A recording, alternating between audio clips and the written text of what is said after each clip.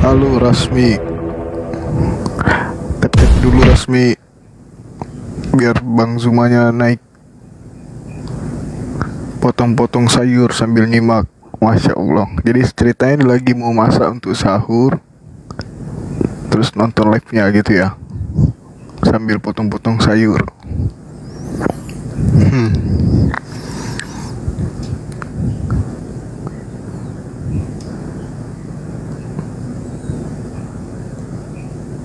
Host di Makassar hujan nggak?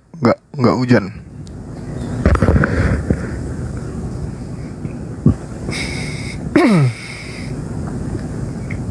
Kerjaan mak-mak kayak kita itu sedih. Oke, baik. Selamat bekerja mak-mak.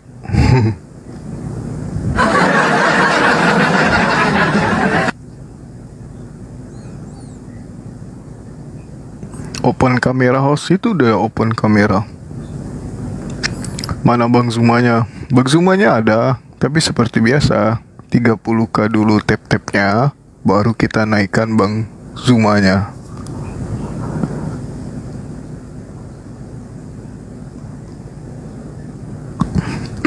Aduh.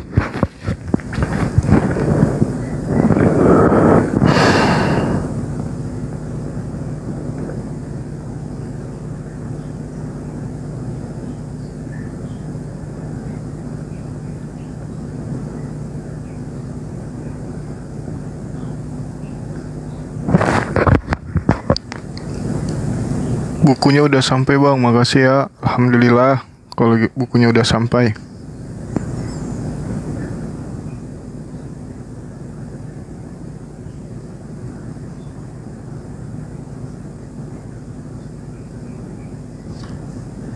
Tap-tap semuanya guys, benar, dibantu tap-tapnya guys.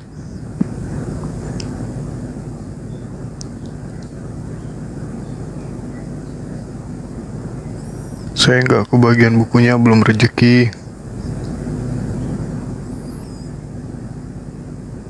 Kenapa buku aku belum sampai yang tahap kedua ya? Ke tahap kedua baru kemarin aku kirim.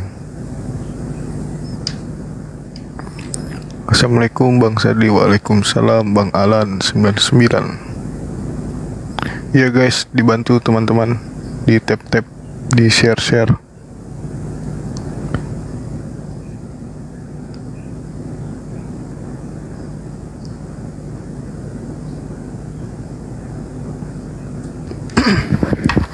Salam puasa dari Singapura. Posisi di rumah atau di gunung? Di rumah.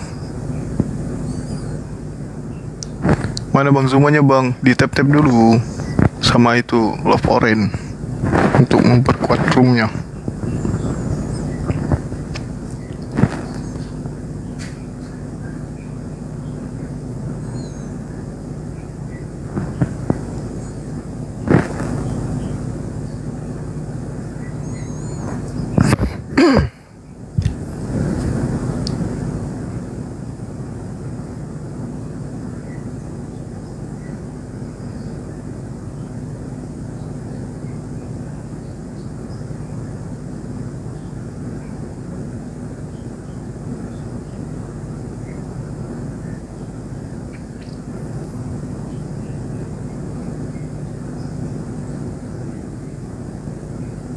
Assalamualaikum Bang, salam dari Lombok.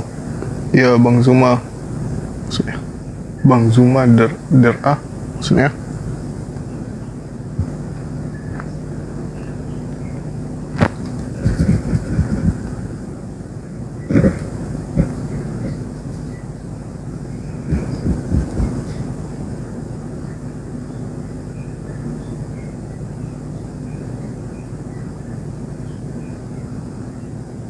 Udah 30k host. Oke, tunggu ya, aku info ke Bang Juma.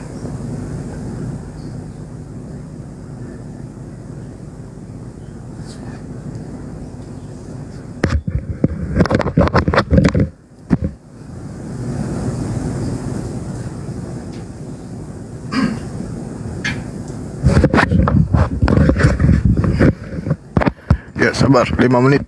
Bang Sadli sehat? Alhamdulillah sehat. Ayo belajar para oten biar waras.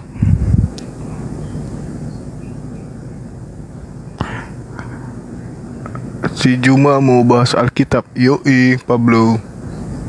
Request lah. Kalau mau belajar kitab di sini, Bible.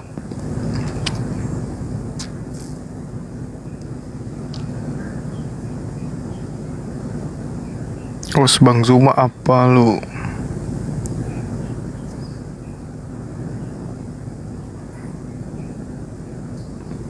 Mana ini Bang Zumanya?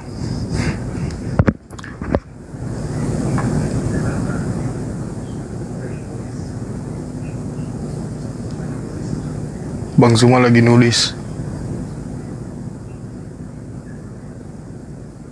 Yang mau waras ayo daftar jadi muridnya Bang Zuma. Benar.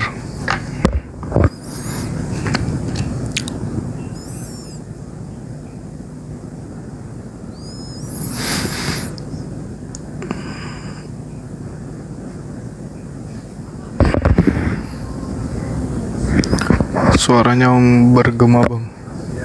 Ya.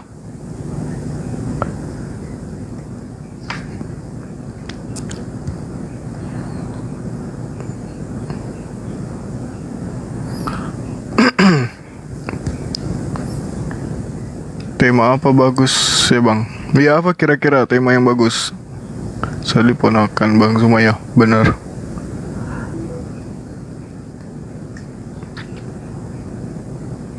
Dari tadi dicari baru ketemu.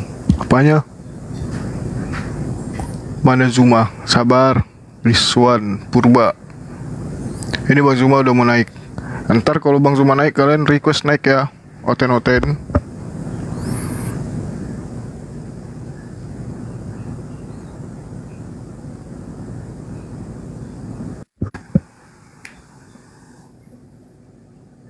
Assalamualaikum warahmatullahi wabarakatuh.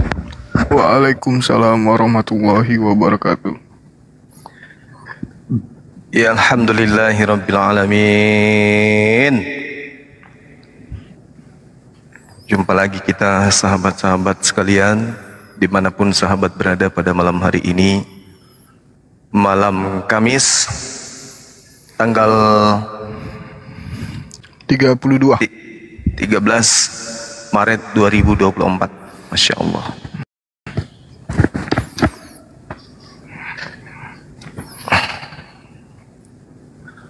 Ya, malam ini kita bahas terkait dengan materi apa ini?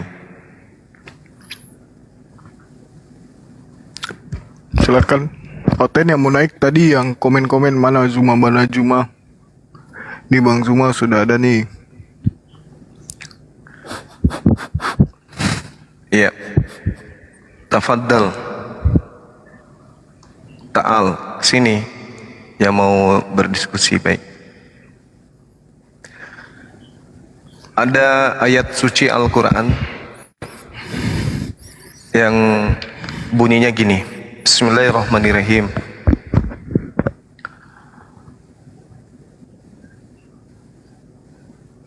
Fasajadal malaikatu kulluhum ajma'un. Lalu para malaikat kemudian menghormat dan bersujud kepada Nabi Adam alaihissalam. Ketika Allah mengatakan begini, fa iza sawaituhu wa nafakhtu fihi min ruh faqa'u lahu sajidin. Kemudian aku, Tuhan pencipta langit dan bumi, setelah aku sempurnakan kejadian Adam alaihissalam, lalu aku tiupkan roh kepadanya, maka sujudlah menghormat kalian kepada Adam alaihissalam. Itu kata Allah. Jadi semua makhluk pada saat itu, para sahabat, fasajadal malaikatu kulluhum ajma'un. Para malaikat serentak kemudian menghormat, sujud, memberikan penghormatan kepada Nabi Adam alaihissalam. Hanya ada satu makhluk yang tidak ingin bersujud. Hanya ada satu yang tidak ingin bersujud. Illa iblis. Istakbara wa kana minal kafirin. Kecuali iblis pada saat itu tak mau sujud menghormat kepada Adam alaihissalam. Lalu kata Allah, iblis menyombongkan diri dan ia termasuk golongan orang yang kafir. Nah, kata kafirina ini membuat saya penasaran gitu loh. Ada apa kok iblis disebut kafir gitu? teman-teman. Illa iblis istakbara wa kana minal kafirin. Kenapa iblis pun disebut kafir? Ternyata ujung-ujungnya orang-orang kafir ini juga mengutuk Nabi Adam alaihissalam. Jadi Adam dan iblis dan orang-orang kafir sama-sama membenci kepada Nabi Adam alaihissalam. Jadi kalau dulu iblisnya menjatuhkan Nabi Adam alaihissalam, hari ini iblisnya memfitnah Adam alaihissalam bahwa dia adalah penyebab dosa waris. Jadi iblis kemudian membuat propaganda. Nah, kenapa kemudian orang-orang kafir ini disebut iblis, dan iblis pun disebut orang kafir, illa iblisa. Nah, ini sahabat-sahabat sekalian, menarik untuk kita bahas. Mana tahu ada dari saudara-saudara kita dari non-Islam atau non-Muslim atau golongan yang tidak selamat, yang biasa Al-Quran sebut kafir, yang bisa diajak diskusi supaya mereka menyadari bahwa golongan kafir ini adalah golongan dari iblis. Ini agak berat materinya, tapi mana tahu ada yang bisa diajak diskusi biar mereka bisa sehat kembali seperti pada saat mereka masih bayi. Demikian sahabat-sahabat, host kalau misalnya ada dari non-Muslim dinaikkan, kita membahas Al-Quran surah Sad kaitan dengan kata kafir. Silakan. Ini ada baru kirim permintaan untuk naik Bang Iya, silakan. Bang Agur Simangungsong. Ya udah dinaikkan. Ini udah ada nih Bancet Memoris. Oh, beliau. Ya, Ya, selamat malam silakan. Bang. Ya, selamat malam Bang Zuma. Baik, Bang. Sahabat Malam. Bang Zuma. Bang Ya, Bang. Bancet. Iya. Malam. Topiknya apa nih Bang? Bahas Yudas saja kali Bang. Dulu pernah bahas. Oh, boleh. Boleh, nggak apa-apa. Kan Karena terkait kemarin aku kan di bawah. Gimana? Iya, Apa, Bang? karena terkait dengan Yudas pun ada hubungannya dengan ini. Ini rentetannya itu runutnya sampai Oh. Iya, kemarin kan sempat tuh bahas-bahas. Aku sih kemarin di bawah nyimak aja sih. Iya. Gitu. Jadi pengen tahu aja penjelasannya dari Bang Zuma langsung nih. Siap. Terkait apa namanya Yudas, emang benar itu yang disalib Yudas? Gimana Kalau caranya? pedas. Bukannya itu ya? Kalau kita melihat dari Bukannya itu Yesus Bang yang disalib gitu? kalau Yesus tak mungkin. Kalau Yesus yang dimaksud di sini adalah utusan Tuhan, hamba Tuhan, itu nggak mungkin. Karena tak ada alasan bagi Tuhan untuk membunuh hambanya yang suci. Tak ada alasan bagi Tuhan untuk melanggar perintah-perintahnya. Sedangkan nilai yang dilahirkan dari iman atau doktrin yang muncul kemudian karena dogma, itu adalah dihasilkan dari ajaran yang muncul belakangan, tidak berdasar dari firman Elohim, tapi bertolak belakang dari firman Elohim. Dan itu bisa kita uraikan secara pelan-pelan kalau saudara ingin mengkaji ini lebih detail lagi. Sebelumnya mungkin saya boleh tahu saudara Bancet ini dari sekte mana? Protestan. Protestan. Oke, baik. Silakan Bang. Boleh tahu gak Bang? Mungkin bisa dikeluarkan gitu ayatnya terkait dalilnya, gimana bisa menunjukkan itu Yudas seperti itu? Oke, baik. Apakah Jadi kitabnya gitu? baik teman ya. Jadi gini, kita ke Al-Quran atau ke kitab saudara nih? Ke kitab aku aja. Oke, baik. Kalau Al-Quran Oke. gitu. Kalau Al-Quran saya nggak ngerti soalnya. Baik. Jadi pada saat Yesus datang di tengah-tengah Bani Israel, Yesus pada saat itu bersama dengan Bani Israel. Yesus intim, akrab, bersahabat dengan pengikutnya sendiri, yaitu Bani Israel, dan di situ belum ada Kristen, belum ada agama Katolik, karena agama Katolik ini agama yang pertama dari sekte Nasarion, di luar daripada agama Yahudi.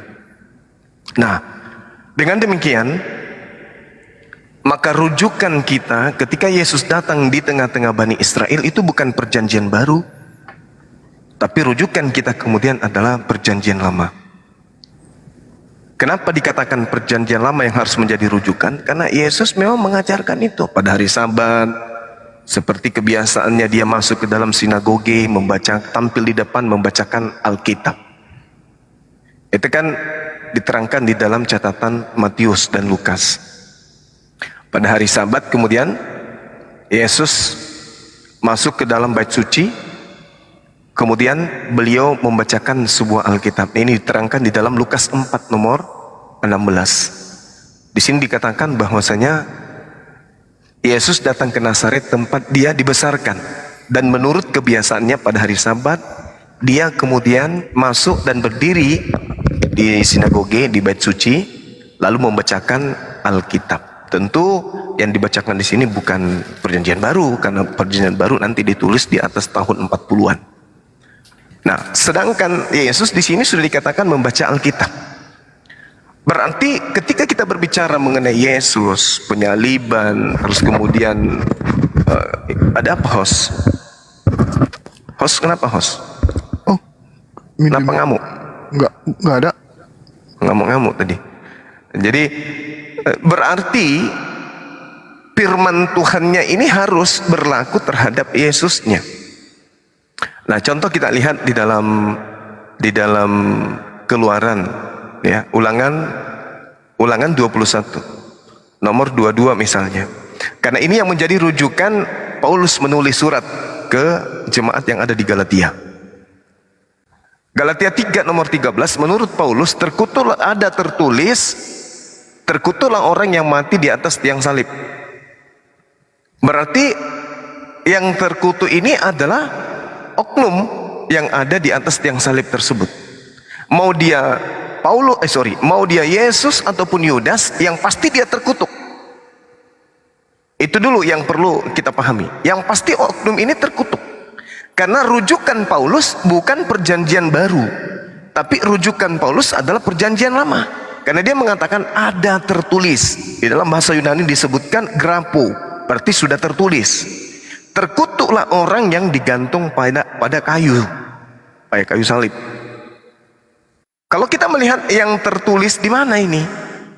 Kan kata Paulus ada tertulis, berarti tertulisnya di mana? Tertulisnya di kitabnya orang Yahudi. Nah, kalau itu yang menjadi rujukan Paulus, berarti kita ke Ulangan 21 nomor 22 sampai 23. Apabila seseorang berbuat dosa yang sepadan dengan hukuman mati, lalu ia dihukum mati, kemudian kau gantung dia pada sebuah tiang, maka jangan mayatnya dibiarkan semalam-malaman pada tiang itu, tetapi haruslah engkau menguburkannya dia pada hari itu juga. Sebab seorang yang digantung terkutuk oleh Elohim, janganlah engkau menajiskan tanah yang diberikan Tuhan Elohim sebagai milik pusaka. Nah, ini yang menjadi rujukan Paulus nih. Sebab ada tertulis, terkutuklah orang yang mati di atas tiang salib. Nah, sekarang ternyata menurut Ulangan 21 ini, saudara, orang yang dikutuk ini adalah orang yang melakukan perbuatan dosa yang sepadan dengan hukuman mati. Satu. Yang kedua, dia dikutuk oleh Elohim. Yang mengutuknya adalah Elohim. Sehingga orang yang terkesalib pada abad pertama itu adalah orang yang satu, melakukan dosa yang sepadan dengan hukuman mati. Dua, orang yang dikutuk oleh Elohim. Itu yang terjadi terhadap oknum yang di atas tiang salib ini. Nah, cerita berlanjut. 1 tahun, 2 tahun, 3 tahun, 4 tahun, sampai puluhan tahun setelah tragedi penyaliban, muncullah penulis-penulis kitab Kristen yang menuliskan yang mati adalah Yesus, tujuan kematiannya adalah nebus dosa.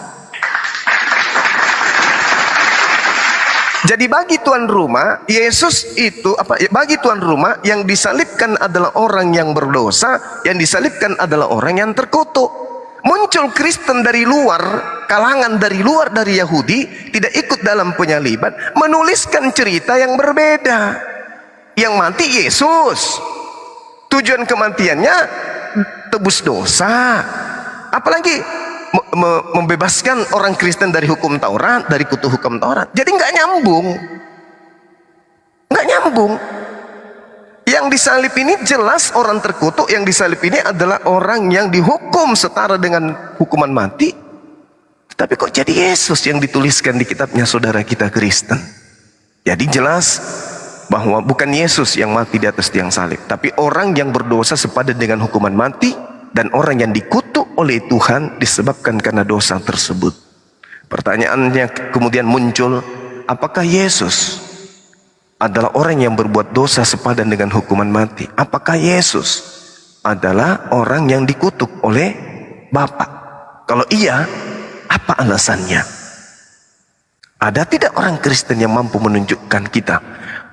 Yesus itu dihukum mati Bang Suma, Yesus itu dikutuk oleh Elohim Bang Suma karena bla bla bla bla bla bla. Nah itu, bisa enggak saudara Bancet untuk membuktikan bahwa Yesus itu adalah pelaku dosa, di mana dosanya itu sepadan dengan hukuman mati? Silakan. Assalamualaikum Ya, Bang Handi. simak sih. Iya silakan Bang. Oh ya, ada Bang Hendy. Iya, gini Bang, emang Yesus sih emang kagak, dia orang suci sih Bang, kagak berdosa. Cuma dia menanggung dosa-dosa manusia seperti itu. Contoh, dia akan dijual tuh sama Yudas ya kan, sama terus dikasih uang sama orang Romawi seperti itu. Tujuannya sih sebagai politik sih kayaknya tuh. Gara-gara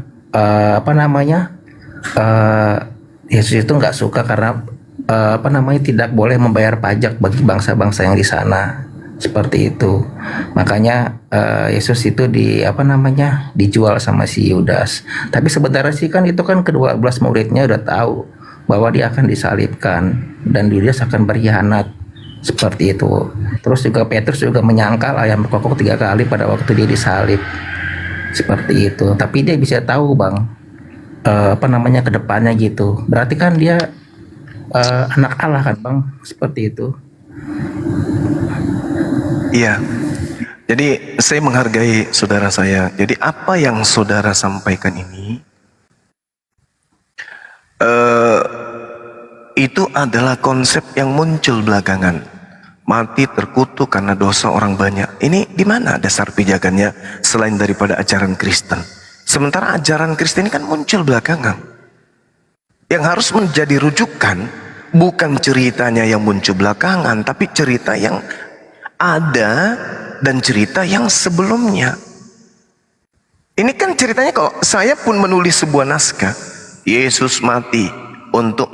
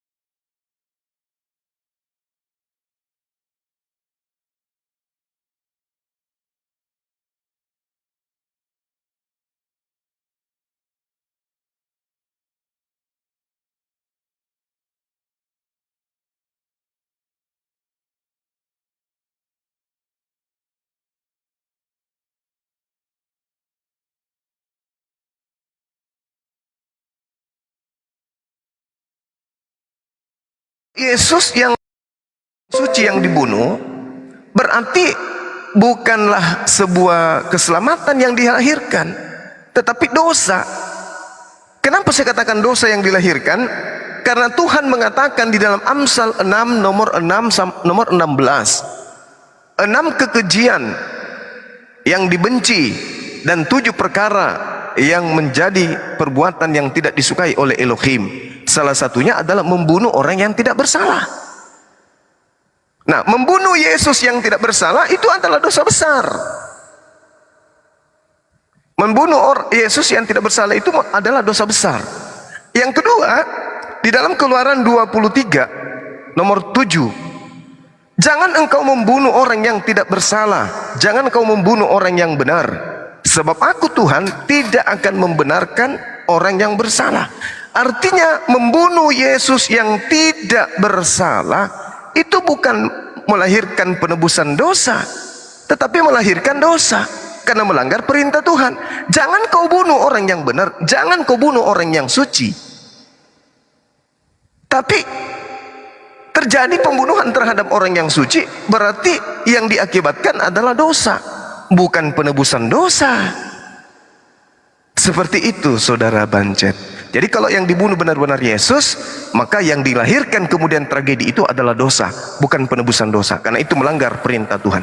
Tapi kalau kemudian yang dibunuh bukan Yesus, berarti yang dibunuh adalah Yudas. Berarti Kristen selama ini menyembah Yudas. Begitu Bang, silakan.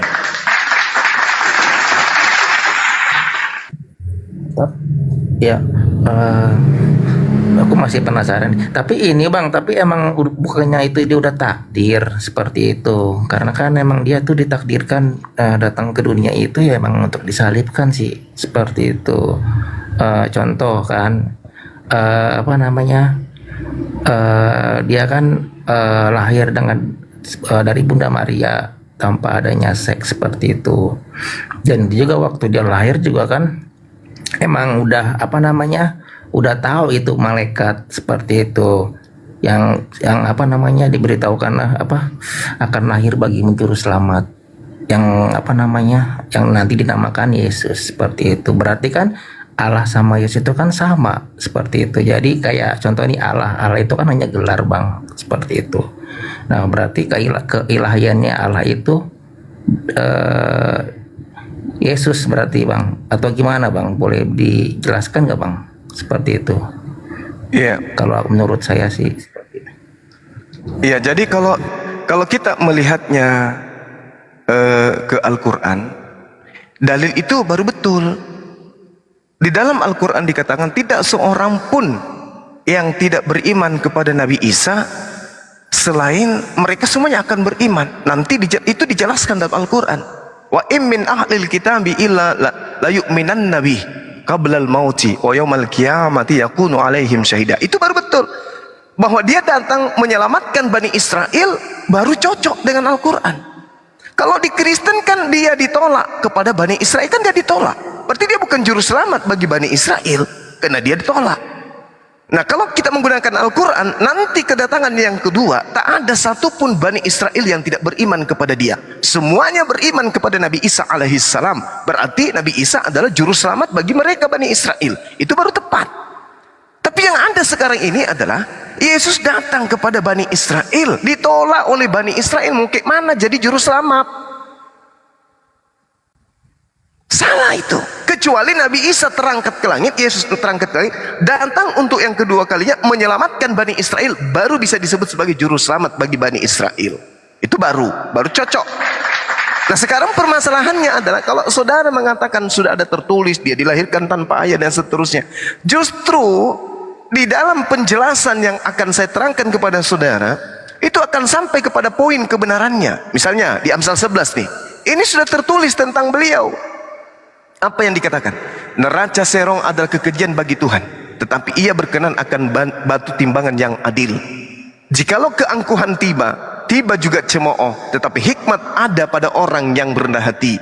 Orang yang jujur dipimpin oleh ketulusannya, tetapi pengkhianat dirusak oleh kecurangannya. Jadi ini data Amsal 11, ini bernarasi tentang Yesus dan Yudas. Ini bernarasi tentang Yesus dan Yudas. Lalu kemudian dikatakan pada hari kemurkaan harta tidak berguna, tetapi kebenaran melepaskan orang dari maut. Coba. Tetapi kebenaran melepaskan orang dari maut. Jalan orang yang saleh diratakan oleh kebenaran, tetapi orang fasik jatuh karena kefasikannya. Orang yang jujur dilepaskan oleh kebenarannya, tetapi pengkhianat tertangkap oleh hawa nafsunya. Pengharapan orang fasik gagal dan pada kematiannya, dan harapan orang jahat menjadi sia-sia. Orang benar diselamatkan dari kesukaran, lalu orang fasik yang menggantikannya. Nah sekarang permasalahannya siapa yang fasik? Antara Yesus dan Yudas. Yang fasik itu kan jelas bahwa yang fasik ini adalah Yudas. Kenapa dikatakan Yudas itu fasik? Karena dia menerima suap. Di mana dijelaskan penerima suap itu adalah fasik? Kita lihat di dalam Amsal 17. Apa yang diterangkan tentang orang fasik ini? Amsal 17 nomor 23. Orang fasik menerima suap dari pundi-pundi untuk membelokkan jalan hukum. Ini bercerita tentang Yudas ini. Orang fasik menerima suap dari pundi-pundi untuk membelokkan jalan hukum. Jadi ada kebenaran dibelokkan nantinya akibat dari penyuapan orang-orang Roma, orang-orang Yahudi kepada Yudas. Nah sekarang dikatakan di dalam Amsal 11 tadi, orang fasik akan menggantikan orang yang benar. Siapa sih orang benar? Yang benar itu adalah Yesus. Siapa sih orang fasik? Yang fasik itu adalah Yudas. Pada saat proses penangkapan Yesus digiring ke penyaliban, kira-kira berlaku enggak ini Amsal? Bahwa Yesus orang benar digantikan oleh pengkhianat. Yesus orang yang jujur diselamatkan dari kesukaran dan digantikan oleh orang yang fasik. Apakah firman Tuhan ini berlaku atau yang berlaku adalah imannya orang Kristen? Kira-kira yang benar yang mana? Tuhankah yang berkuasa atau keinginan orang Kristenkah yang berlaku? Orang Kristen dan iblis sama-sama menginginkan pembunuhan terhadap Yesus. Tetapi Tuhan Elohim tidak menginginkan pembunuhan terhadap orang yang benar, orang yang jujur, orang yang soleh, orang yang kudus. Yesus orang saleh, Yesus orang benar, Yesus orang jujur, Yesus ini adalah orang yang taat, Yesus ini adalah orang kudus. Ketika kemudian dia ingin dibantai di atas penyaliban, apakah Tuhan diam aja? Diam, tidak ingin menyelamatkan hambanya yang kudus itu? Tentu tidak, karena dia sudah menorehkan. Dalam kesesakannya kemudian Tuhan akan datang menyelamatkan. Itu tertulis di Mazmur 91. Dengan panjang umur akan kukenyangkan dia dan perlihatkan keselamatan untuknya. Dia hanya menonton orang yang fasik. Coba. Jadi jelas sekali Bung, Yesus diajarkan, Yesus dijajakan, Yesus dijual ke Roma Yunani setelah tragedi penyaliban itu terjadi. Orang berakal pasti akan lari ke TKP. Ada apa? Kenapa Yesus disalib? Apa penyebabnya? Orang akan berkata, oh untuk dosa-dosa kita. Iya, itu untuk Kristen. Itu doktrin dogma untuk Kristen Romawi Vatikan. Sekarang yang harus kita selidiki ini adalah TKP. Ada apa dengan Yesus? Apa sebabnya kalian ingin menyalibkan pada saat itu? Tutup dulu perjanjian baru. Perjanjian baru itu ada doktrin dan dogma yang dicocokkan terhadap tragedi tersebut. Siapapun yang disalibkan di situ, yang pasti perjanjian baru mendoktrin itulah Yesus. Titik. Tidak ada bantahan. Pokoknya Yesus, imani aja itu Yesus. Tapi benarkah?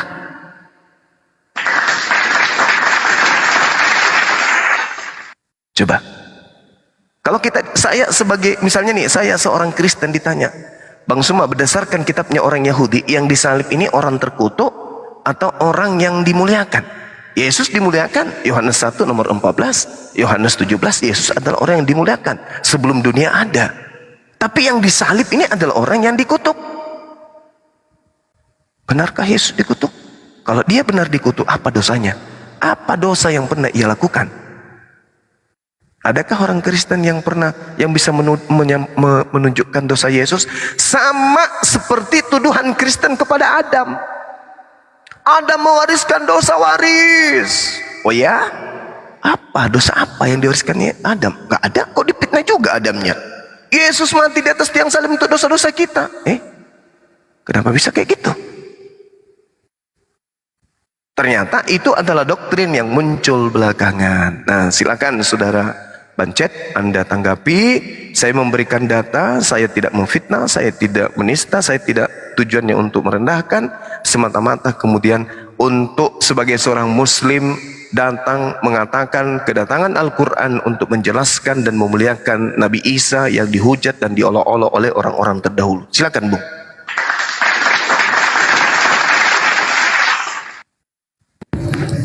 Iya Bang, mantap nih Bang Zuma nih penjelasannya. Tapi boleh tahu gak Bang, itu kan Kalau saya sih sarankan nanti kalau bisa gereja diganti aja ini bang. Yesusnya di mana tuh bang?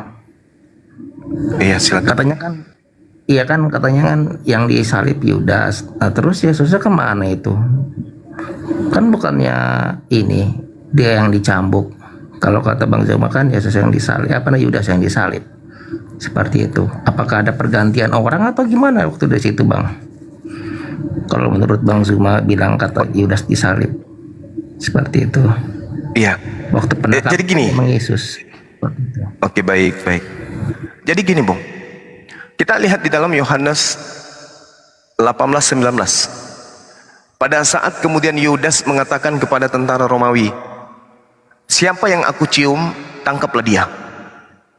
Artinya tentara Romawi tidak kenal Yesus. Tentara Romawi tidak kenal Yesus. Yang aneh kemudian adalah Yudas pun tidak kenal siapa yang ditangkapnya. Ketika Yesus bertanya kepada mereka, siapa yang engkau cari? Siapa yang engkau cari? Kemudian Yudas dan orang-orang Romawi berkata, Yesus dari Nazaret. Nah, sekarang kemudian orang yang bertanya ini berkata kepada mereka, akulah dia. Di dalam Yohanes 18 itu kan jelas itu. Maka orang ini bertanya kepada mereka, siapa yang kamu cari? Kata mereka, Yesus dari Nazaret. Ini Yudas harusnya berkata, engkau yang saya cari. Itu satu. Kalau benar-benar ini adalah tidak ada perubahan terhadap diri Yesus, tak ada tanda-tanda kemudian mukjizat yang terjadi pada masa itu, kenapa Yudas kemudian tidak mengenal Yesus? Bahkan Petrus pun menyangkal dia, dan bahkan Maria ibunya sendiri atau Maria Magdalena, murid yang paling intim dengan dia pun pada saat di pemakaman dia mengira orang itu adalah penjaga makam. Kok bisa kayak gitu? Ada apa ini? Nah, lalu kemudian ending yang paling mengejutkan di sini adalah ketika penangkapan yang tertulis di dalam Markus 14 nomor 50. Di situ diterangkan kemudian bahwasanya semua murid lari meninggalkan Yesus. Semua murid lari meninggalkan Yesus. Tetapi kemudian di data nomor 52-nya dikatakan, 51-nya dikatakan, ada seorang pemuda yang berjalan di belakang beliau, orang yang ditangkap ini, menggunakan kain lenan. Lalu melepas, setelah mereka ingin menangkapnya, orang ini kemudian melepaskan kain lenan dan lari dalam keadaan telanjang. Sekarang permasalahan kronologisnya begini, kita urai. Yesus ditangkap di Markus 14. Yesus oknum ini ditangkap, orang yang tadi mengatakan akulah dia. Maka kemudian Yudas dan tentara mundur dan berjatuhan. Ada apa? Masa hanya gara-gara akulah dia orang ini berjatuhan? Kemudian ada apa ini? Di data nomor 50 di Markus 14, lalu semua murid itu meninggalkan dia dan melarikan diri. Dia di sini tidak jelas dia siapa. Ada seorang muda yang pada waktu itu hanya memakai sehelai kain lenan untuk menutupi badannya, mengikuti dia. Dia siapa? Mereka hendak menangkapnya. Satu pertanyaan, kan sudah ada dia yang ditangkap. Yang kedua, untuk apa lagi menangkap yang lari telanjang ini? Untuk apa? Yang ketiga, siapa yang lari telanjang ini? Yang keempat, bukankah murid-muridnya sudah pada berlarian lebih dulu? Lalu yang lari menggunakan kain lenan telanjang ini siapa? Yudas kemana pada saat itu? Yudasnya di mana? Murid-murid semua melarikan diri, Yudas masih ada. Dia yang sudah digiring ditangkap, ada orang di belakangnya, anak muda menggunakan kain lenan. Kenapa masih ingin ditangkap? Alasannya karena mereka yang menangkap dia yang sudah digiring itu tidak mengetahui dengan pasti ini siapa yang kita tangkap. Kan yang jadi sasaran cuma satu orang kan? Cuman Yesus kan? Kalau Yesusnya kemudian sudah ditangkap, ngapain kejar yang lain? Untuk apa kejar lagi? Kan sudah ada tuh, sudah ditangkap tuh. Ketika orang itu ditangkap, lalu semua murid itu meninggalkan dia dan melarikan diri. Ada seorang pemuda yang pada waktu itu hanya memakai sehelai kain lenan untuk kemudian mengikuti dia. Jadi kalau saya mengatakan Yudas tertangkap, di belakang Yudas ada Yesus mengikuti. Murid lain mana? Sudah lari semuanya. Murid sudah pada berlarian. Yang mengikuti Yudas adalah gurunya sendiri, yaitu Yesus. Karena dia menggunakan kain lenan. Kok bisa? Yes, karena pada saat perjamuan terakhir di dalam Yohanes 13 nomor 4, yang menggunakan kain lenan hanyalah Yesus. Satu-satunya yang terkabar dan tercatat di dalam Bible yang menggunakan kain lenan itu hanya Yesus semata. Di dalam Yohanes 13 nomor 4, lalu bangunlah Yesus dan menanggalkan jubahnya, lalu Yesus mengambil sehelai kain lenan dan mengikatkan pada pinggangnya. Yang lari di belakang Yudas adalah orang yang menggunakan kain lenan, lalu kemudian melepaskan kain lenannya dan lari dengan telanjang. Lolos dong? Yang menggunakan kain lenan lolos enggak? Lolos. Lalu yang tertangkap orang fasik, pengkhianat, pemakan suap, orang terkutuk. Dialah yang menggantikan Nabi Isa alaihissalam. Silakan.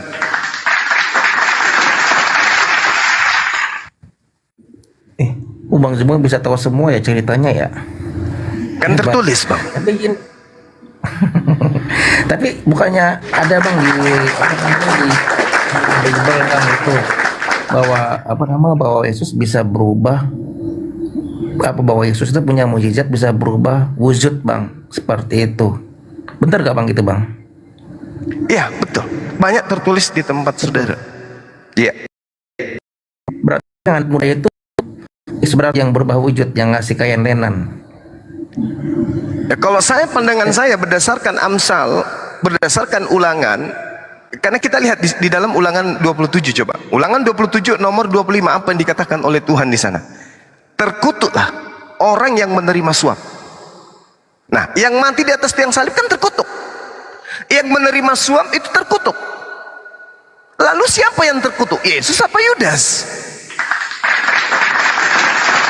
Terkutuklah orang yang menerima suap untuk membunuh seseorang yang tidak bersalah.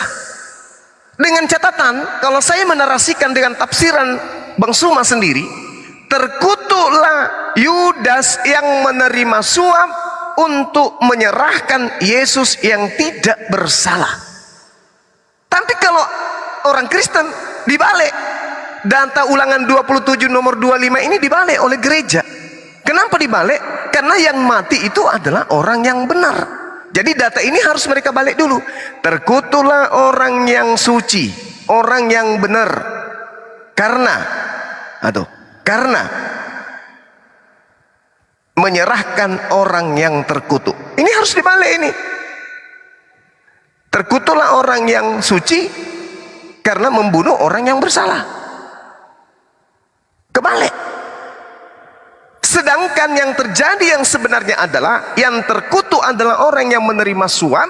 Kenapa dia menerima suap? Karena dia ingin menyerahkan Yesus orang yang tidak bersalah. Sehingga di dalam Matius 27 nomor 18, Pilatus mengatakan apa?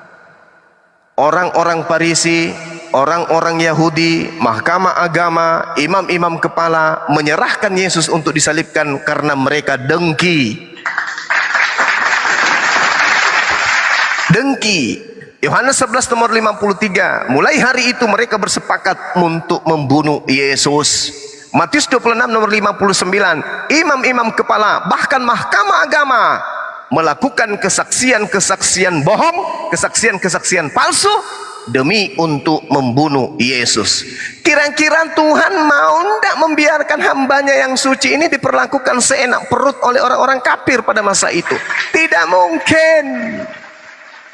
Mazmur 105 nomor 15, Tuhan mengatakan apa? Jangan kau ganggu orang-orang Mesiasku, jangan kau ganggu orang-orang yang kuurapi. Ulangan, Keluaran 23 nomor 7. Jangan kau membunuh orang yang tidak bersalah, jangan kau bunuh orang yang benar. Amsal 6 nomor 16. 6 perkara yang dibenci oleh Tuhan, bahkan 7 kekejian di dalam hatinya.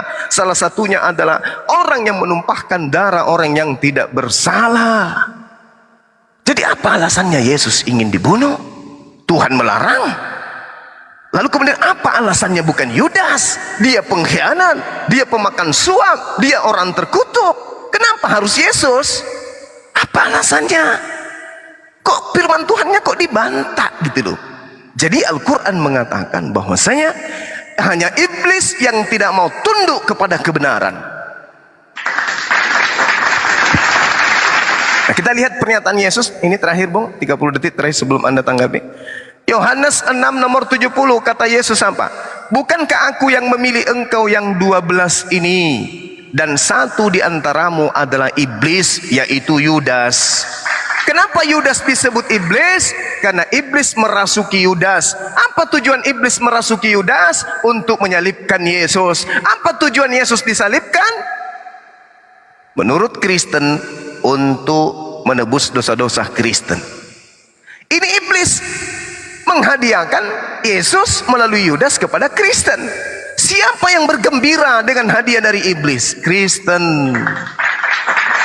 Makanya Al-Quran mengatakan wa kanal kafiru ala rabbihi zahira. Adalah orang-orang kafir Kristen penolong setan di dalam durhaka kepada Tuhan. Membunuh Yesus, apakah itu durhaka kepada Tuhan? Ya. Kenapa? Karena Tuhan mengatakan jangan kau bunuh orang yang tidak bersalah, jangan kau bunuh orang yang benar. 6 perkara yang dibenci dan bahkan 6 kekejian dalam hatiku, yaitu kalian membunuh orang yang tidak bersalah. Ternyata Kristen ini senang dengan pembunuhan kepada Yesus. Tepuk tangan mereka dengan matinya Yesus. Orang Kristen jingkrak-jingkrak, salto kiri kanan, menyanyi dengan gitar yang suaranya keras, drum, piano dan seterusnya. Bergembira mereka dengan menyerahkan manusia sebagai tumbal dosa-dosa mereka. Entah kepada siapa, entah kepada siapa. Karena Tuhan mengatakan jangan kau persembahkan anak manusia kepada dewa Molok, sebab aku Tuhan akan melenyapkan orang-orang yang mempersembahkan anak manusia kepada dewa Molok. Itu jelas dalam Ulangan 18, Yeremia 18 dan seterusnya. Itu jelas itu. Nah, jadi gimana ceritanya? Makanya, Bung, saya berani mengatakan agama Kristen itu adalah agama antikristus. Dan data-datanya bisa saya sajikan secara terperinci bahwa Kristen inilah agama yang disebut Yesus sebagai agama antikristus. Demikian sementara, silakan.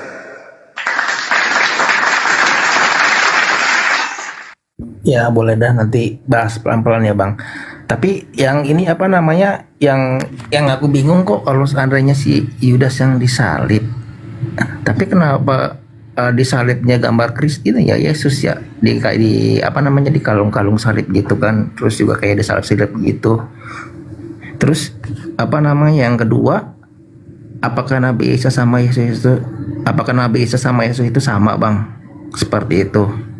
Nah terus yang ketiga yang aku ketahui itu ada tuh ayat kan, aku dan Bapa adalah satu. Tapi jelas-jelas ya berarti Yesus itu sama Allah tuh sama seperti itu. Jadi satu hakikat ya. Karena orang Kristen itu kan percayanya kan kepada Tritunggal, Allah, Roh Kudus, ya Allah, Roh Kudus dan Allah Tritunggal ya. Ya pokoknya Tritunggal lah Bang, itu yang aku ketahui itu seperti itu. Nah, ini sahabat saya ini, saudara saya Bancet ini masuk dalam ajaran antikristus. Kenapa muncul? Yesus Bapa adalah satu hakikat. Yesus Bapa adalah Tuhan yang datang inkarnasi menjadi manusia. Yesus adalah Elohim yang menjelma inkarnasi, teopani dan seterusnya. Kenapa? Inilah buah pengajaran dari iblis itu. Makanya tragedi penyaliban, kata Al-Quran, wa makaru wa makarallah. Mereka membuat makar tipu daya. Kemudian habis itu mereka balut ajaran penyaliban ini dengan berbagai konsep yang menyenangkan di atas di kuping. Nah sekarang mari kita lihat apakah betul itu. Kita lihat dari data 1 Yohanes 2 18-19. Anak-anakku, Waktu ini adalah waktu terakhir, dan seperti yang telah kamu dengar, seorang antikristus akan datang. Sekarang telah bangkit banyak antikristus. Itulah tandanya bahwa waktu ini benar-benar waktu yang terakhir. Memang mereka berasal dari antara kita. Antikristus berada dari antara kita, berasal dari tengah-tengah kita. Tapi mereka tidak sungguh-sungguh termasuk pada kita. Antikristusnya itu berasal dari tengah-tengah Bani Israel itu sendiri. Apa itu antikristus? Kristus ini apa? Kristus ini adalah orang suci. Kristus orang yang ditahirkan. Kristus adalah orang yang dibaptis. Orang yang diurapin. Orang, bukan Tuhan, orang. Orang yang diutus kepada Bani Israel sebagai penyelamat bagi Bani Israel. Sama seperti Kores, Saul, Harun, Daud. Mereka semua adalah Kristus. Mereka semua adalah Mesias. Nah, antikristus artinya anti Mesias. Antikristus artinya anti terhadap Kristus. Kristus adalah manusia yang diurapin. Mereka tidak mau hanya sekedar diurapin. Mereka tidak mau hanya sekedar manusia. Mereka mau manusia yang diurapin ini adalah Tuhan. Itulah antikristus. Antikristus seperti misalnya anti Suma, anti terhadap manusia apologet yang bernama Bang Suma. Anti, dia maunya Bang Suma itu Tuhan. Tidak, Bang Suma itu bukan hanya sekedar apologet, dia itu adalah Tuhan. Berarti anti terhadap Bang Suma. Antikristus berarti anti terhadap Yesus. Yesus, dia ini Kristus atau bukan? Orang Kristen mengatakan, ya, Yesus itu adalah Mesias. Yesus itu adalah Kristus. Tapi kok ke gereja nyembah Yesus?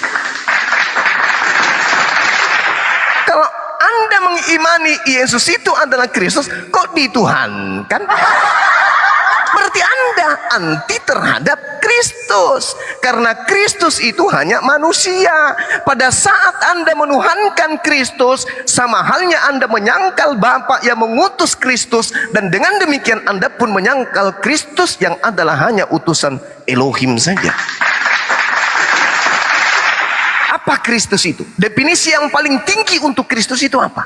Kristus adalah Tuhan. Oh, tidak bisa.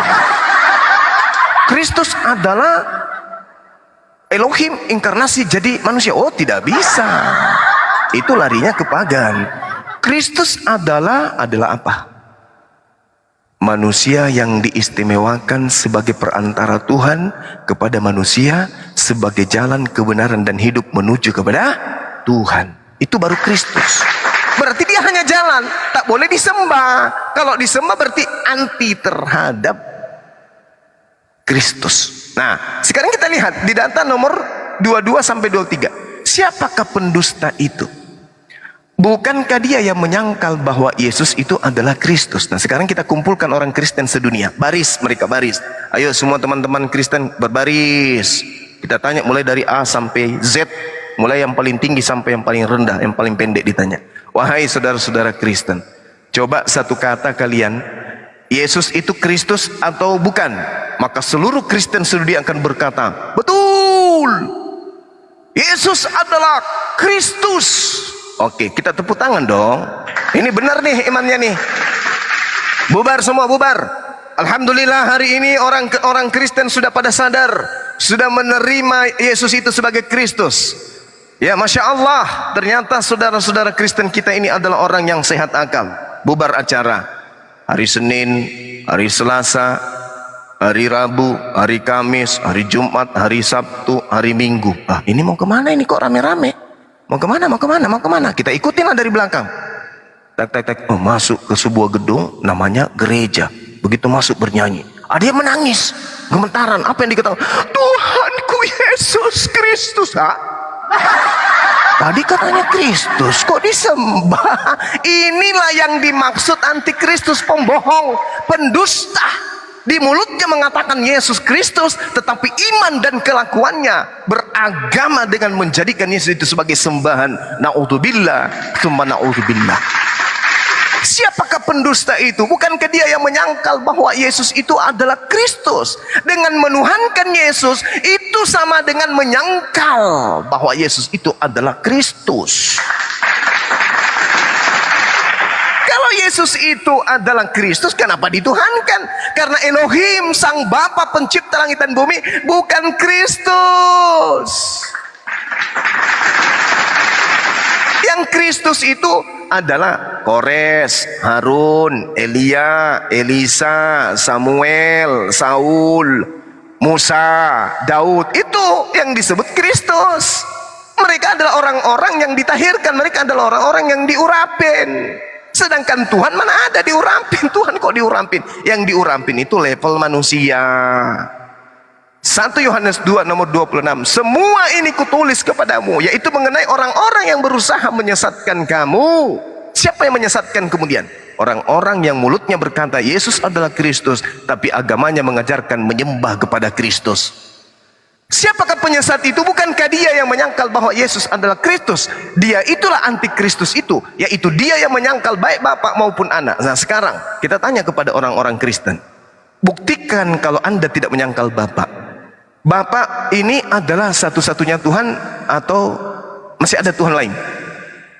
Orang Kristen akan mengatakan satu-satunya Tuhan. Yesus mau dikemanakan? Roh Kudus mau dikemanakan? Oh, dia itu Tuhan yang datang dalam rupa daging, Bang.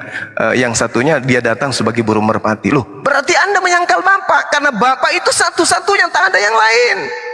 Tak ada Tuhan lain di hadapanku. Jangan kau ada Tuhan di hadapanku. Akulah Tuhan, tak ada yang lain.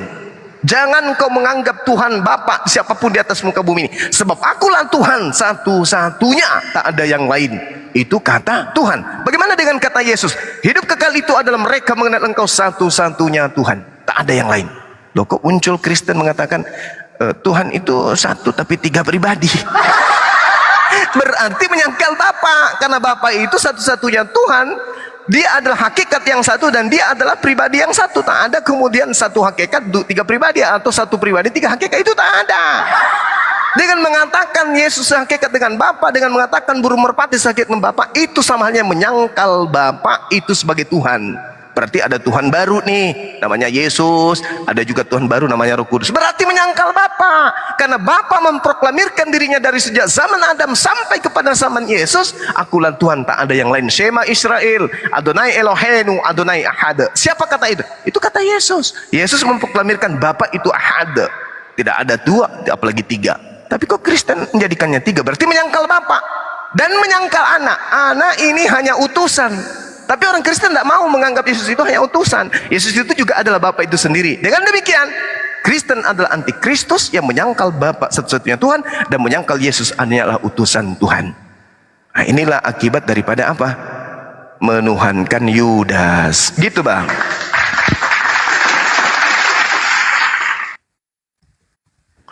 Silakan. Nanti kalau saya kepanjangan dipotong aja, Bang. Anda punya hak jawab, Anda punya hak untuk membantah dan meluruskan ketika dianggap yang penyampaian saya itu keliru. Silakan. Ya, gak enak kalau motong Bang Zuma, kayaknya ngomong udah ahli gitu, udah pakarnya gitu. Bekas enggak juga. Apa gimana, Bang? Takut dia motong aja nggak apa-apa, Bang. Dulu 6 tahun Pak Bom belajar di saya tentang perjanjian baru. Anak buahnya aja Bang Hendi aja nggak berani motong, apalagi kita. Enggak apa-apa, kalau keliru dipotong aja, Bang. Oh, ya, apa gini, Bang? Berarti selama ini kita dibuang berdoktrin dong, Bang, berarti seperti itu. Betul sekali. Benar sekali, benar. Ngikutin ajaran doktrin berarti politik gitu ya jatuhnya? Iya, bukan? Betul sekali. Betul sekali. Doktrin, politik, dan fulus.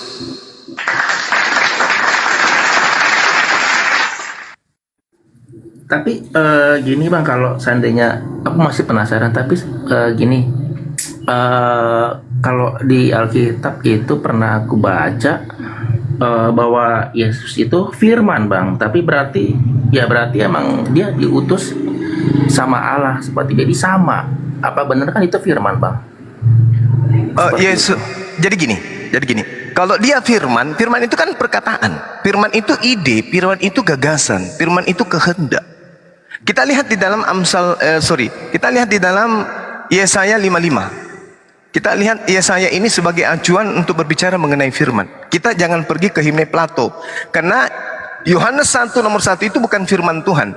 Yohanes 1 nomor 1 itu adalah bukan sabda Yesus, itu adalah filsafat Yunani. Nah, kita lihat di dalam Yesaya 55 nomor 11. Demikianlah firmanku. Firman yang dimaksud di sini adalah dabar. Firman yang dimaksudnya adalah dabar yang berasal dari sifat Allah itu sendiri, sifat Elohim. Demikianlah firmanku yang keluar dari mulutku. Nih, berarti firman yang keluar dari mulut. Berarti suara Tuhan, ucapan Tuhan. Ucapan Tuhan yang keluar dari mulut. Dalam bahasa Ibrani, mulut itu V atau V. Nah, sedangkan Yesus berkata di dalam Matius 4 nomor 4. Setiap manusia itu berasal dari firman yang keluar dari mulut Tuhan. Matius 4 nomor 4. Dan setiap firman dan manusia itu diciptakan kemudian dari setiap firman yang keluar dari mulut Elohim, kata Yesus. Sementara kata Tuhan, demikianlah firmanku yang keluar dari mulutku, dia tidak akan kembali kepadaku dengan sia-sia, tetapi dia akan melaksanakan apa yang kukehendaki dan berhasil dalam apa yang kusuruhkan kepadanya. Nah, sekarang begini, ketika kita lihat di dalam Mazmur 33 nomor 9, yang kita lihat di sini adalah pola penciptaan Tuhan terhadap ciptaan seluruhnya. Kita lihat apa yang dikatakan Tuhan. Sabdanya, firmannya katanya, bahwasanya Tuhan berfirman maka semuanya jadi. Tuhan memberi perintah maka semuanya ada. Jadi yang dimaksud firman ini, Yesus ini adalah firman, maksudnya adalah perintah yang keluar dari mulut Tuhan yang menyebabkan Yesus menjadi ada. Dari tidak ada menjadi ada. Kalau dalam Al-Quran, innama amruhu idza arada syai'an ayyakula lahu kun fayakun. Setiap Tuhan menginginkan penciptaan sesuatu, maka Tuhan hanya memberi perintah. Jadi, maka semuanya jadi. Ini Mazmur 33 nomor 9. Begitu juga adanya. Sebab Tuhan berfirman, maka semuanya jadi. Dia memberi perintah, maka semuanya ada. Bagaimana dengan Maria? Maria ibunya Yesus. Wahai Maria, akulah Tuhan yang maha tinggi, memerintahkan kemudian Roh Kudus datang memberitakan kepadamu agar engkau hamil dan melahirkan ciptaanku bernama Yesus. Itu enggak salah itu. Makanya ketika dibawa Matius 1 atau Lukas 2 dibawa, saya bertanya kepada pendeta, ketika Roh Kudus datang pada bulan ke-6 ke Maria, pada saat dia bertunangan dengan Yusuf, Maria mengandung. Yesus ada enggak di situ? Belum ada. Sebelum mengandung, firman ada enggak? Ada. Siapa yang mengantar firman datang ke Maria? Gabriel, Roh Kudus. Apa kata Roh Kudus? Maria, yang maha tinggi menginginkan engkau hamil. Maria mengatakan, bagaimana mungkin aku hamil? Aku tidak pernah disentuh oleh siapapun. Kata malaikat Gabriel, yang maha tinggi menginginkan dan Roh Kudus akan menaungi di atasmu. Apa yang terjadi? Hamil Maria. Artinya firman keluar dari mulut Tuhan. Aku mau menciptakan hambaku bernama Yeshua Hamasyah di rahim seorang ciptaanku berjenis kelamin, status perawan, namanya Maria. Pergilah engkau wahai Gabriel, sampaikan kepada wanita tersebut. Datang Gabriel, datanglah kemudian Roh Kudus kepada Maria.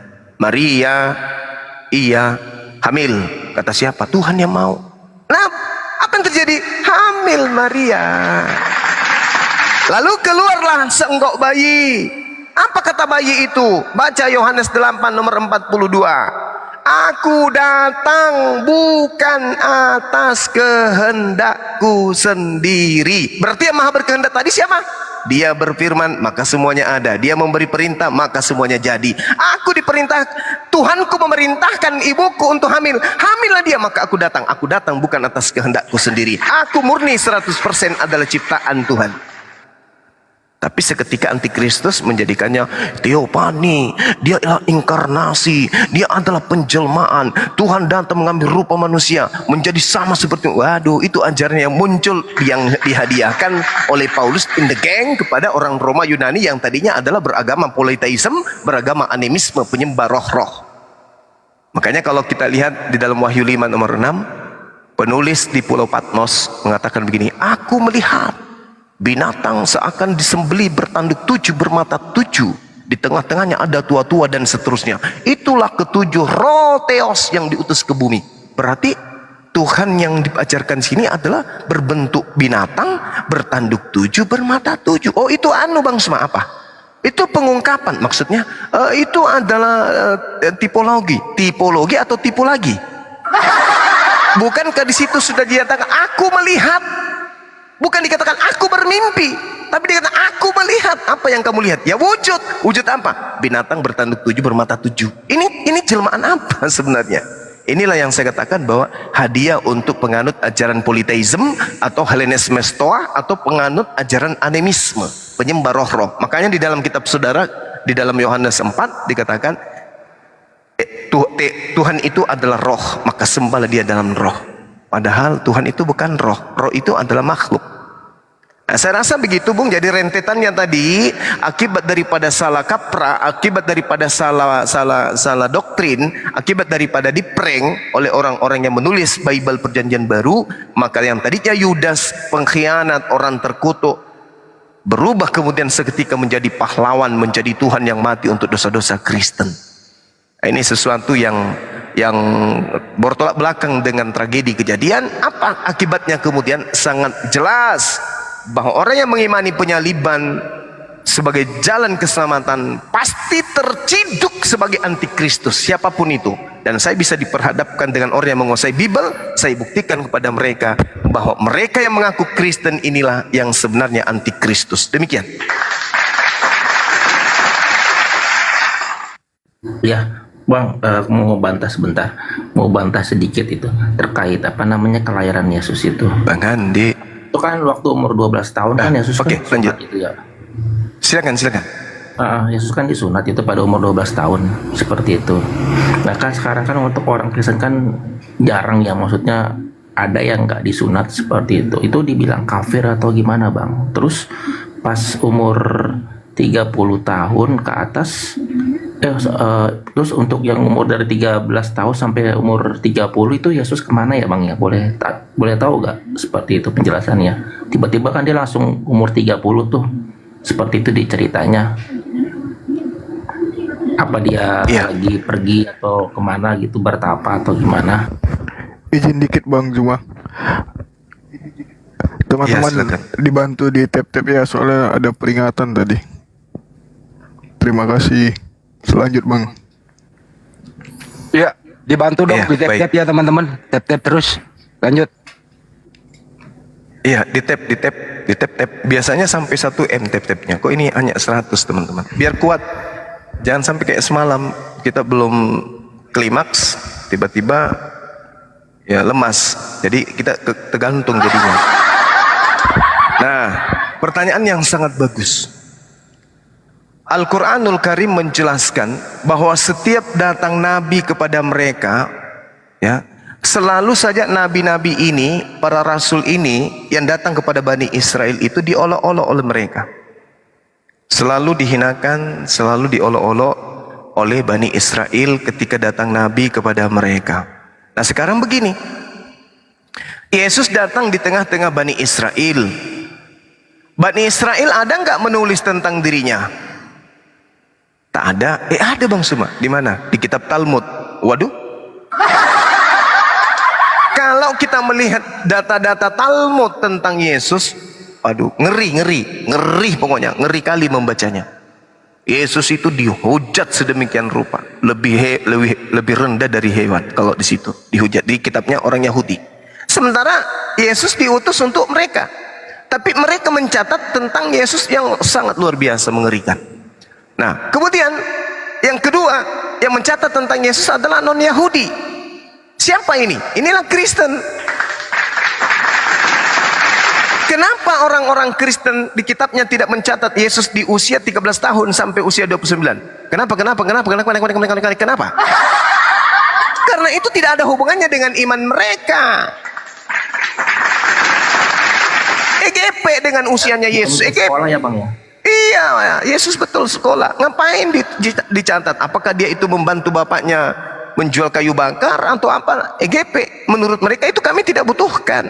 Makanya ada beberapa kitab yang disebut kitab apokrifa, kitab yang disembunyikan, seperti Filipus, Simon, kemudian kitab Barnabas, kemudian kitab Filipus, kemudian kitab Maria, kemudian kitab Maria, kemudian Simon, kemudian Barnabas, Filipi, dan seterusnya. Jadi kitab-kitab ini ditolak. Kenapa? Karena tidak sesuai dengan selera yang memesan. Maka kitab itu disebut kitab kanon, artinya kitab yang diseleksi pada saat pengkanonan, yang sesuai dengan pesanan Roma. Yang lain yang tidak sesuai dengan pesanan Roma, misalnya Filipus menceritakan Yesus menikah. Kemudian Injil Thomas menceritakan Yesus berumah tangga. Injil Maria dan seterusnya menceritakan Yesus begini dan seterusnya. Itu disembunyikan, tidak mau dipakai. Kenapa? Masa dewa kita menikah? Masa dewa kita menjelma kemudian ke bumi ini untuk nebus dosa kita, bisa beranak cucu? Maka ditolaklah itu. Ditolaklah kemudian kitab-kitab tersebut. Padahal apa yang menjadi tolak ukuran benar tidaknya? Mana yang benar, mana yang salah? Siapa yang bisa menentukan itu? Tak ada. Jadi Yesus tidak diceritakan di usia itu karena tidak ada kemudian kepentingan orang-orang Roma Yunani dengan usia Yesus. Yang merupakan kepentingan mereka adalah mereka ditebus dosa-dosanya, mereka dihalalkan makan babi, mereka tidak diperintahkan bersunat, mereka masih pesta-pesta hari Minggu, mereka masih merayakan Natal di tanggal 25 Desember. Selama itu tidak terganggu, ayo, agama apapun boleh kita anut. Yang penting ada kitabnya.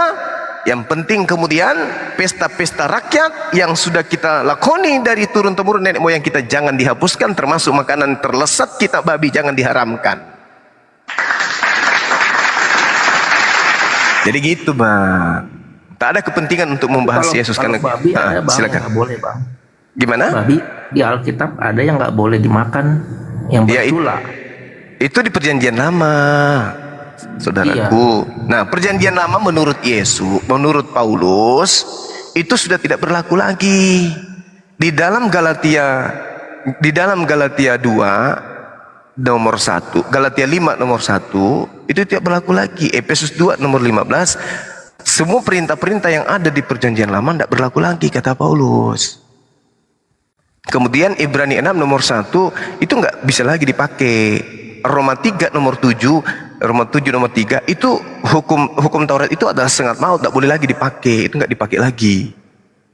Nah, karena itulah Perjanjian Lama ini hanya dipakai sebagai hiasan dinding, tidak dipraktekkan dalam beragama, tapi hanya ditempel di atas surat-surat kanonik supaya dianggap bahwa Kristen ini adalah agama yang berasal dari Yahudi, padahal sesungguhnya bukan.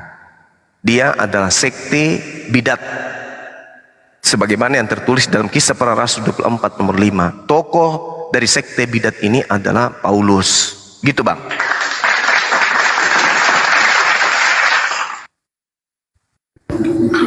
Berarti kalau yang tadi belum terjawab Bang, kalau yang buat Nasrani itu kalau nggak disunat itu kafir atau bukan? Atau hanya kesehatan aja? Di dalam Galatia 2 nomor 14 Paulus sendiri yang berkata, orang-orang yang hidup tidak bersunat adalah orang yang hidup secara kafir. Itu Paulus. Paulus yang mengatakan itu.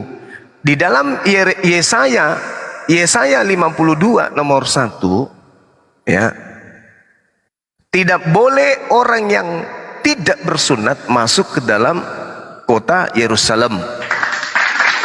Tak boleh. karena haram, najis. Di dalam Yehezkiel 44 nomor 9, haram hukumnya orang tidak bersunat masuk ke dalam bait suci. Tak boleh. Itu tak boleh. Lalu di Wahyu 21 nomor 27, tidak boleh orang najis masuk ke dalam surga. Sedangkan orang najis yang dimaksud di sini adalah teme. Teme itu adalah orang yang tidak bersunat, orang yang najis, tak boleh masuk ke dalam surga, tak boleh masuk ke bait suci, tak boleh masuk ke kota Yerusalem. Makanya kalian masuk ke sana itu diludahin. Karena kalian dianggap najis. Tak boleh. Sedangkan di dalam Kejadian 17 nomor 14, barang siapa yang tidak bersunat, bunuhlah dia, karena dia telah membatalkan perjanjian kekalku. Nah itu dia, saudara. Karena Anda bertanya, maka saya jawab. Silakan. Itu yang Bang Juma bilang orang najis, tapi yang pelacur sama pemungut cukai bisa masuk surga itu, Bang. Itu karena mereka Bani Israel. Mereka itu Bani Israel. Kalau dibilang Bani Israel, sudah pasti bersunat. Karena itu adalah tradisi secara iman, tradisi secara keyakinan, bahwa orang-orang Israel keturunan keturunan Nabi Abraham, Bani Ismail dan Bani Ishak, wajib hukumnya tanpa perintah tertulis yang runut. Mereka semua secara tradisi, kebiasaan, keyakinan, wajib hukumnya bersunat. Nah, kenapa orang-orang pemungut cukai dan pesundal itu kemudian lebih dulu masuk surga? Kenapa? Karena mereka percaya kepada Yohanes Pembaptis sebagai juru selamat mereka. Maka bukan cuma Yesus yang juru selamat, tetapi Yohanes Pembaptis pun di dalam Matius 21 nomor 31, 32 dan seterusnya lebih dulu masuk ke dalam surga, karena mereka menjadikan Yohanes Pembaptis sebagai juru selamat mereka. Tidak ada lagi hubungannya dengan sunat di situ, karena orang Yahudi tak perlu lagi diragukan sunat atau tidak. Intinya setiap orang Yahudi sudah sejak dari Nabi Abraham kurang lebih 3000 tahun setelah perintah Tuhan datang kepada Abraham, yang namanya Bani Israel keturunan Abraham sudah pasti sunat, gak usah diragukan itu. Sama seperti orang Arab, sejak dari Nabi Ismail sampai hari ini, jangan ragukan orang Arab itu, mau dia Kristen, mau dia Islam, mau dia apapun agamanya, pasti sunat. Kenapa? Karena itu adalah tradisi keyakinan dari Nabi Abraham, kakek mereka. Demikian. Berarti yang menyelamatkan itu yang dari Sakeus sama si perempuan sunat itu si Yohanes ya, bukan melalui Yesus itu, Bang. Bukan. Coba baca. Matius 21 coba baca. Kita baca Matius ayat berapa? Nomor 31 dan seterusnya. Itu apa kata Yesus di sana? Jelas di situ. Yesus sendiri yang mengatakan, pemungut-pemungut cukai dan pesundal lebih dulu masuk ke dalam kerajaan Elohim. Sebab, coba baca nomor 32-nya. Sebab Yohanes datang untuk menunjukkan jalan kebenaran kepadamu, dan kamu tidak percaya kepada Yohanes. Tetapi para pemungut cukai, para pesundal percaya kepada jalan yang ditunjukkan Yohanes, sehingga mereka lebih dulu masuk ke dalam kerajaan Allah. Iya benar, Yohanes adalah kebenaran ya. Ya betul. Jadi bukan cuma Yesus. Gitu, gimana? Tapi dari pendeta dibilang akulah jalan kebenaran hidup, dan barang siapa percaya kepadaku tidak ada melalui aku. Begitu katanya Yesus. Ya betul, itu 100% benar. Barang siapa yang percaya kepadaku. Oke, sekarang mari kita uji. Yesus berkata, aku diutus hanya kepada domba yang sesat dari umat Israel. Para pendeta percaya kagak? Tidak. Pasti dipelintir oleh pendeta dan pastor. Oh tidak, dia diutus untuk seluruh manusia. Mana dalilnya? Matius berapa? Matius padale. Yesus mengatakan, aku diutus hanya kepada domba yang sesat dari Bani Israel. Yesus berpesan kepada ke-12 muridnya di dalam Matius 10 nomor 5 nomor 6, jangan engkau ke bangsa lain, Tetapi pergilah kepada domba-dombaku yang sesat dari umat Israel saja. Domba yang sesat itu seperti apa ya Bang? Boleh tahu ya? Domba yang sesat itu seperti tertulis di dalam Matius 23 nomor 1, nomor 2, nomor 3. Apa itu? Ahli Taurat dan orang-orang Farisi telah menduduki kursi Musa. Tetapi mereka mengajarkan isi Taurat, akan tetapi mereka tidak mempraktekkan. Kata Yesus, wahai murid-muridku, jangan kau mengikuti mereka. Yang sesat itu adalah orang-orang Yahudi yang meninggalkan ajaran Taurat. Itulah domba sesat. Sementara di luar Yahudi bukan domba. Yang disebut domba itu hanya Bani Yakub. Mana dalilnya? Yeremia 50 nomor 17. Yisrael say, Israel adalah domba. Ada enggak di luar Israel disebut domba? Tak ada. Yesus menyebut orang yang ada di Kanaan, orang yang bukan Bani Yakub, hidup berdampingan dengan Yesus, berbicara dengan Yesus, percaya kepada Yesus, yakin sepenuhnya kepada Yesus, tetapi Yesus hanya menyebutnya apa? Guguk. Jadi di luar Yahudi, di luar Bani Yakub itu bukan domba. Kalau ada di luar Yahudi ngaku-ngaku domba, berarti dia adalah serigala pakai daster warna pink. Makanya hari ini saudara sebagai pemuda di Kristen, Anda lihat dengan kepala yang tenang, minum air putih, duduk di kursi, pegangan, atur nafas, lihat terawang 2000 tahun kemudian. Kenapa agama Yahudi dan agama Kristen tidak satu akidah? Siapa yang sebenarnya serigala antara Kristen dan Yahudi? Karena ada serigala nih, ada yang nyamar-nyamar nih. Kira-kira Yahudi nyamar Kristen atau Kristen yang nyamar Yahudi? Kira-kira nih. Kan hanya ada satu agama di luar Yahudi yang selalu kami Yahudi rohani, kami Israel rohani, kami adalah keselamatan dari Yahudi. Yahudi itu adalah. Ente emang siapa, Rek? Kitabnya Yahudi diambil, Tuhannya Yahudi diambil, nabi-nabinya Yahudi diambil. Nah, jadi pertanyaannya sekarang adalah, yang serigala antara Yahudi dan Kristen ini siapa? Yang domba antara Yahudi dan Kristen ini siapa? Salah satu di antara dua agama ini pasti ada di antaranya serigala. Nah, mari kita sidak. Pertama, domba tidak mungkin makan daging. Domba makannya rumput. Kalau serigala makan daging babi. Serigala makan daging babi enggak menurut saudara Bancet? Makan. Kalau domba makan daging babi enggak? Enggak, sayuran dia. Sayur. Ya udah, silakan saudara.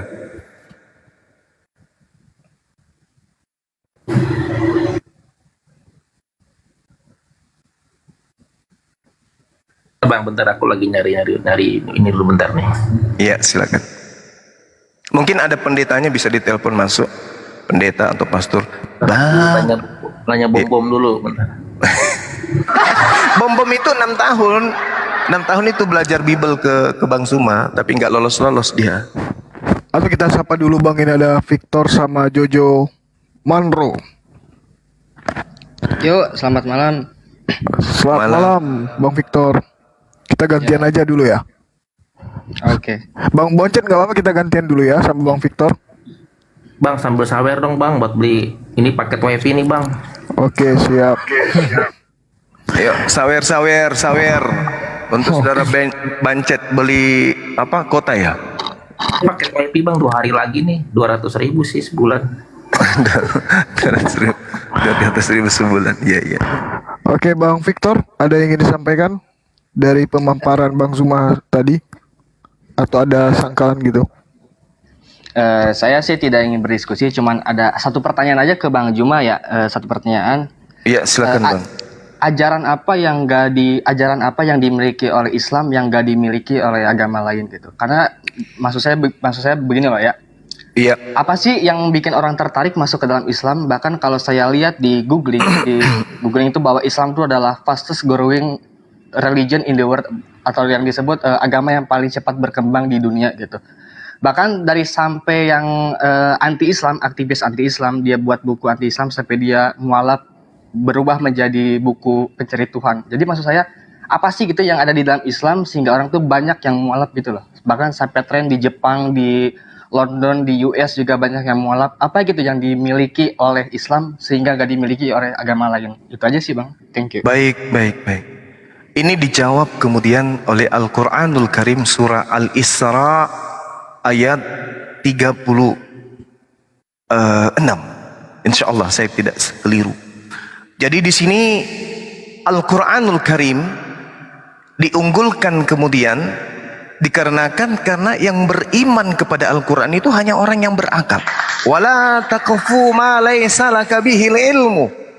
Inna sam'a wal basar wal fu'ada kullu ulaika kana anhu mas'ulan. Dan janganlah kamu mengikuti sesuatu yang tidak kamu ketahui. Karena pendengaran, karena penglihatan, karena hati nurani, semua itu akan dimintai pertanggungan jawab nanti di hari kebangkitan. Ini yang kemudian tidak dimiliki oleh agama lain. Agama lain itu contoh seperti yang Anda imani sekarang itu hanya ajaran yang kemudian diajarkan oleh nenek moyang. Diajarkan oleh nenek moyang kita, diajarkan oleh orang tua dari orang tua kita. Dan itu lagi-lagi Al-Quran menjelaskan di dalam Al-Quranul Karim surah Al-Baqarah ayat 70. Al-Quran sudah menjelaskan itu, bahwa orang-orang yang kemudian beriman di luar daripada Islam, mereka hanya mengikuti ajaran nenek moyang mereka.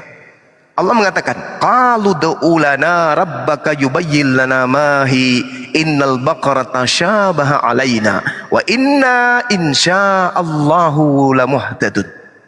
Mohonkanlah kepada Tuhanmu untuk kami agar dia menjelaskan kepada kami tentang apa yang ada. Sesungguhnya sapi itu kata Al-Quran belum jelas bagi kami. Ini berbicara tentang orang-orang Yahudi pada masa itu. Sehingga Al-Quran menjelaskan dalam surah Al-Isra ayat 36 kaitannya dengan ini, orang yang tidak bisa mendapatkan pelajaran dari kejadian yang terjadi di tengah-tengah Bani Israel. Maka apa yang terjadi?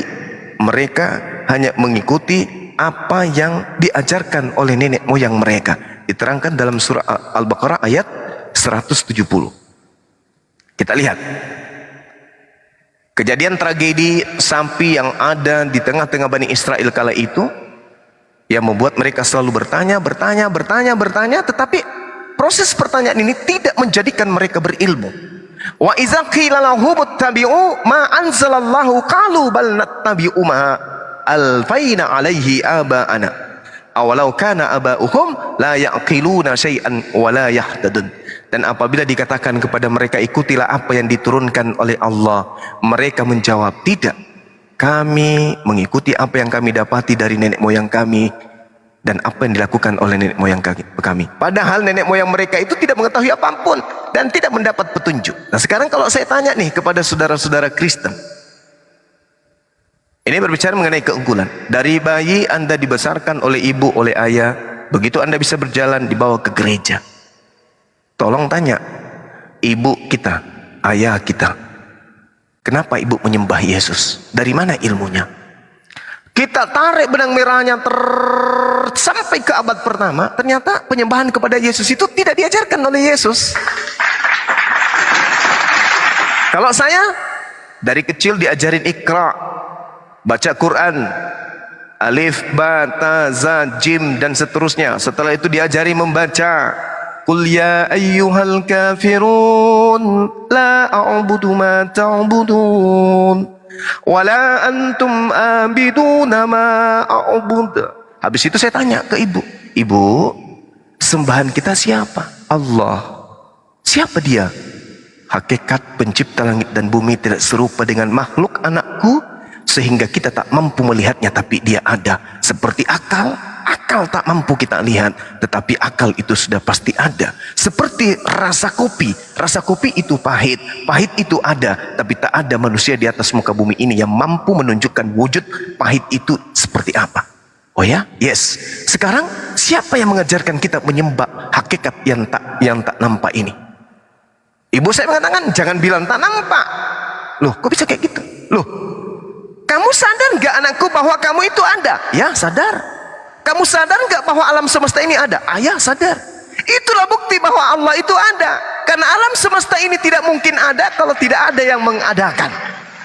Oh, meskipun aku tidak melihatnya. Yes, meskipun kamu tidak melihat yang mengadakan, tapi karena alam semesta ini ada, maka sudah pasti yang mengadakan itu ada, meskipun kamu tak melihatnya. Innama amruhu ita arada syai'a. Nah, lalu kemudian dikatakan, kutanya lagi sama orang tuaku, mama, ya anakku, yang ngajarin kita menyembahnya siapa?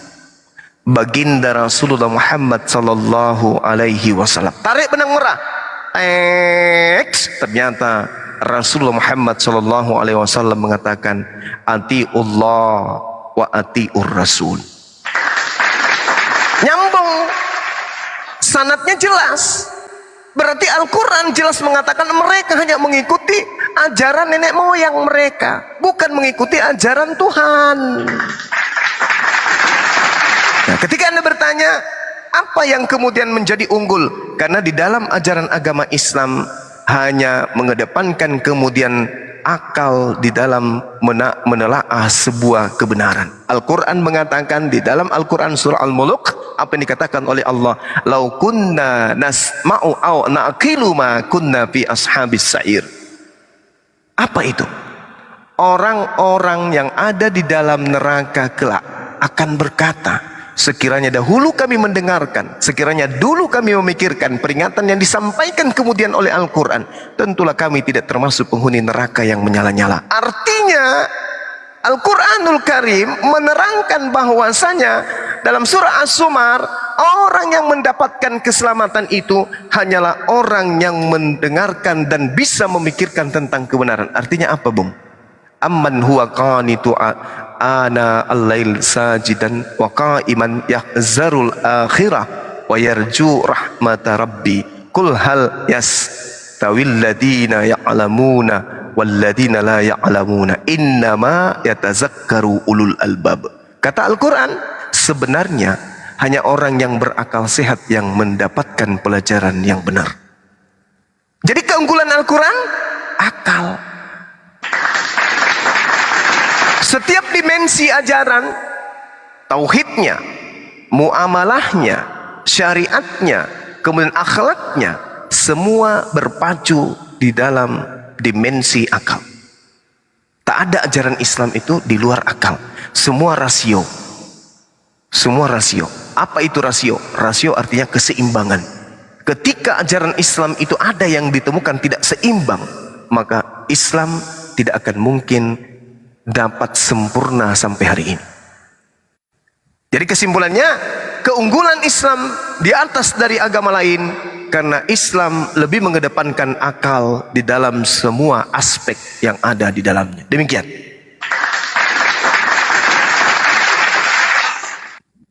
Kalau tentang akal saya kurang setuju sih Bang, karena saya juga sebagai Kristiani saya berakal juga, bukan berarti saya tidak punya akal Pak, begitu. Oke. Gimana? Ya, jadi yang dimaksud di sini akal adalah dimensi akal selaras dengan ajarannya, ajaran Al-Qur'annya. Anda memang berakal, betul. Anda berakal. Tapi kalau saya bertanya kepada saudara, apakah akal bisa menelaah Tuhan menjadi bayi? Karena di dalam Kolose bahwa Yesus itu mengosongkan dirinya menjadi seorang hamba. Nah, itu dia. Apakah mungkin Tuhan pencipta langit dan bumi berhenti menjadi Tuhan pencipta langit dan bumi? Karena di dalam diri Yesus tetap ada ketuhanan ya Pak. Dia tidak, jadi dia sepenuhnya sebagai Tuhan juga, begitu. Nah, ini sudah tidak masuk akal. Ini sudah tidak masuk akal. Karena pencipta langit dan bumi ini bukan makhluk. Yesus makhluk.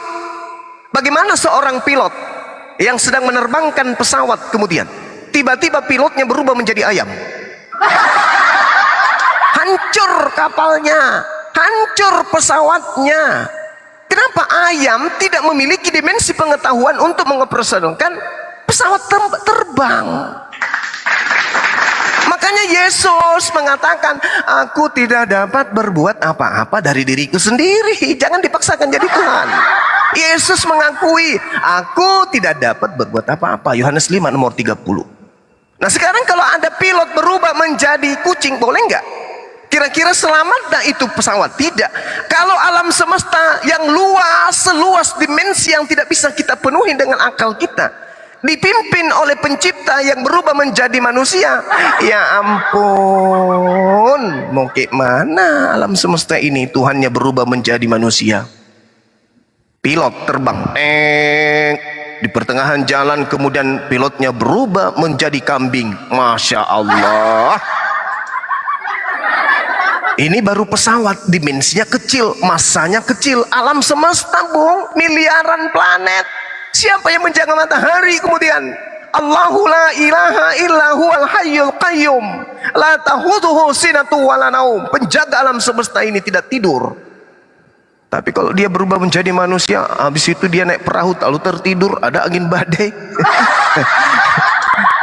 Dia, Tuhan Anda masuk ke tanah Galilea, dia sudah tidak tahu apa yang terjadi di luar Galilea. Jangankan kemudian yang terjadi di luar Galilea, yang terjadi di belakang kepalanya Tuhan Anda nggak tahu.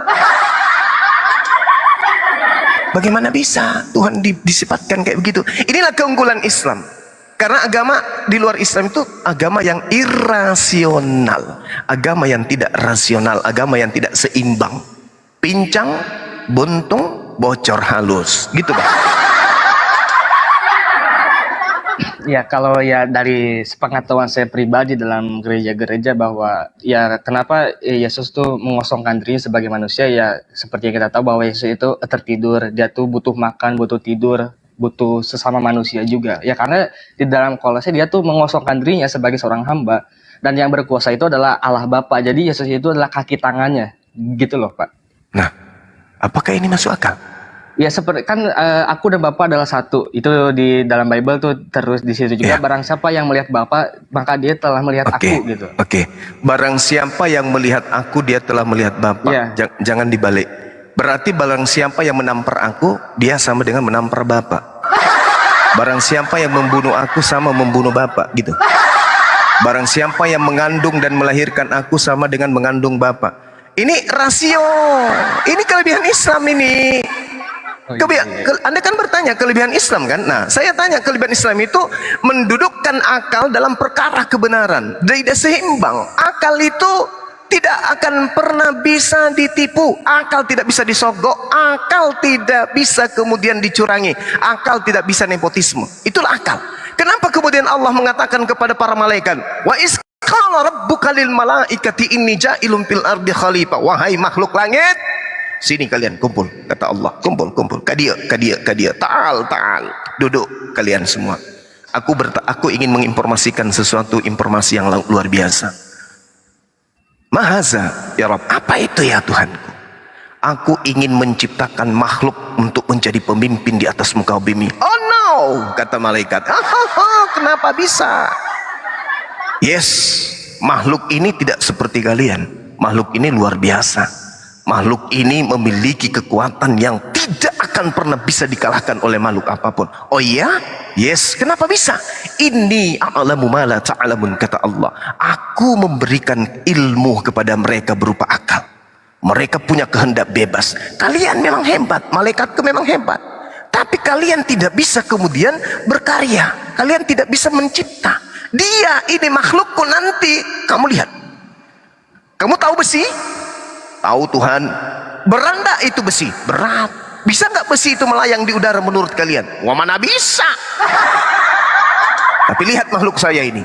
Besi yang bertonton, baja yang bertonton akan mampu dia buat melayang. Oh yes, ya, dari ujung sana sampai ujung sana dalam waktu masa sih? Iya, lihat aja, aku akan ciptakan dia. Maka diciptalah Adam alaihi salam. Apa yang kemudian Tuhan titipkan? Ilmu pengetahuan, berarti akal. Makanya di Islam wahyu pertama diwahyukan oleh Allah itu apa? Iqra bismi rabbikal ladzi khalaq. Khalaqal insana min alaq. Iqra wa rabbukal akram. Apa itu perintahnya? Baca. Apa maksudnya? Baca. Tidak ada pencapaian manusia di atas muka bumi ini, strata pendidikan tertinggi apapun titelnya kemudian, kalau tidak mengawalinya dengan membaca. Orang menjadi profesor, membaca. Orang menemukan listrik, membaca. Orang menemukan komputer, membaca. Orang menemukan pesawat, membaca. Ikra, ikra, ikra, ikra, ikra, ikra. Berarti Islam identik dengan ilmu pengetahuan. Islam identik dengan akal. Makanya diberi buku panduan. Buku panduan ini menjadi petunjuk kemudian. Ada akal, oke. Lalu kemudian ada buku petunjuk. Sama seperti kita diberi sebuah kulkas. Kulkas ini diberi kepada kita. Tapi diberikan buku petunjuk apa? Tata cara masak. Tidak nyambung kan? Tidak nyambung. Karena di rumahnya belum ada listrik, beli kulkas. Tidak ada buku panduan. Akhirnya apa? Kulkasnya bukannya jadi tempat pembekuan bahan makanan diawetkan, tetapi karena tak ada listrik, hanya beli-beli aja tanpa mengikuti buku panduan yang benar, maka kulkasnya kemudian berubah menjadi lemari pakaian. Karena tak digunakan akal. Kitab suci mengajarkan, kemudian Al-Quran mengajarkan relevansi antara akal dengan kitab suci Al-Quran.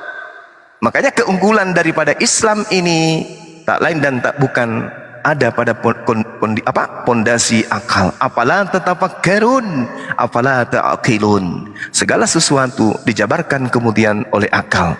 Manusia bisa mencapai kesempurnaan karena akal. Islam satu-satunya agama yang menjadikan akal sebagai pondasi utama di dalam menjalankan hukum-hukum syariat, ketetapan dan ketentuan pencipta langit dan bumi. Demikian.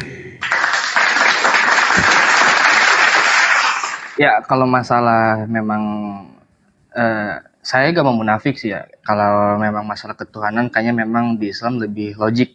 Itu menurut saya pribadi sendiri ya, menurut saya pribadi ya memang lebih logik.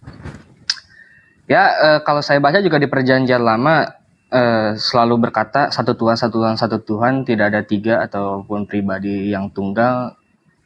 Ya, bagi saya pribadi ya itu lebih logik sih, Pak. Makasih banget untuk jawaban. Iya, sama-sama saudara.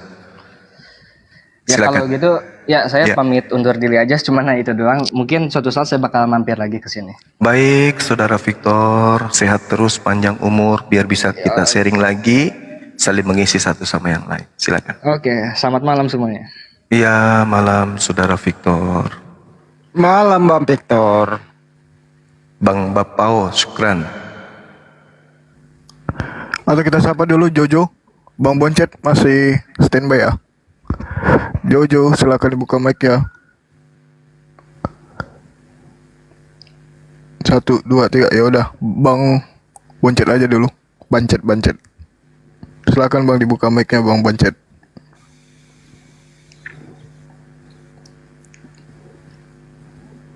Tapi pertanyaannya Victor bagus loh. Kenapa sih orang memilih Islam? Kenapa Islam begitu cepat perkembangannya itu? Pertanyaannya bagus loh itu. Iya Bang Handi, karena ini gini Bang Handi jawabannya. Setiap hari kita ini kan makhluk ya, kita ini adalah makhluk yang berakal. Setiap hari kita digiring kemudian untuk membaca. Mata, telinga, hidung, kulit, perasaan, insting, sugesti. Itu adalah panca indera yang Tuhan berikan kepada kita untuk membaca. Nah, kecenderungan manusia ini adalah sebagai makhluk yang sempurna selalu mengarahkan akal ini sebagai dimensi pendeteksi awal. Pendeteksi awal. Coba ketika ada orang yang datang kemudian ke rumah nih, membawa barang. Tok, tok, tok. Assalamualaikum. Waalaikumsalam. Silakan, ada apa Pak? Ini saya bawa paket.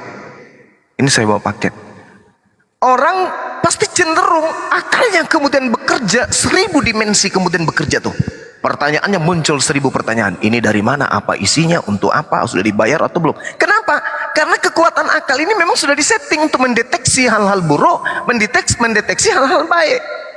Nah, kecenderungan manusia, kenapa ada ghibah? Kenapa ada iri? Kenapa ada dengki? Kenapa ada hasad? Kenapa ini? Karena pola pikir kita ini yang bekerja kemudian menghantarkan kita pada stasiun-stasiun itu tadi. Sehingga berjalannya waktu, manusia menemukan, manusia kemudian berkarya, melahirkan sebuah dimensi ciptaan atau karya yang luar biasa. Semua orang akan mengatakan bagus, good, good, good, good, good. Bagus, tayyib, tayyib, tayyib. Orang kan mengatakan, oh sempurna, Masya Allah, luar biasa. Maha suci Tuhan, maha benar Tuhan, maha benar Allah. Dan seterusnya. Itu artinya apa? Manusia selalu diantarkan kepada dimensi kebenaran akal. Nah, hadir agama sebagai penopang pelengkap kesempurnaan manusia, maka pijakan manusia melangkah kaki kiri akal, melangkah kaki kanan akal. Bertemulah dengan orang-orang yang beragama Kristen, Hindu, Buddha, Islam. Ketika akal kemudian tercolek untuk memahami sebuah kitab agama, dan di situ yang dijadikan sebagai acuan adalah akal, maka betapa banyak kitab-kitab suci di atas muka bumi ini, akal manusia hanya bisa klop dengan Al-Quran. Nah sekarang orang sudah terdidik, Bang Handi. Orang semakin terpelajar setiap hari. Orang-orang yang kemudian beribawa arif di dalam keilmuan, itu mereka tidak lagi melihat bahwa Islam ini begini, Kristen ini begini, tidak. Mereka arif di dalam menentukan sebuah kebijakan. Apa itu? Mau dia Islam, mau dia dikatakan agama yang salah, mau dikatakan agama yang sesat. Tapi ketika mereka mencoba untuk menalar isi kitab sucinya umat Islam, Masya Allah, subhanallah, mereka kemudian akan mengatakan, aku haus, aku haus, aku lapar, haus keilmuan, lapar dengan kebenaran. Sehingga mereka menapaki Quran lembaran demi lembaran mengantarkan kepada hidayah. Oke. Ini kayaknya Bang Jojo udah standby, udah buka mic dia. Selamat malam Bang Jojo. Halo, selamat malam. Malam Bang. Ini kalian ini apa Muslim kan semua kan? Ada Iya, satu Kristen, Bancet. Iya, yang jumanya Muslim kan? Iya betul. Nah, ya, kalian membahas tentang Muslim itu bagus itu karena itu hak kalian. Tapi kalian mau membahas tentang Alkitab, tentang Kristen itu juga bagus. Tapi salahnya kalian itu mengurangi dan menambahi dan mengolok-olok ketuhanan Yesus itu. Ini bulan puasa, apa kalian nggak puasa? Kok bisa menghina gitu? Ya, yang kita hina yang mana Bang ya? Yang mana? Dari tadi itu mengikuti ya gitu. Ya, yang dihina yang mana? Tentang ketuhanan Yesus, tentang domba-domba tadi. Ya, itu bukan Yang kalau di Alkitab, ya saya bukan siapa-siapa lah. Saya enggak berpendidikan, saya enggak apa. Oh, pantasan. Iya. Iya, silakan. Dimaklumi nggak apa-apa. Kalau masalah agama begini, iya. Kalian bahas kitab kalian aja lah kan. Aman kan? Kitab kami membahas kitab kalian, itu masalahnya. Oh, gitu. Kitab kalian itu enggak pas kalau enggak dicampurkan sama Alkitab gitu. Bukan dicampurkan, kitab kami membahas kitab kalian. Oh iya, itulah untungnya kami. Kalau Alkitab kami itu enggak perlu sama kitab kalian, enggak ada hubungannya. Jadi Iya. bagus itu kalian bahas, tapi dengan cara yang baik. Jangan ditambah-tambahi, jangan dikurangi, jangan diartikan sendiri. Jangan pakai akal sendiri. Iya. Kalau kalian menggunakan kitabnya Yahudi boleh? Tahu enggak Yahudi itu sama Kristen itu? Tahu? Yahudi Bani Ishak, Kristen Bani Edom, Bani Paulus. Tahu? Bani Paulus. Yes. Ah, itulah kamu itu yang kalian itu yang sok mengetahui itu. Mana Yang Bani Paulus? Ada dong, Kristen Bani Paulus. Begini, Gimana? Alkitab itu Terdiri dari Injil dan Taurat. Oke, Taurat kalau itu dimiliki Yahudi dan Kristen. kalau Itu ada Yahudi hubungannya. kalau Yahudi punya kitab perjanjian baru enggak? Enggak. Kok kalian bisa punya kitab? Orang Yahudi tidak memiliki kitab saudara, tapi saudara memiliki kitabnya orang Yahudi. Siapa yang mencuri di sini? Ya agama Yahudi, ya agama Kristen. Nah, pertanyaan saya, kenapa ada kitabnya? Pertanyaan saya, kenapa ada kitabnya Yahudi di kalian? Begini bang, biar ndak lebih parah. Memang orang Yahudi ini yang menyalibkan Yesus saja orang Yahudi. Enggak semua orang Yahudi Kristen, enggak semua orang Yahudi beragama Yahudi. Enggak, pertanyaan saya kitab, ini berbicara mengenai kitab. Kenapa kitabnya agama Yahudi ada di Kristen? Kenapa kitabnya agama Yahudi ada di Kristen? Ya, Ada Alkitab itu tadi kan udah kau bilang, udah saya bilang Alkitab itu terdiri dari 2 kitab, Taurat dan ya itu Injil. makanya saya tanya. Makanya saya tanya, kenapa ada sekarang kitab? saya tanya abang. Abang tahu nggak arti Taurat dan Injil itu? Taurat itu kitabnya Nabi Musa. Injil itu adalah kitabnya Nabi Isa. Oh gitu. Itu Iya. makanya bersalahan bang. Loh, Anda kan bertanya Injil, lain cerita kalau Anda bertanya tentang Bible atau Anda bertanya tentang Iya, Biblika. Bible itu bang terdiri dari Injil dan Taurat. Itu namanya Oh beda. Kalau Injil itu ketetapan-ketetapan Tuhan kepada Nabi Isa.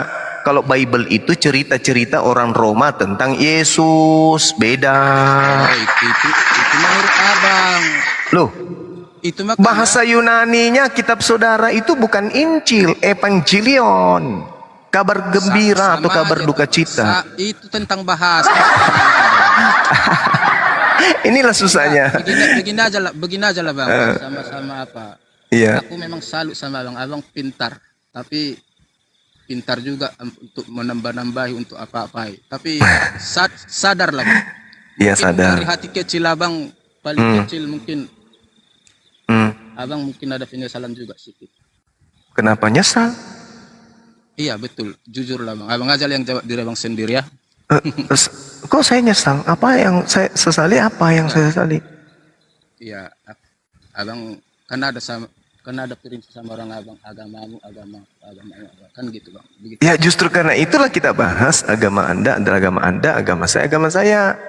Iya, abang membahas Alkitab itu bagus, tapi jangan abang tambahi, abang kurangi, jangan abang definisikan dengan akal abang sendiri. Saya tidak menambahi dan saya tidak mengurangi. Contoh yang Contoh. abang tadi masalah Hmm, domba. hmm. Kalau domba itu bang, masalah perumpamaan domba itu kita semua manusia itu yang dibilang domba-domba. Oh salah, justru Anda yang menambah-nambahi. Anda yang menyesatkan di sini. Itulah bang yang apa itu? Apa? Mana dalilnya domba itu adalah semua manusia? Mana dalilnya? Ada nggak? Ya itu perumpamaan domba itu bang. Domba Masalah itu, tadi bang masalah ketuhanan Yesus itu lagi bang. domba ditinggal lagi nih. Domba nggak dibahas lagi. Ya coba bang. Domba di dalam kitabnya orang Yahudi, Yeremia 50 nomor 17 itu adalah gelar untuk Bani Yakub. Stop dulu bang. Ada Yeremia nomor sekian, Yeremia 1 sekian. Itu Loh. ayat bang, bukan nomor. Ayat itu bahasa Arab. Wa min ayatihi an Cak bang. khalaqalakum min anfusikum azwaja wa min ayat. Kata ayat itu hanya muncul di Al-Quran.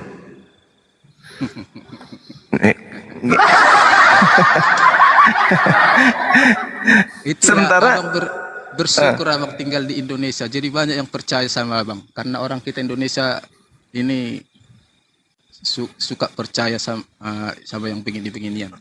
Loh, justru saya bertanya kepada Anda, kenapa Anda percaya kepada agama yang dibawa penjajah? Loh, abang tahu sejarah enggak? Yang bawa agama itu bukan penjajah. Abang tahu enggak siapa yang menjajah Indonesia? Tahu enggak sejarah? Arab Saudi dengan Palestina, Irak. yang menjajah Indonesia, agama-agama negara-negara Islam. Gitu ya. Kena langsung dia. Sejarah aja Bang enggak tahu. Jadi yang menjajah Tujuan Abang aku tahu. Abang bilang lah nanti Belanda yang bawa Kristen. Itulah Lalu Abang sok tahunya. kalau begitu ada nggak orang Yahudi yang datang mengajarkan Kristen di Indonesia? Ada nggak? Yahudi enggak ada. Yahudi bukan Kristen. Nah, lalu yang mengajarkan Sama Kristen kalau beda. bukan Yahudi siapa? Yang bawa Kristen ke Indonesia itu orang Jerman, bukan Bagus. Belanda. Itu penginjil Bagus. pertama. Bagus. Jadi Anda itu jangan sok paham, sok apa. Jadi Tidak ada. Anda tidak sudah ada mengakui. Belanda sama Jepang yang membawa agama ke Indonesia. Penginjil pertama yang masuk ke Nusantara ini dari Jerman. Jerman ajarannya apa? Protestan, Katolik, atau Kami Kristen ndak ada banding-banding Kristen atau Oh, Katolik. tidak bisa. Itu cuma beda di tradisi gerejanya Oh, aja, Bang. nggak bisa. Jerman membawa apa? Katolik atau Kristen? Kristen, Nah, Katolik. Kristen. Oh enggak, jangan tipu-tipu. Gini, biar Abang tahu. Duluan Katolik, baru Protestan. Nah, Jadi memang Kristen betul. namanya. Agama Katolik itu adalah agama tertua. Terus karena mereka menemukan bahwa agama Katolik itu salah, maka mereka membentuk agama baru namanya Protes. Bukan Gitu, salah, bukan Bang. salah. Abang itu Loh, lah, kalau tidak salah kenapa diprotes? bukan salah, tapi tentang liturgi gerejanya. Nah, sekarang kalau itu sudah betul, kenapa diprotes? Datanglah Martin Luther. Ya, kalau itu tidak salah, kenapa diprotes? Bukan salah, liturgi sama kayak orang Abang. Kan aliran orang Abang banyak juga. Berarti Aliran salah ini- satunya salah. Bukan, ini Bukan. ada nggak agama Islam yang menggantikannya setelah Islam? Ada nggak? Tidak ada kan? Bukan, ya ini Kristen juga namanya. Katolik, Tidak, yang Protestan, ya pertama Kristen itu juga. Katolik. Setelah Katolik ditemukan Sama-sama ada mengimani. kesalahan, maka diprotes. Lahirlah Protestan. Bukan kesalahan namanya, Bang. Loh, kalau Perbedaan tidak kesalahan, kenapa kemudian liturgis diprotes? gereja, masalah di gerejanya aja liturgisnya. Iya tahu, Bang. justru karena itulah. Contoh begini. Di Katolik, ya maaf ya aku ndak Katolik. Yang saya Ya, tahu berarti- itu kan Hah. saya Protestan kebetulan. Nah, kenapa Anda memprotes Katolik? Bukan memprotes. Lalu kenapa muncul agama baru bernama Bukan Protestan muncul, kalau sama tidak Kristen benar? juga. Enggak, beda loh. Nah, itulah. Ah. Kok beda. Lah beda. Kalau Itu Katolik itu sama, sudah Bang. betul. Dengar, Bang. Dengar, Kalau Bang. Katolik Sama. itu sudah betul, kenapa diprotes? Itu masalah liturgis di gerejanya aja, Bang. Yang Kacau. Loh, kalau berbicara mengenai liturgi berarti kaidah. itu diprotes. tata cara, Iya. apa bahasanya? Tata cara ibadahnya yang beda gitu, Bang. Kalau Loh. iman kami tetap sama, iman rasuli kami sama, Alkitab kami sama. Terus kalau sama kenapa harus diprotes? Iya, cuma tata cara beribadah itu yang beda. Kalau tata caranya sudah diprotes berarti salah. Makanya diprotes karena salah. Bukan gitu loh. salah, ya Biar bahasa tenar. yang paling pasnya bukan Oh, biar salah. tenar. Bang. Nah, gitu. Hmm. Baru yang apa tadi yang Abang bilang itu masalah apa tadi yang bilang manusia jadi Tuhan gitu, apa dituhankan gitu Abang bilang tadi. Iya kan manusia jadi Tuhan. Jadi Tuhan jadi manusia kan gitu. Tuhan jadi manusia gitu. Iya. Baru benar manusia jadi Tuhan, salah Bang. Loh. Yesus manusia kagak? Secara fisik dia manusia. Nah, fisik kemanusiaannya menjadi apa nanti? Iya, apa bedanya sama kita manusia Bang? Kalau fisik Saya tanya, fisiknya Yesus ini menjadi apa nanti? Setelah naik ke langit menjadi apa dia? ya kembali ke ke surga, dia Tuhan, dia itu Tuhan sendiri. Begitu. Ya, Bang, terus begini, menjadi begini. apa dagingnya tadi menjadi apa dagingnya? Manusia tadi ini menjadi apa? Bisa saya jelaskan sedikit Bang? Silakan. begini bang, Ya, itulah trinitasnya itu yang kami bilang trinitas itu bang kan. iya. Jauh sebelum Injil di buku Taurat itu sudah dinubuatkan bang bahwa Kemana-mana dia. Lari ke Taurat, agak kitabnya orang lagi dibawa bang. enggak masalah ini nanti bang begini, Hmm. bahwasannya Tuhan itu akan menebus manusia itu dari dosa, dari maut. Kan kita manusia nggak bisa jumpa langsung dengan Tuhan. Itu ajaran Yesus ya? Kok ajaran Yesus? Yang Anda jelaskan ini ajaran Yesus atau ajaran Protestan? Jangan abang salah-salahkan.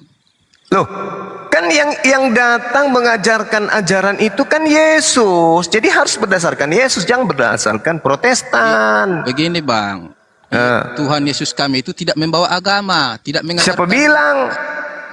Kami yang bilang memang itu nyatanya. Abang yang mengada-ngada. Agama itu apa rupanya? Agama itu Tuhan tidak membuat agama. Loh, kenapa Yesus mengatakan dalam Matius 5 nomor 20? Jika hidup keberagamaanmu tidak lebih baik dari ahli Taurat, orang Farisi, maka kamu tidak akan masuk ke dalam surga. Loh, kok ketawa? Jangan ditertawakan Yesus lah. Itu kan ucapan Yesus, Bang. Enggak ketawa, dia nangis. Oh, nangis. Kristen itu artinya bang, pengikut Kristus. Kata siapa? Kata siapa Kristen itu pengikut Yesus Kristus? Siapa? Bilang.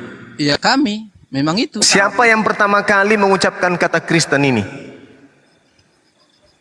Kalau nggak salah bang ya, itu gimana ya? Ya, tapi itulah garis apa? Enggak tahu dia. Kristen itu Enggak tahu KPR 1126, enggak tahu dia. Kristus. Ya, adalah lebih baik Anda belajar dulu, saudara, belajar lagi dulu daripada Anda bantah-bantahan dengan tanpa ilmu itu. Kasihan Kristen yang lain. Iya, gitu. Oke, betul. Tapi begini bang, saya minta tolong. Kalau Siap. Anda membahas Alkitab, jangan jelek-jelekkan, jangan pernah menghina ketuhanan Yesus itu sendiri. Yang menghina ya siapa? Kami tidak menghina loh. Jangan dijawab, itu cuma permintaan aku. Karena aku sering itu tuduhan. Menghinanya di mana? Buktikan. Bagaimana dengan kitab Anda yang menghina Tuhan kami? Mana ada Alkitab menghina Tuhan kalian? Gak ada hubungan Alkitab sama Oh. agama kalian, gak ada. Enggak pernah baca Bible ini.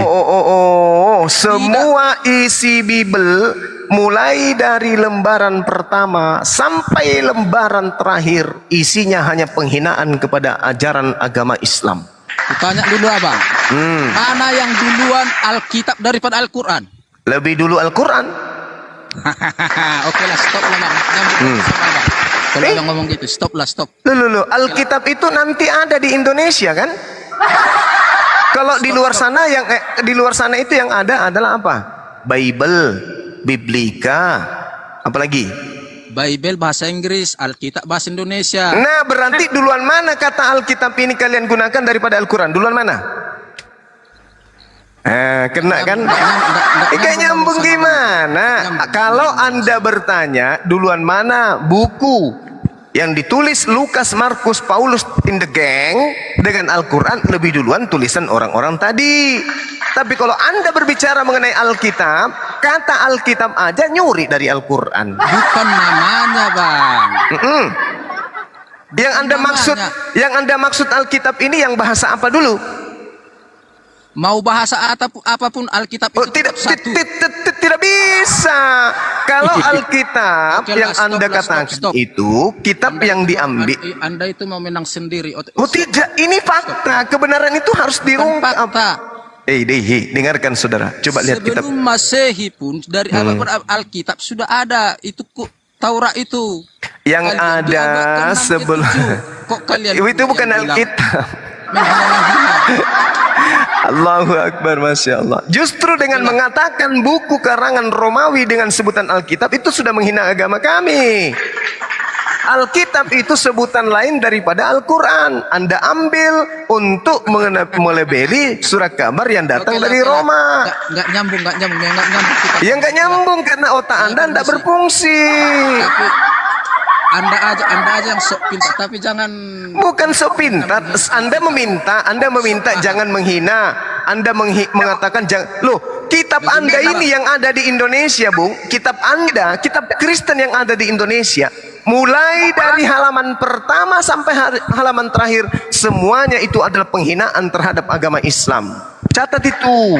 itu menurut Anda. Itu di kitab saudara. Saya kasih contoh. Filipi 2 nomor 6. Mau di ujung dunia manapun kitab itu sama semua, Alkitab. Itu kan otak Anda tidak Mau bahasa berfungsi. apapun. Hah? Coba lihat, Apa? saya bacakan. Saya kasih bukti. Filipi 2 nomor 6. Yang walaupun dalam rupa Filipi 2 nomor 6. Filipi 2 nomor 6.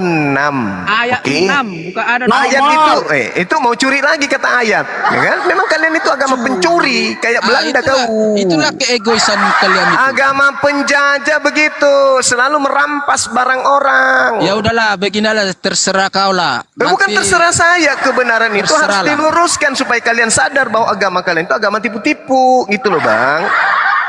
Filipi 2 nomor 6. Ingat Bang ya. Terserah abang mau ngomong apa, tapi ingatlah suatu saat nanti abang pasti sadar sendiri. Ingatlah omongan aku.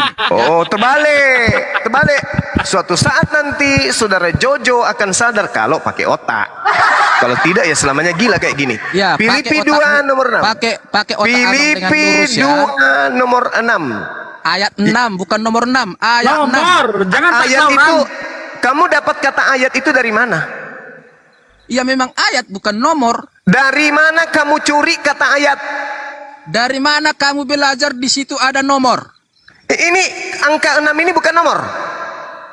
Itu titik 2 ada situ, itu Nah, ayat. kalau bukan begitu angka. Filipi 2.6. Titik 6. Mari, Ya udahlah. mari kita baca. Nggak Surat Paulus untuk jemaat di Filipi. Filipi 2.6. Filipi 2.6 yang walaupun dalam rupa Allah. Ini Allah ini dari mana kalian ambil ini? Yang walaupun dalam rupa Allah tidak menganggap kesetaraan dengan Allah sebagai milik yang harus dipertahankan, melainkan Allah mengosongkan dirinya sendiri dan Allah menjadi rupa seorang hamba dan Allah menjadi sama dengan manusia. Ini penghinaan. Ini penghinaan terhadap Tuhan kami ini. Harusnya yang benar adalah dan walaupun dalam rupa Theos tidak menganggap kesetaraan dengan Theos Tapi sebagai Anda milik yang harus pintar. dipertahankan oleh Theos, melainkan Theos mengosongkan dirinya sendiri dan mengambil rupa seorang hamba, dan Theos sama seperti manusia, dan Theos dalam keadaannya manusia, Theos telah merendahkan dirinya, dan Theos taat sampai mati, bahkan Theos mati sampai di atas kayu salib. Itu baru betul. Tuhan kalian memang Theos. Dengan mengatakan kata Allah, itu menghina kami, itu menghujat Tuhan kami, itu menistakan kami. Untung saja Islam itu ajaran kasih, tapi asli, bukan kasih di mulut kayak kalian. Ini Tuhan kami kenapa dibawa-bawa di kitab kalian ini? Kitab paganisme ini kenapa dibawa-bawa Tuhan kami? Kenapa?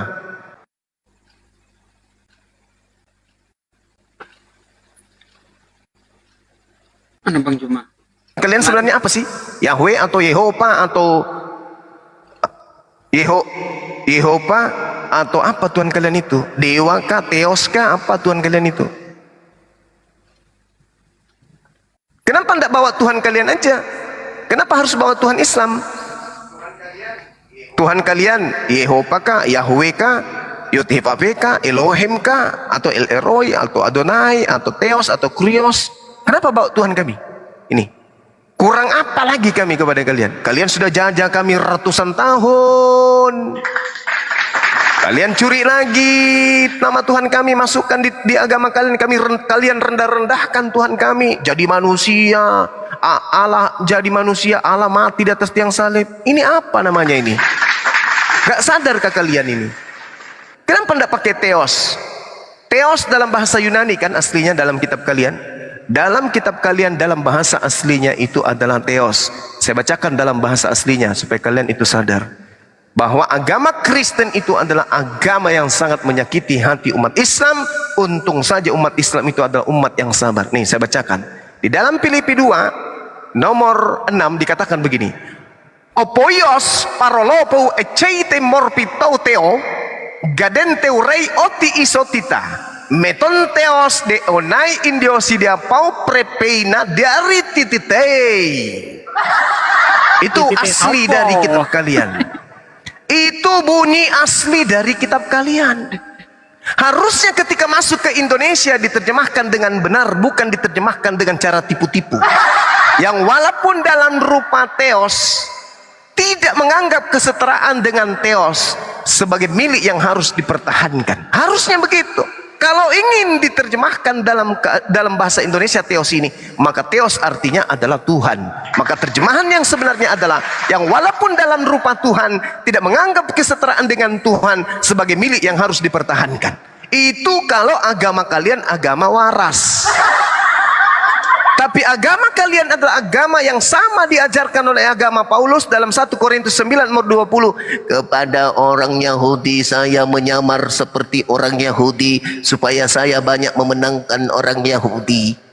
Kepada orang yang menganut Taurat saya mengaku seperti penganut ajaran Taurat walaupun saya tidak menganut ajaran Taurat supaya saya banyak memenangkan orang yang masuk di dalam ajaran Taurat. Ini sama nih. Walaupun saya tidak menyembah Allah, tetapi saya berpura-pura membawa nama Allah supaya saya banyak memurtadkan umat Islam. Ini menghina agama kami ini. Jelas-jelas kitab kalian apoios parolopau aceite morfi tauteos geden teorei oti isotita meton teos einai edixetiai pau prepeina tiarirititei. Itu bahasa Yunani terkait dengan PDP 2 nomor 6. Tak ada unsur Allah di situ. Di situ unsurnya teos. Teos di Indonesia kan itu kemudian adalah Tuhan. Kenapa jadinya ke Allah? Kenapa? Karena kalian sedang mempraktekkan ajaran serigala nyamar kucluk. Demikian. Sadari itu bang, sadari. Ini nama kitabmu lagi Alkitab. Ya ampun, Alkitab itu bahasa Arab. Alkitab itu artinya satu kitab atau sebuah kitab. Kalau berbicara mengenai sebuah kitab berarti satu buku. Satu buku itu maksudnya Taurat. Sama Nabi Daud namanya Mazmur, Sabur, itu satu buku. Pada saat Nabi Isa namanya Injil. Pada saat Rasulullah Muhammad SAW namanya Al-Quran. Itu satu buku. Kalau kitab saudara bukan satu buku, banyak buku. Buku Lukas, buku Markus, buku Matius, buku Yohanes, buku Kisah Para Rasul, buku apa lagi? Buku Petrus, buku Kiliki, Kaliki, Pepaya, Pararang, Lapat, Lapenya, semua ada, semua dalam kitab itu. Berarti bukumu itu bukan Alkitab. Kitabmu itu kutubun. Kumpulan buku-buku alias clipping. Gitu saudara ya. Jadi mulai hari ini kamu sadari, iya ya ternyata kitab kita ini menghina sekali agama Islam ya. Tuhannya umat Islam itu kan namanya A-L-L-A-H. Itu adalah nama Tuhannya umat Islam. Kenapa masuk di dalam kitab kita? Kok jadi begini modelnya Tuhannya orang kita buat? Belum lagi, iya, belum lagi firman itu tinggi. Pada mulanya adalah firman. Firman itu bersama-sama dengan Allah. Dan firman itu adalah Allah. Allah menjadi daging. Ya Allah ya Karim. Benar-benarlah agama ini agama kucluk. Agama kucluk. Bang Zuma, ya. Bang Zuma boleh turun dulu sebentar. Soalnya tadi ada peringatan daripada kebenet lagi akunnya seminggu. Oke baik, saya turun dulu ya teman-teman. Merdeka. Jadi Jojo, sebelum masuk di sini, lengkapi dulu Anda itu dengan ilmu. Jangan asal ngebacot, nggak enak didengar, memalukan gitu loh. Masa Kristen masuk di Indonesia yang bawa adalah Jerman? Pala nyata-nyata Belanda itu loh, punya namanya Lembaga Alkitab Hindia Belanda. 350 tahun menjajah negeri ini. Sekaligus membawa misionaris. Kemudian setelah Belanda hengkang, Lembaga Alkitab Hindia Belanda ini diserahkan kepada Lembaga Alkitab Indonesia. Diwariskan dari penjajah ke LAI sekarang. Kucluk bener lu, nggak pernah baca sejarah lu. Bang Juma udah naik lagi, lanjut. Tapi itu benar Bang Handi. Dalam arti kata bahwa yang mengajarkan kemudian Protestan itu memang asal Jerman. Johann Friedrich Riedel itu kan memang dari Jerman bersama dengan Gottlieb yang tahun 1830-an gitu loh di Minahasa. Kemudian ada juga yang ada di Papua dengan di Batak. Gitu, yang Bang. dimaksud itu Nommensen yang ada di Sumatera. Iya, Jerman kan? Nasionalis Jerman. Mm-mm. Iya. Tapi yang jelas yang membawa agama Kristen masuk ke Indonesia itu orang asing yang bersumber dari daratan Eropa, bukan dari sumber daripada kelahirannya negaranya Yesus, Yeshua Mesya, bukan. Kenapa bukan perwakilan Yeshua Mesya masuk ke Republik ini mengajarkan Kristen ya? Kenapa? Karena Kristen bukan ajaran Yahudi. Nanti kita itu dia. kita sapa dulu, ini ada Kak Windy. Assalamualaikum Kak Windy. Silakan dibuka mic-nya Kak. Cek 1. Ya udah, ada suara ya. Mungkin orangnya nggak ada. Wah, kabur Jojo.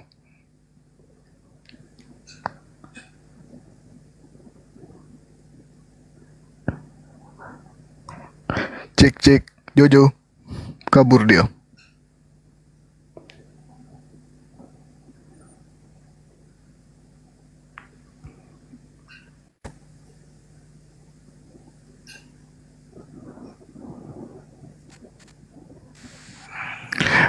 Assalamualaikum, ada Swedia Cucok. Swedia. Ya, halo. Malam. Malam. Kristen atau Islam Bang? Aten. Oten ya. Baik, apa yang ingin disampaikan Bang? Silakan. Saya mau tanya,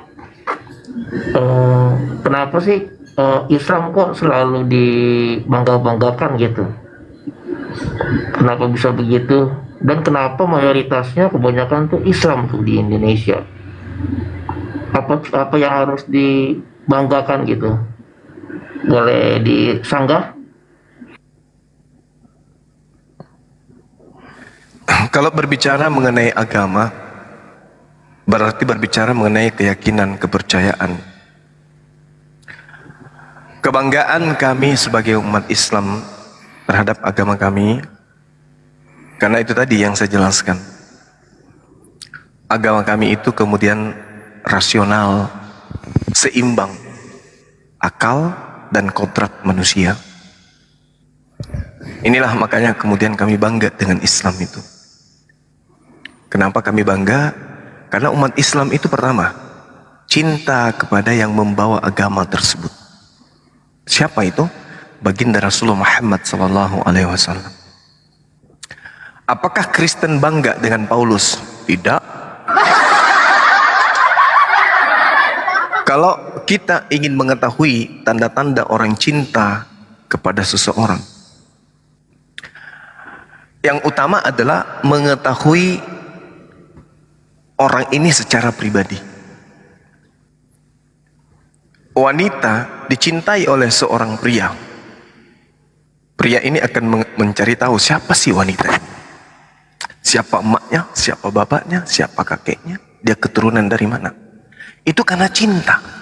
Maka dilahirkan sebuah keinginan untuk memiliki wanita tersebut. Begitu juga wanita terhadap seorang pria. Tapi apa yang terjadi terhadap Paulus? Adakah orang Kristen di atas muka bumi ini yang mencintai Paulus? Adakah umat Kristen di atas muka bumi ini yang ingin tahu siapa nama bapaknya Paulus? Adakah kemudian yang ingin tahu usia 1 tahun, 2 tahun, 3 tahun, 4 tahun, 5 tahun sampai Paulus wafat? Adakah risalah kehidupan beliau? Tak ada. Lalu ini apa namanya? Sedangkan umat Islam begitu cintanya kepada Rasulullah, sampai penggarisan kemudian sirah nabawiyah itu jelas, mulai dari dia dilahirkan sampai kemudian dia wafat kembali, semua include karena kecintaan kami kepada beliau. Tak ada satu titik celah pun. Nah, bagaimana dengan Kristen? Inilah keunggulan Islam itu. Yang kedua, Umat Islam itu cinta kepada kitab sucinya.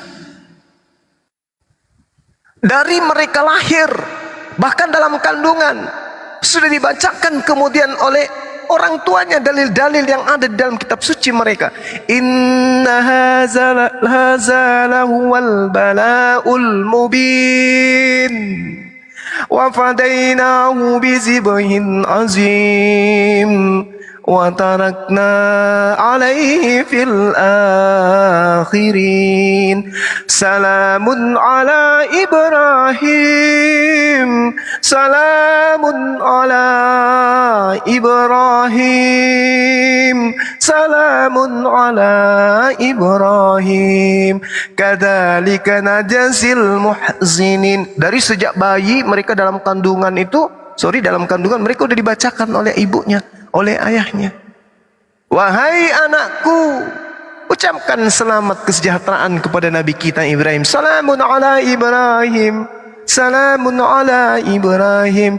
Innahu min ibadinal mu'minin. Wa basyarnahu bi ishaqa nabiyyam minas salihin. Dari sejak kecil, dari dalam rahim mereka diajarkan untuk mencintai Nabi Ibrahim, mencintai Nabi Ismail, mencintai kemudian Nabi Ishak, mencintai baginda Rasulullah Muhammad sallallahu alaihi wasallam. Apa wujud kecintaannya kemudian? Begitu dia lahir, alif, ba, ta, hai anakku, iya bapak, iya abah. Ikuti abah ya sayang, iya abah. Innahu min ibadinal mu'minin. Dari sejak bayi mereka diajarin untuk mencintai kitab sucinya. Tanda-tanda orang cinta kepada kitab sucinya, belajar asal usul isi kandungan daripada sumber kitab suci mereka. Jadi dari kecil mereka berbondong-bondong berjalan ke masjid. Begitu azan berkumandang, Allahu Akbar, Allahu Akbar, la ilaha illallah. Mereka tidak langsung pulang, mereka tinggal lagi. Bismillahirrahmanirrahim, dengan menyebut nama Allah. Mereka diajarin dari kecil diajarin berpuluh tahun mereka diupayakan Al-Quran mendarah daging di dalam jasad-jasad anak-anak umat Islam. Maka susah untuk dimurtadkan, susah untuk kemudian ditipu dengan ajaran yang irrasional. Nah, bagaimana dengan agama lain? Alergi. Apa bahasa Yunaninya Tuhan dalam kitab saudara? Ngapain bawa Yunani? Ini kita sekarang di Indonesia. Yunanian. Kenapa harus Yunanian? Kita di Indonesia. Bukti bahwa Anda tidak cinta kepada kitab saudara. Kenapa tidak cinta? Karena di situ tidak ada asmara. Di situ tidak ada kasih dan sayang. Di situ tidak ada kemudian intisari kehidupan yang disebut kasih rahmat. Kalau kitab sucinya ada kebenaran, maka kitab suci ini, walaupun orangnya tak mau mendekatkan diri kepada kitab itu, tapi kitab itu yang akan menebarkan aura kasih sayangnya, sehingga orang-orang yang ada di sekelilingnya cinta terhadap kitab tersebut. Tapi itu bukan kalam Tuhan, itu bukan firman Tuhan, maka tidak ada kasih dan sayang pada dirinya. Itu hanya tulisan manusia biasa. Berbeda dengan Al-Quran, itu seruan dari langit, kalam ilahi, kalamullah. Sehingga apa yang tertuang di dalamnya mensiratkan bias kemana-mana.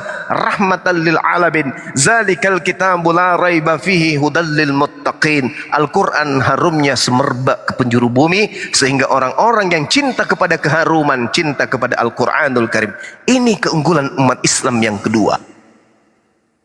Mereka cinta dari sejak mereka dalam kandungan. Mereka cinta kepada kitab suci mereka. Mereka baru bisa berjalan. Mereka berusaha kemudian tertatih-tatih mereka berjalan untuk mengetahui hanya kata huruf A, Allah, Allah, Allah.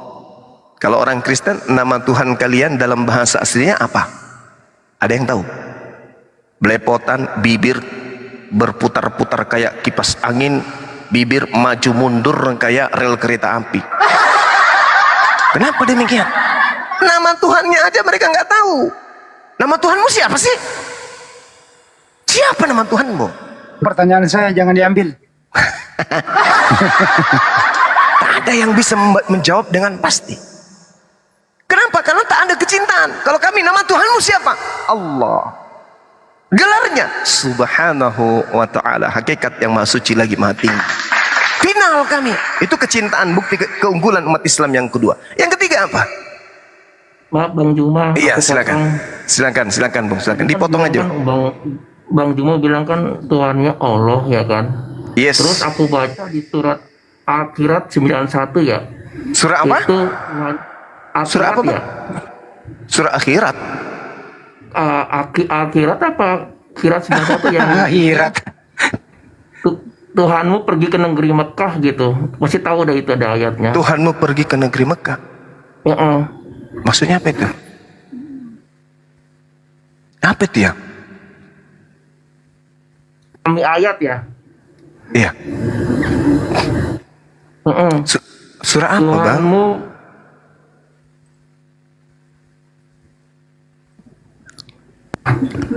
seperti itu. Apa ini, Bang, Bang? Bang Swedia lagi Tuhannya flu ada atau di gimana atas, nih? Bang. Dia kan lagi demam.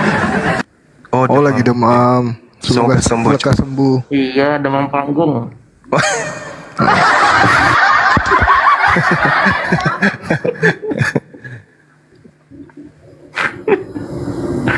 Yang dimaksud itu banyak Wa Annamal ayat 91. Innamal umri itu Tuhan negeri Makkah itu yang dimaksud ya.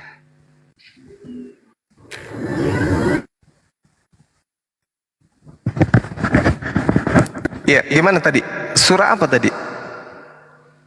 Surah An-Naml. Annamal 91. Anmal ya, Anmal. Oh. Surat Anmal. Allah Subhanahu wa taala kemudian menjelaskan bismillahirrahmanirrahim. Innama umirtu an a'budu rabbal hazihil balad alladhi harramaha wa lahu kullu syai' wa umirtu an akuna minal muslimin. Aku Nabi Muhammad hanya diperintahkan menyembah Tuhan negeri ini yang Dia telah menjadikan suci padanya dan segala sesuatu adalah miliknya. Segala sesuatu adalah miliknya. Dan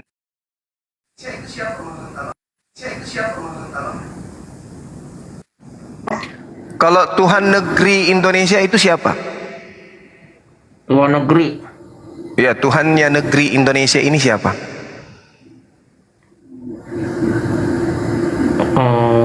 Siapa ya? Aku juga nggak tahu. Tuhan negeri. Yang disebut Rabbus Samawati wal Ard.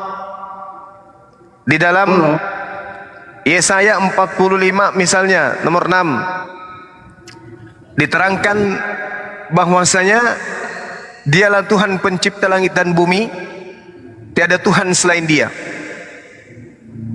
Itu siapa? Apakah Tuhan pencipta langit dan bumi itu adalah Tuhan bagi negeri Mekah?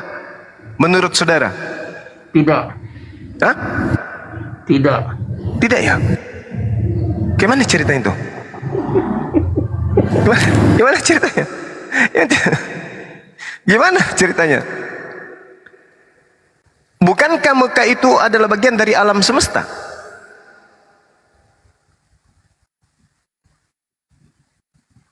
Bung? Mazmur 24 nomor 50 misal nomor 10 misalnya. Tuhan semesta alam. Itu siapa itu Tuhan semesta alam? Bang. Bang. Udah kabur orangnya. Oh, kabur. Inilah orang kalau selalu tidur berbicara. Yaudah silakan saudara-saudara disambit atau dilanjutkan. Sementara saya mau ini dulu bikin kopi campur masak bentar ya. Silakan Oten yang mau naik silakan Rukia, saya beri waktu 5 menit ya. Hanya Makanya- untuk teman-teman Kristen. Silakan lanjut Bang Kang. Iya, makanya jangan tidur di atas pohon, jatuh nanti.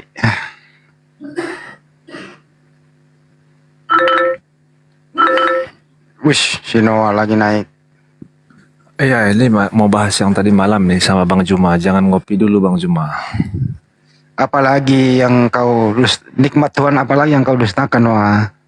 Enggak, tapi tadi malam ada pembahasan kan gitu. Dendam dia sama Bang Juma dia. Masih dendam dia. Iya. Lanjut. Halo Bang Juma, monitor. Bang Juma lagi rehat dulu, jangan diganggu dulu. Kasih waktu 5 menit lah. Minum dia. Oh minum, ya udahlah, minum silakan ya udah. Apa Apa yang mau masalah? dibahas apa? Apa Bang? Apa yang mau dibahas apa? Oh, ini mengenai ulangan 33 ya.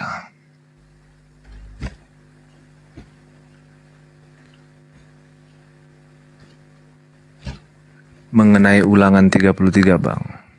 Iya. Ulangan 33 Nomor, ayat nomor.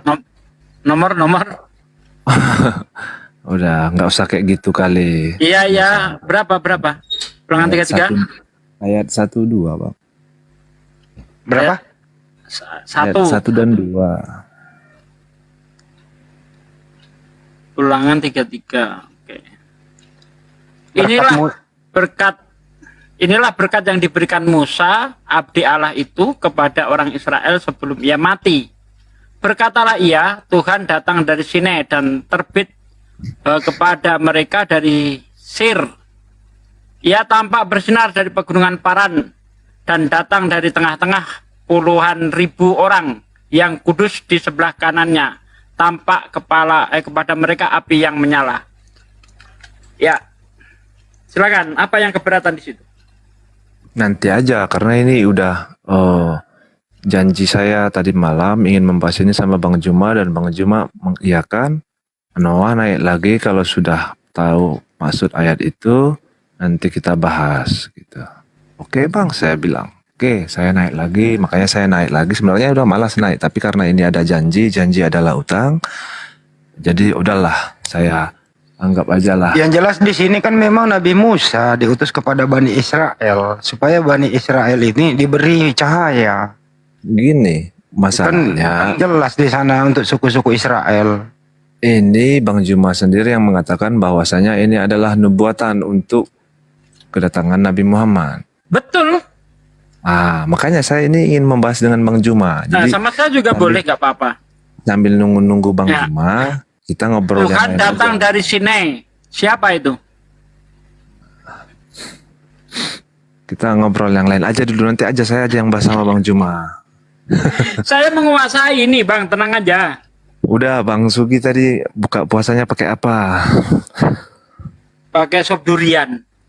So, durian dari mana? Dari Tapi lalang. bukan kulitnya ya. Ya durian kan sekarang banyak, Bang. Nggak kayak dulu kalau nggak musim nggak ada. Sekarang kan banyak itu. Iya, itu nggak durian dari lalang itu. Durian apa? Nggak durian dari lalang. Durian dari lalang. Iya, Maksudnya?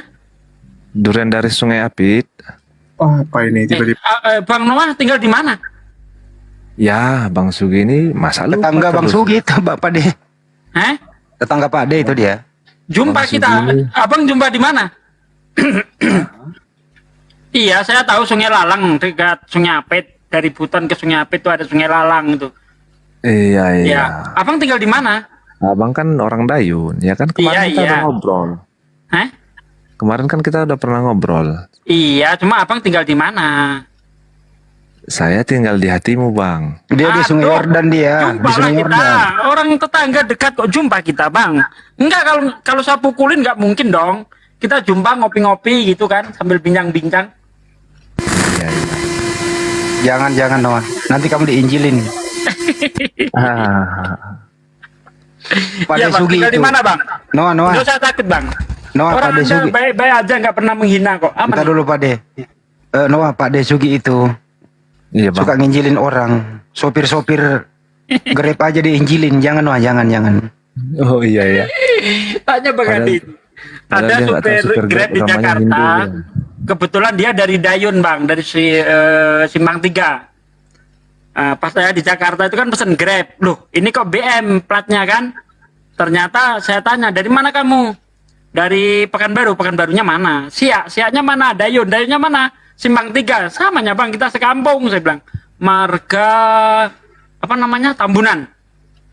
Nah itu dia, di Jakarta dia. Saya injilin. Tanya Bang Andi itu. Iya ya. Tanya aja Bang Andi. Kalau Ustadz Sugi itu dia ngomongnya terang-terangan tuh, live pun di depan orang pun teriak-teriak. Nggak peduli dia. Memang Kata saya suka sopirnya- mancing-mancing. Ya itu udah karakternya. kata sopirnya, ini bapak ini pendeta ya? Kok tahu Bible gitu loh? Nah, ayo lu. Pak Desugi dikira pendeta. Kok hafal Bible gitu? Iya kan? Ya, Waktu itu mau gitu. ke Mangga 2 ya Bang Andi ya? Atau mau ke Poncol? Kemana kemarin tuh? Waktu Ke itu mau Poncol, ketemu Poncol. waktu itu mau ketemu presiden. Bang Noah tinggal di mana Bang Noah? Biar bisa jumpa kita. Kok tahu Lalang, Sungai Apit? Kalau saya stay sekarang di Sumatera Utara, Bang. Oh di sana. Kapan ke Ntar Dayun dulu lagi, Bang? Pak De. Baru saya ingat teman-teman semuanya gitu ya. Kita doakan bersama Pak Desugi, tolong dibacakan Al-Fatihah. Istri Bang Dewa sekarang masuk rumah sakit. Ya Allah. Jadi ya Allah. penyakitnya kambuh kembali gitu ya. Ya Pak De, mohon kita doakan bersama. Semoga istri Bang Dewa bisa sehat pulih kembali. Iya. Dengan membaca Al-Fatihah, silakan Pak De. Oke, saudaraku sekalian yang ada di bawah ini, istrinya Bang Dewa dapat ujian dari Allah berupa sakit. Saya tidak tahu sakitnya apa, tapi percayalah bahwa setiap muslim yang sedang diuji berupa sakit, insya Allah akan diampuni segala dosanya. Sebagaimana Rasulullah bersabda, tidak menancap duri pada diri seorang muslim kecuali ia akan diampuni dosanya. Nah, maka dari itu saudaraku sekalian, mari kita kirimkan Fatihah yang tujuannya untuk kesembuhan istri Bang Dewa. Ila jasati istri Bang Dewa, Al-Fatihah. A'udzubillahi minasyaitonirrajim. Bismillahirrahmanirrahim. Alhamdulillahirabbil alamin. Ar-Rahmanir-Rahim. Maliki yaumiddin. Iyyaka na'budu wa iyyaka nasta'in. Ihdinas siratal mustaqim. Siratal ladzina an'amta 'alaihim ghairil maghdubi 'alaihim waladdallin. Amin. Amin. Terima kasih saudaraku sekalian sudah berkenan ikut mendoakan.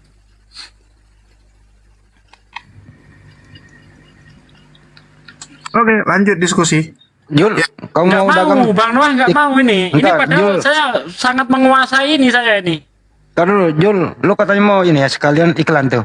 Apa Ya, tuh? ini aku iklan nih bagi teman-teman yang mau beli kaos seperti yang ada di foto ini, jangan lupa cek bio. Tunggu saya gedein dulu. Bang Juma mana sih?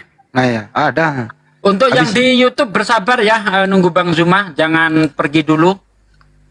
Tetap bertahan di Sugi Kristologi Reaksi. Jangan kemana-mana, oke? Lanjut. Kalau boleh tahu itu istri Bang Dewa itu sakit Udah apa? itu aja gak usah ditanya. Ini lagi nih. Nggak tahu, Jul, Bang, silakan. nggak tahu kan udah saya bilang tadi, saya nggak tahu.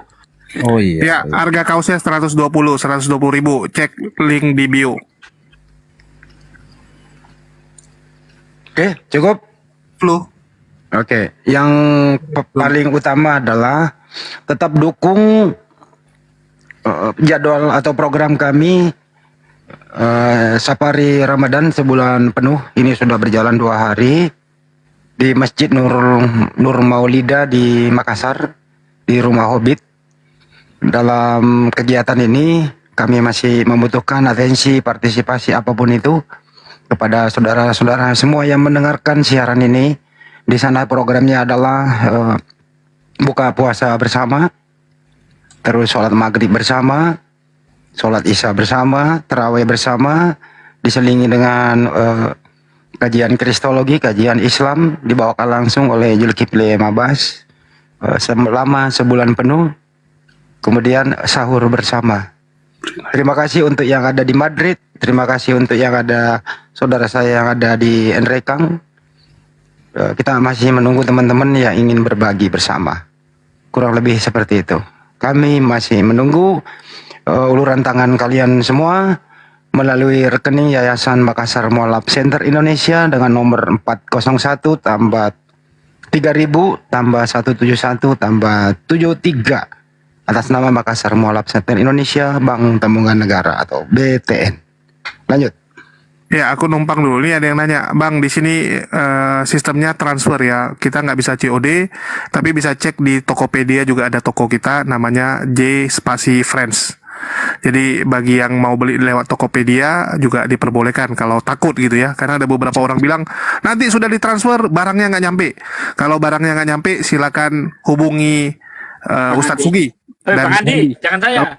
Ya, kalau perlu dibakar aja rumah Bang Andi juga nggak apa-apa. Orang rumah ngontrak mau dibakar mau apa dia. Gimana mau bakar?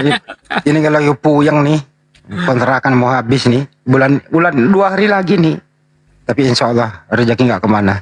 Doakan yang terbaik semua. Dan doakan juga nih, istri saya sebentar lagi akan melahirkan sesar tanggal 27 bulan ini. Semoga insya Allah baik-baik saya semua. Lanjut. Oke, baik, saya ambil alih dulu ya. Ini ada Min Sitar, tadi katanya minta waktu 3 menit. Saya persilakan, silakan Bang. Assalamualaikum warahmatullahi wabarakatuh. Min Sitar. Mana orangnya? Min sih. Kalau nggak ada suaranya, maaf ya Bang, aku turunkan karena sudah. Itu udah dibuka tuh. Silakan Bang, sebelum diturunkan Bang. Nggak jelas, agak lain juga ini. Bang? Kecil suaranya tuh. Diturunin. Ini Oke, selanjutnya ada Yuza Britania. Selamat malam Yuza.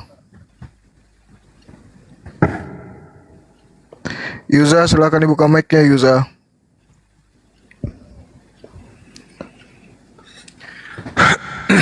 Ya, selamat malam. Oke, ada apa yang ingin disampaikan? Loh, kok ke-mute lagi Bang? Gunakan waktu sebaik-baiknya Bang, sebelum diturunkan Bang. Ini kursi panas ini. Halo Bang Yuza, silakan. Bang Yuza, oh udah, nggak mau dia, turunin Bang. Oke, nggak ada.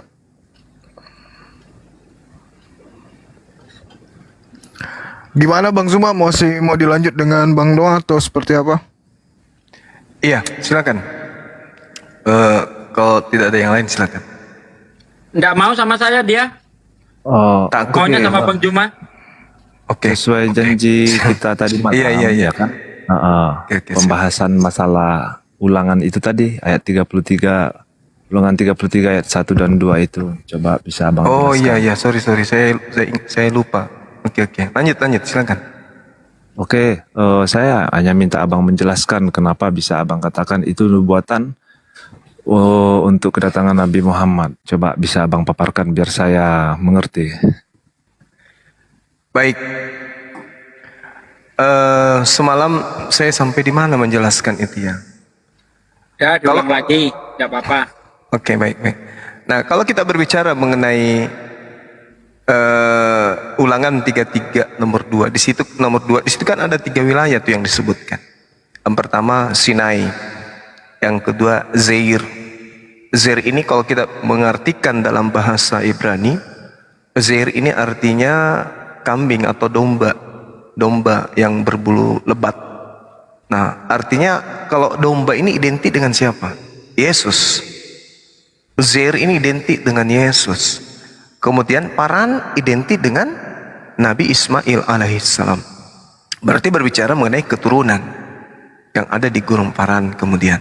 Nah, kemudian yang kedua adalah hukum. Hukumnya ini laksanat yang api yang menyala-nyala. Yang ketiga, dia membawa 10.000 orang suci. Hukum-hukum yang dibawa kemudian adalah hukum yang terkait dengan hukum Tuhan yang harus menjadi acuan di dalam menegakkan keinginan Tuhan di atas muka bumi. Jadi hukum yang lain harus ditaklukkan dengan itu. Maka ketika berbicara tentang ulangan 32 ini, maka kita harus jujur mengakui di situ ada kata rababaut, artinya 10.000. Siapa yang pernah kemudian memimpin orang suci 10.000? Nabi Musa tidak pernah, Daud tak pernah, Yesus tak pernah.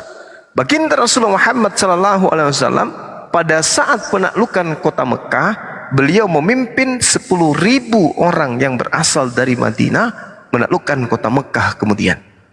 Dan itu betul. Setelah masuk kota Mekah, maka hukum yang terjadi pada masa itu adalah hukum Tuhan, hukum Islam.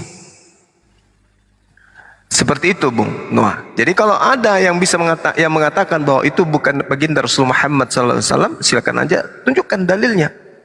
Di mana kemudian ada sepasukan 10.000 dibawa oleh seorang pemimpin, di mana pemimpin ini adalah berkat Tuhan yang datang kepada manusia seluruhnya. Berkat datang kepada Nabi Musa di Mesir, Isa kemudian di Zair, ya, lalu kemudian baginda Rasul Muhammad SAW di Gunung Faran. Silakan.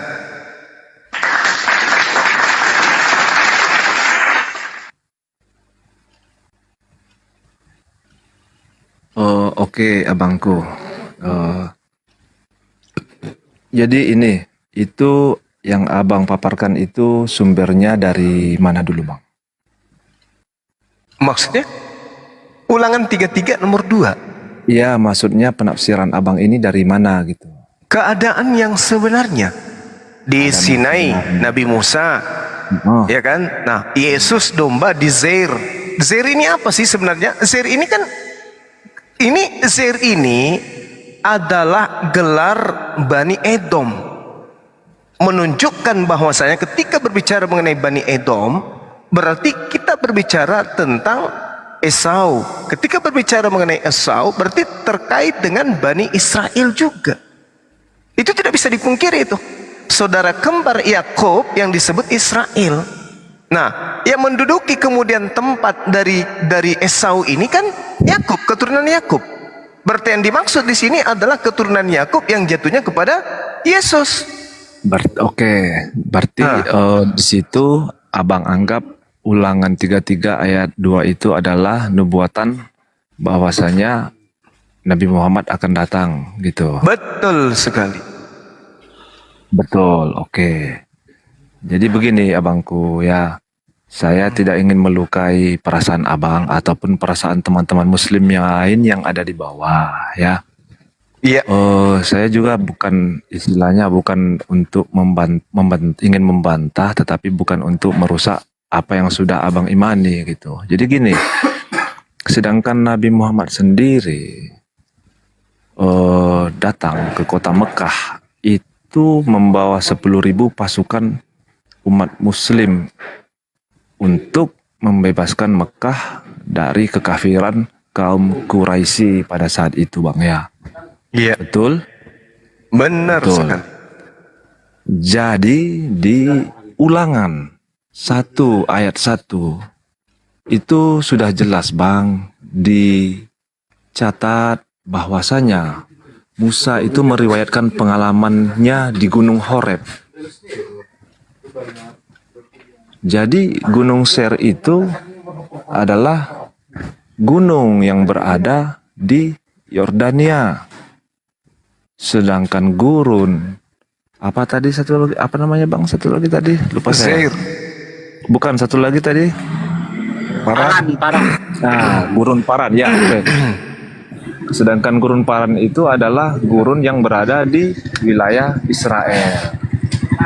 Sedangkan Gunung Sinai adalah gunung yang berada di wilayah Mesir. Jadi ini adalah yang dimaksud api menyala-nyala adalah hukum Taurat, Bang. Hukum Taurat yang disampaikan Tuhan kepada Musa. Jadi Tuhan datang melalui Gunung Sinai, dari Gunung Sinai untuk menyampaikan hukum Taurat kepada Musa. Makanya dikatakan hukum api yang menyala-nyala. Hukum Taurat itu memang benar, hukum api yang menyala-nyala itu adalah hukum Taurat. Karena itu adalah hukum Tuhan yang pertama untuk Bani Israel yang disampaikan melalui Nabi Musa. Itu jelas kok, Bang. Di Ulangan 1 ada satu perikop, bisa Abang baca. Saya menyanggah pakai data, Bang. Bukan saya mengada-ngada, tapi itulah. Silakan Abang tanggapi kembali. Oke, baik. Al-Quran mengatakan kemudian dalam surah Al-Ma'idah diterangkan begini. Allah Subhanahu wa taala mengiringkan ya kemudian jejak para nabi. Wa kaffaina ala atharihim bi Isa bin Maryam musaddiqan lima baina yadayhi minat Taurah wa atainahul Injil fihi hudaw wa nur wa musaddiqan lima baina yadayhi minat Taurah wa hudaw wa mau'idatan lil muttaqin. Kami teruskan jejak-jejak mereka dengan mengutus Isa putra Maryam, membenarkan kitab sebelumnya itu Torah, dan kami wahyukan kepadanya ketetapan Injil. Di dalamnya terdapat petunjuk cahaya, membenarkan kitab sebelumnya itu Torah, dan sebagai petunjuk serta pengajaran untuk orang-orang yang bertakwa. Itu betul. Kalau saudara membawa ulangan, jangankan Faran yang dikatakan di dalam di Mekah. Ya, Faran yang ada di antara Yordan juga ada di situ memang. Antara kemudian tentang Suf dengan Tofel, Laban, Hoserot dan Zihab memang ada kota Faran di sana dijelaskan. Betul memang. Ada juga diterangkan tentang pegunungan Seir, memang betul ada.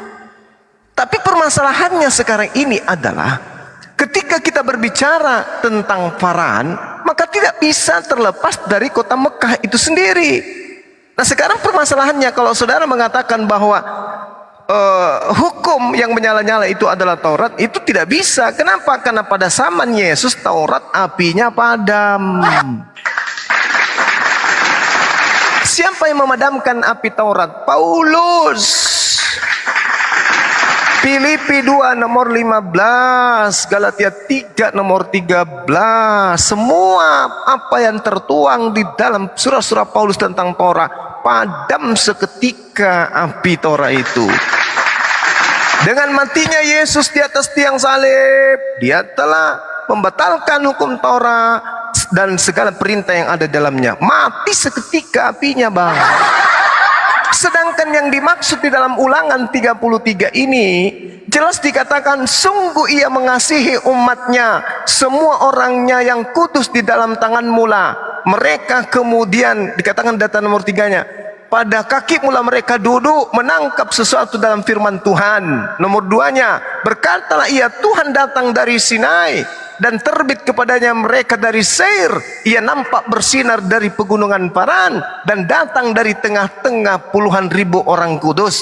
Ada 3 oknum di sini. Yesus tak pernah tampil di tengah-tengah orang kudus, apalagi 10.000, nggak pernah. Nggak pernah dia. Nabi Musa pun tak pernah.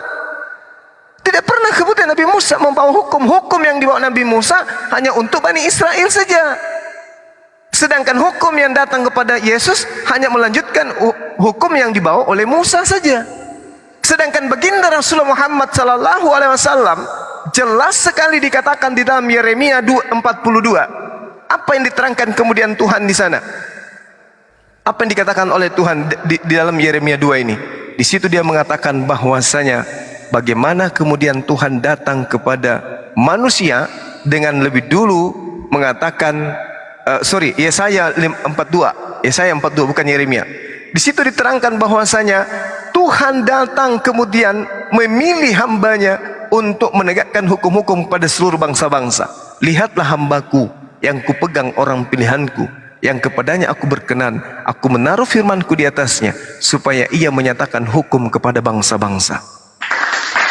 Hukum Nabi Musa hanya untuk Bani Yakub.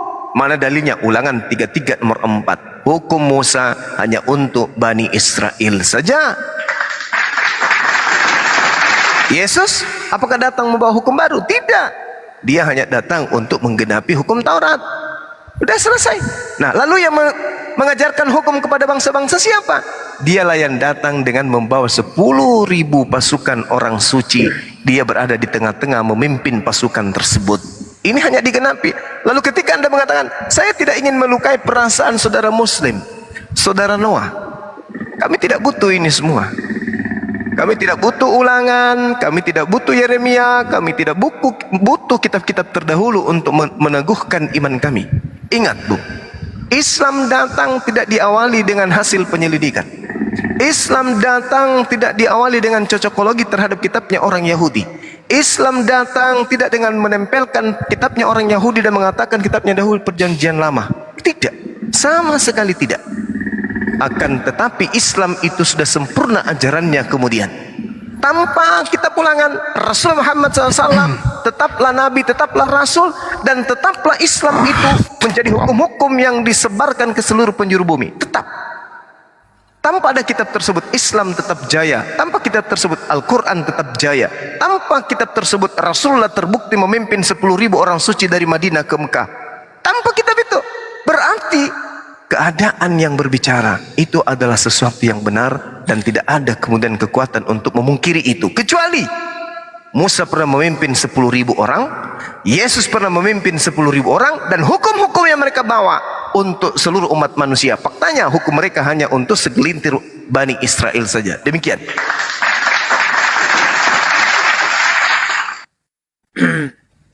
Lagian Padang Paran itu kan tempatnya Ismail dan ibunya. Betul. Kejadian 21 ayat 21. Coba dibaca itu Bang Noah.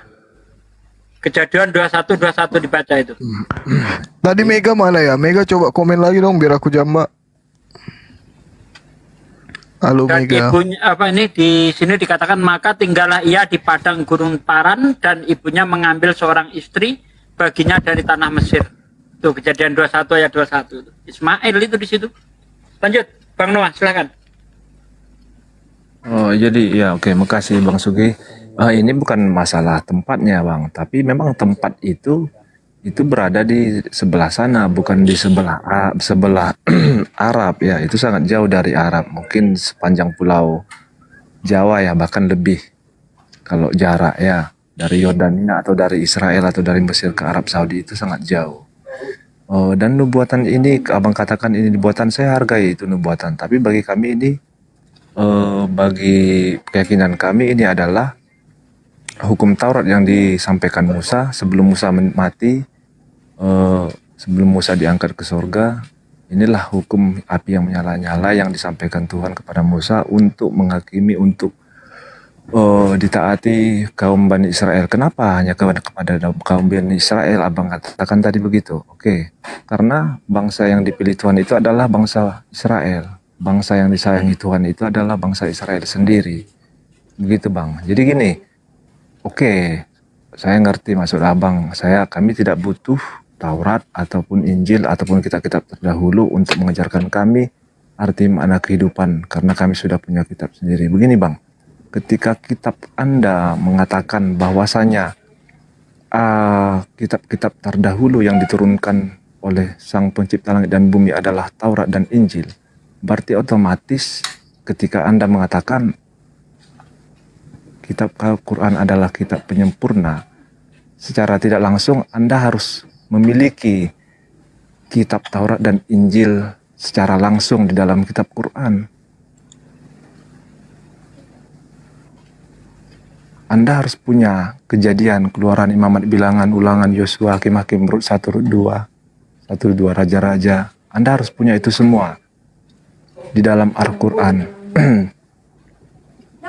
Karena jelas kan bahwasanya umat muslim meyakini Taurat, Zabur, dan Injil adalah kitab yang diturunkan kepada nabi-nabi terdahulu. Bahwasanya pendahulu ya, hukum-hukum pertama yang ada di muka bumi untuk manusia. Berarti orang Abang harus meyakini itu, tidak boleh membantah. Saya terima walaupun kami tidak meyakini Quran, tapi saya bisa terima Quran sebagai penyempurna. Tetapi Abang tidak meyakini, Abang tidak terima Taurat itu ataupun Zabur itu ataupun Injil itu sebagai kitab pedoman hidup yang ada terlebih dahulu daripada Quran. Itu tadi Abang udah salah. Jadi untuk apa diriwayatkan itu semua gitu? Untuk apa dikutip dalam Quran kalau Abang tidak terima gitu? Ini kok mana-mana ya? Iya betul benar. Bukan saya kemana-mana, kan Abang Juma tadi yang bilang.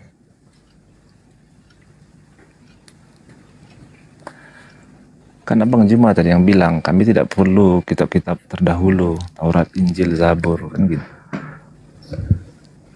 Ya kalau tidak perlu kenapa disuratkan, kenapa ada ditulis di dalam Quran? Itu maksud saya. Silakan Bang Juma. Oke. Ya jadi memang kita tidak butuh Kita tidak butuh syariat Nabi Musa. Syariat Nabi Musa itu tidak dibutuhkan manusia saat sekarang ini. Syariatnya maksudnya ya, hukum-hukumnya. Karena hukum-hukum yang datang kepada Nabi Musa hanya untuk Nabi Musa. Inilah celakanya kalau kita tidak menggunakan akal. Hukum yang datang kepada Nabi Musa hanya untuk Nabi Musa dan kaumnya saja. Abang bilang hukum yang diberikan kepada Nabi Musa adalah hukum hanya untuk kaumnya saja. Saya coba tes abang. Bolehkah berzina di zaman ini? Di kitab saya nggak boleh.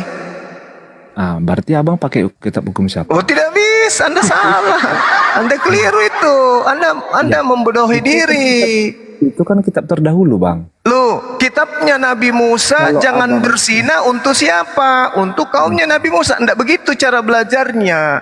Andai Nabi Musa seumuran dengan Bang Suma, pada saat kemudian Nabi Musa diperintahkan menyampaikan kepada Bani Israel jangan berzina, lalu kemudian Bang Suma berzina, apakah Bang Suma dihitung berdosa?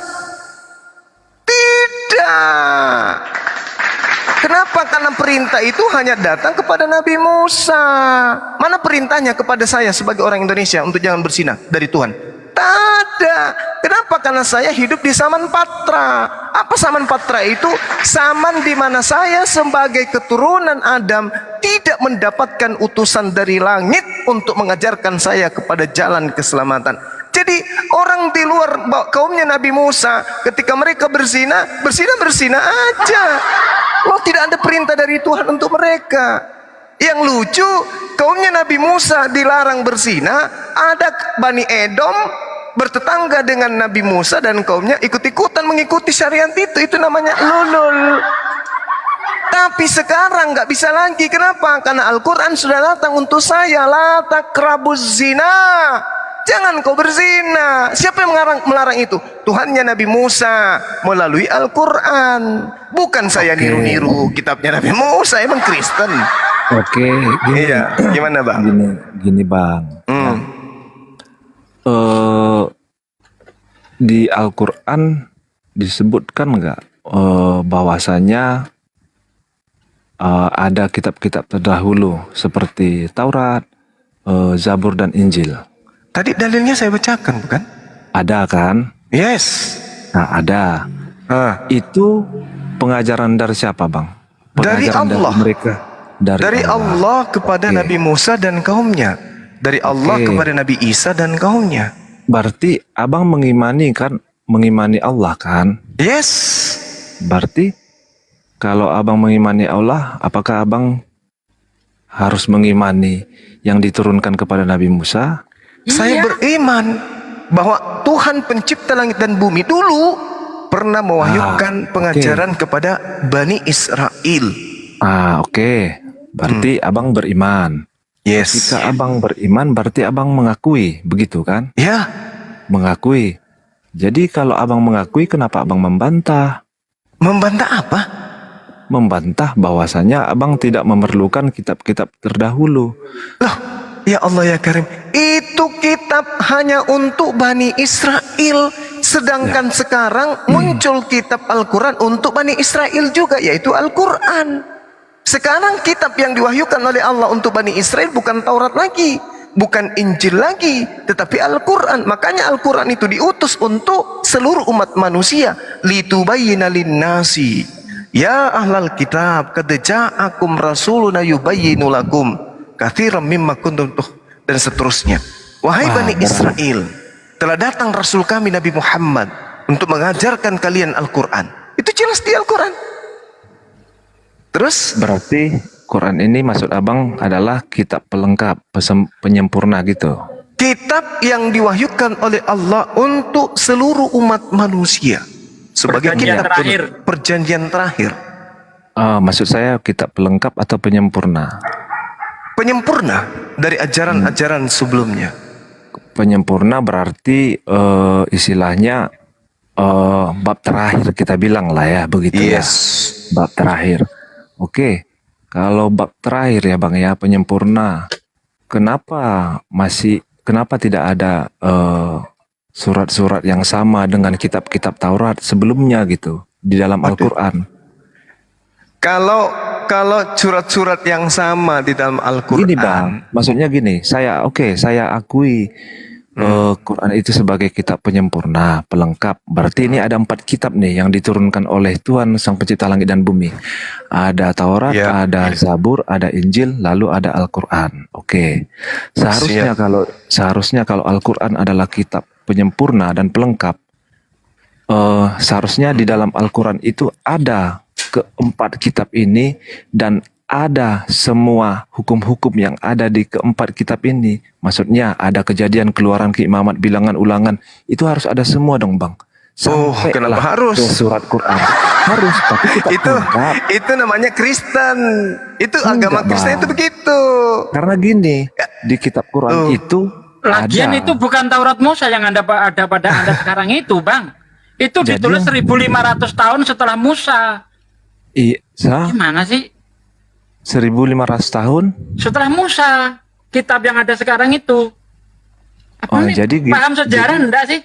Jadi gimana dengan hukum Taurat itu, Bang? Hukum Taurat itu di dalam Al-Quran dikatakan begini. Alladzina yattabi'unar rasul nabiyya ummiya allati yajidunahu maktuban indahum fit Taurah wal Injil ya'muruhum bil ma'ruf wa yanhahum 'anil munkar wa yuhillu lahumut thayyibah wa yuharrimu 'alaihimul khaba'ith. Itu jelas tuh. Wa ida'u anhum israhum wal aqlal allati kanat 'alaihim falladina amanu bihi wa azzaru wa nasaru wattaba'u nuralladzi unzila ma'ah ulaika humul muflihun.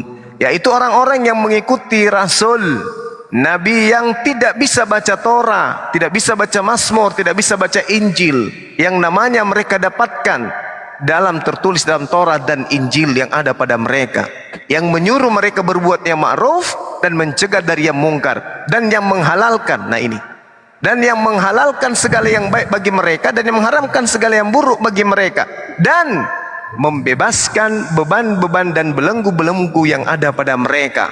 Adapun orang-orang yang beriman kepadanya, memuliakannya, menolongnya, mengikuti cahaya yang terang diturunkan kepada yang berupa Al-Quran, mereka itulah orang-orang yang beruntung. Jadi Rasulullah Muhammad sallallahu alaihi wasallam kemudian diutus oleh Allah untuk membebaskan beban-beban dan belenggu-belenggu Bani Israel yang menjadi syariat hukum yang dibawa oleh Nabi Musa alaihi salam. Contoh, kuduskan hari Sabat. Al-Quran datang membebaskan mereka dari hukum itu, sehingga mereka hanya diperintahkan kemudian sholat Jumat saja, jangan lagi Sabat. Ketika datang Al-Quran kepada mereka Bani Israel diperintahkan kemudian untuk masuk ke dalam zona pengajaran Al-Quranul Karim sebagai penutup para kitab, kitab para nabi, sehingga mereka tidak punya kewajiban lagi untuk menjalankan syariat Nabi Musa, karena sudah datang Al-Quran. Oh gitu. Yes. Berarti awal mula penciptaan itu tertulisnya sebenarnya di kitab apa, Bang? Awal mula penciptaan kan di Al-Quran dijelaskan. Enggak, maksudku di antara keempat kitab yang diturunkan Tuhan ini, awal mula penciptaan langit dan bumi itu sebenarnya tertulis di Al-Quran juga diterangkan awal penciptaan menurut Al-Quran. Enggak, maksud saya yang aslinya sebenarnya diterangkan itu di kitab apa? Di kitab Taurat kah atau di kitab Zabur kah atau di Injil kah? Kami umat Islam tidak bisa mengatakan pertama itu kemudian ada di dalam kitabnya Nabi Musa, karena hari ini kita tidak pernah menemukan kitabnya Nabi Musa itu yang mana. Berarti maksud Abang kitab Taurat yang ada sekarang, Zabur dan Injil sekarang itu bukan firman yang diturunkan Tuhan kepada nabi-nabi terdahulu, begitu Bang? Tidak ada bukti kan bahwa itu kitabnya Nabi Musa? Ada nggak bukti bahwa itu kitabnya Nabi Musa? Bukti ya, soalnya yang dipakai orang Yahudi juga itu kok. Dalam bahasa Ibrani. Memangnya orang Yahudi ini adalah orang yang taat kepada Nabi Musa? Ya, mungkin dulu tidak. Terus sekarang kalau tidak, lalu dari mana mereka mengambil Sekarang Oke, apakah kalau ya, dulu tapi kan tidak. tidak semua, Bang. Coba baca Yeremia 8 ayat 8, Bang. Tunggu Mengapa bentar, Bang kamu Sugi. berkata aku bijaksana dan memiliki Taurat Tuhan, sesungguhnya pena palsu penyurat telah membuatnya menjadi bohong. Baca tuh Yeremia 8 ayat 8 tuh. Iya. Gini, apakah semua orang Yahudi tidak taat? Kan Sebenarnya si Noah ini mau kemana sih ngomongnya? enggak, saya hanya mau nanya itu. Aduh, Loh, kok kok turun? turun? Jangan turun lah. Kepental atau Naikin, gimana? naikin lagi kok turun.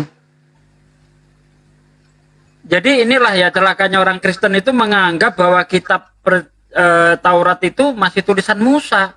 Padahal sangat mudah sekali dibuktikan itu bukan tulisan Musa. Contohnya kalau kita baca di dalam kitab Keluaran deh, kitab Keluaran 3 ayat 3. Nih, ini bukan tulisan Musa ini. Keluaran 3 ayat 3. Ini. Bentar ya. Kok Noah turun? Jangan turun Noah. Kenapa turun Bang Noah? Nih, Keluaran 3 ya. Ini kita buktikan. Ini bukan tulisan Musa ini. Nih. Adapun Musa, iya, biasa mengembalakan kambing domba Yitro mertuanya. Apa ini tulisan Musa? Kayak begini. Masa Musa menyebut dirinya iya, menyebut dirinya nya? Kan nggak masuk itu.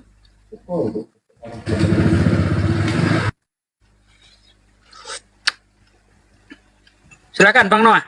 Wah, gini, tadi kan Abang Sugi bilang bahwasanya kitab Taurat atau Zabur atau Injil yang beredar saat ini atau kitab yang dipakai umat Yahudi, umat Kristen saat ini kan bukan atau tidak teruji keasliannya, karena ini tulisan manusia gitu, bukan sesungguhnya ini firman dari Tuhan. Berarti kita bilang itu tidak asli. Jadi kalau Abang berani bilang itu tidak asli, Abang harus bisa tunjukkan yang seperti apa Taurat atau Zabur atau Injil dari Tuhan itu yang sebenarnya seperti apa. Gitu, Bang Juma mau jawab atau saya? Ya, silakan Ahi, silakan. Jadi untuk membuktikan sebuah informasi itu tidak harus kita cari aslinya yang mana. Contoh, ketika orang Islam mendapati sebuah hadis itu dikatakan palsu, itu tidak ada orang Islam nanya mana aslinya. Bukan begitu, Bang. Sebuah informasi dikatakan tidak palsu kalau penulisnya tidak jelas. Atau di dalam dunia kita bisa kita sebut surat kaleng. Misalnya, ada surat edaran nih. Bangsa rakyat Indonesia setiap bulan akan digaji 3 juta. Ini katanya dari Jokowi. Tapi yang nulis siapa tidak tahu. Tanda tangannya Jokowi nggak ada. Ini juga termasuk surat palsu. Jadi kepalsuan sebuah informasi jangan diumpamakan seperti palsunya uang. Kalau uang ini palsu, oh ini yang asli seperti ini. Ciri-cirinya seperti ini. Tapi informasi tidak seperti itu. Hadis dikatakan palsu ketika tidak jelas siapa penulisnya. Sama kitab ini yang Anda pegang ini, saya bilang ini palsu. Kenapa? Karena tidak jelas siapa penulisnya. Coba Anda jawab. Adapun Musa, ia biasa mengembalakan kambing domba Yitro mertuanya. Siapa yang ngomong di sini? Silakan. Yang ngomong di mana, Bang? Keluaran 3 ayat 1. Jadi yang saya tahu yang menulis kitab Kejadian, Keluaran, Bilangan, pokoknya kitab Taurat lah ya, atau Torah, itu adalah Nabi Musa sendiri. Mungkinkah Musa menyebut dirinya iya? Nya? Mana yang lebih logis? Ini ada orang yang bercerita tentang Musa, atau Musa sendiri yang menulis? Adapun Musa, ia biasa mengembalakan kambing domba Yitro mertuanya. Coba. Ya, Ini orang bercerita tentang Musa kah atau tulisan Musa? Supaya yang membaca itu lebih memahami bahwasanya Musa yang mengembalakan. Tapi kalau dia menulis aku itu kan katanya sudah beda, Bang. Aku itu siapa gitu. Tapi kalau Musa kan jelas, oh Musa. Justru kalau di situ ditulis aku, kita langsung tahu. Ini tulisan Musa. Adapun aku biasa mengembalakan kambing domba Yitro mertuaku. Karena kita tahu bahwa menantunya Yitro adalah Musa. Itu nggak akan membingungkan. Contoh lagi, saya kasih contoh. Ulangan 34 ayat 5. Apakah ini tulisan Musa? Nih. Ulangan ya, ulangan bentar. Ulangan 34 ayat 5. Lalu matilah Musa, hamba Tuhan itu. Tulisan Musa ini. Apakah orang mati nulis? Tapi Tuhan sudah berfirman sama Musa, kan gitu Bang. Ini bukan firman Tuhan nih Bang. Ini redaksi dari penulis. Lalu matilah Musa, hamba Tuhan itu, di sana di tanah Moab sesuai dengan firman Tuhan, ya, dan dikuburkan nyala dia di suatu lembah. Ini bukan tulisan Musa, Bang. Kalau kita mempunyai pikiran logis, kita akan tahu bahwa ini ada orang bercerita tentang kematian Musa. Boleh saya jawab nggak? Nah, silakan. Kalau saya bikin pusing, ya, kalau melihat sejarah bahwa tanah itu dari mulai Kejadian sampai Maleakhi benar-benar tidak ditulis oleh Musa. Anda Islam Kristen, Bang? Saya Kristen. Oke. Itu ditulis oleh para sarjana Yahudi setelah pembuangan di Babilonia pada abad 4 sebelum Masehi. Nah, itu pun terbagi menjadi dua kelompok, ada kelompok Elohis dan kelompok Yahwis. Kelompok Elohis adalah yang percaya bahwa penciptaan diciptakan oleh Elohim. Sementara kelompok Yahwis percaya bahwa yang menciptakan adalah Elohim dan bernama Yahweh. Dan itu bukan tulisan Musa. Musa hanya menuliskan Taurat. Taurat itu adalah aturan-aturan yang ada di dalam imamat. Itu tulisan Musa. Maka berdasarkan diperintahkanlah Musa untuk menuliskan Taurat itu. Yang dituliskan adalah imamat dan peraturan-peraturan, syariat-syariat yang digunakan oleh Yahudi sebagai tetapi itu kalau kejadian tanah bener Bang, itu dari Majelis Agung ya, unsecond set igodlah. Saya tahu itu. ya, tetapi kejadian sama sekali bukan ditulis Musa. Keluaran dan keseluruhan kitab tanah bukan ditulis oleh nabi-nabi. Itu merupakan saduran. Jadi zaman itu para sarjana Yahudi menemukan kitab-kitab, ada kitab Yesaya, di sana kitab Yeremia dan sebagainya ditulis ulang dan dijadikan sebuah kanon tanah. Jadi sebenarnya nggak ada masalah itu mengapa terkesan seperti sebuah narasi. Memang betul dinarasikan ulang oleh para sarjana itu, menjadilah kitab yang kanon yang disebut dengan tanah. Tapi tidak mengurangi kualitas dan standar bahwa ini berisi sejarah dan nilai sejarahnya tetap ada, dan ada firman Tuhan di dalamnya yang disampaikan kepada Musa dan kepada para nabi. Sebenarnya sederhana itu. Orang Kristen memang suka bilang bahwa itu adalah ilham dari Roh Kudus. Musa menuliskannya menurut firman Roh Kudus. Saya nggak sepakat. Ya, tidak ada ilham Roh Kudus di situ. Tidak ada pewahyuan, tetapi ilham maksudnya adalah sarjana-sarjana itu menuliskan sejarah berdasarkan banyak sumber. Ada sumber oral, sumber ingatan-ingatan, sumber kisah-kisah yang diturun-temurun. Ada pun juga tulisan-tulisan yang ada pada zaman itu yang kembali ditulis ulang menjadi tulisan yang sangat baru. Saya rasa itu. Mantap. Nah, makanya tadi saya katakan itu ditulis 1500 tahun setelah Musa, karena kodek tertua perjanjian lama itu 300 tahun sebelum Masehi. Bang Noah, terima kasih Bang sudah menjelaskan. Monggo Bang Juma dilanjut. Saya mute dulu. Silakan, silakan. Saya masa ini dulu, masa apa? Masa air. Jadi poin yang dibahas apa ini?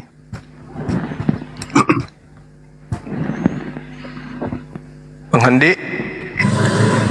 Oh, oke. Bang bikin pusing. Saya mau tanya ini ya.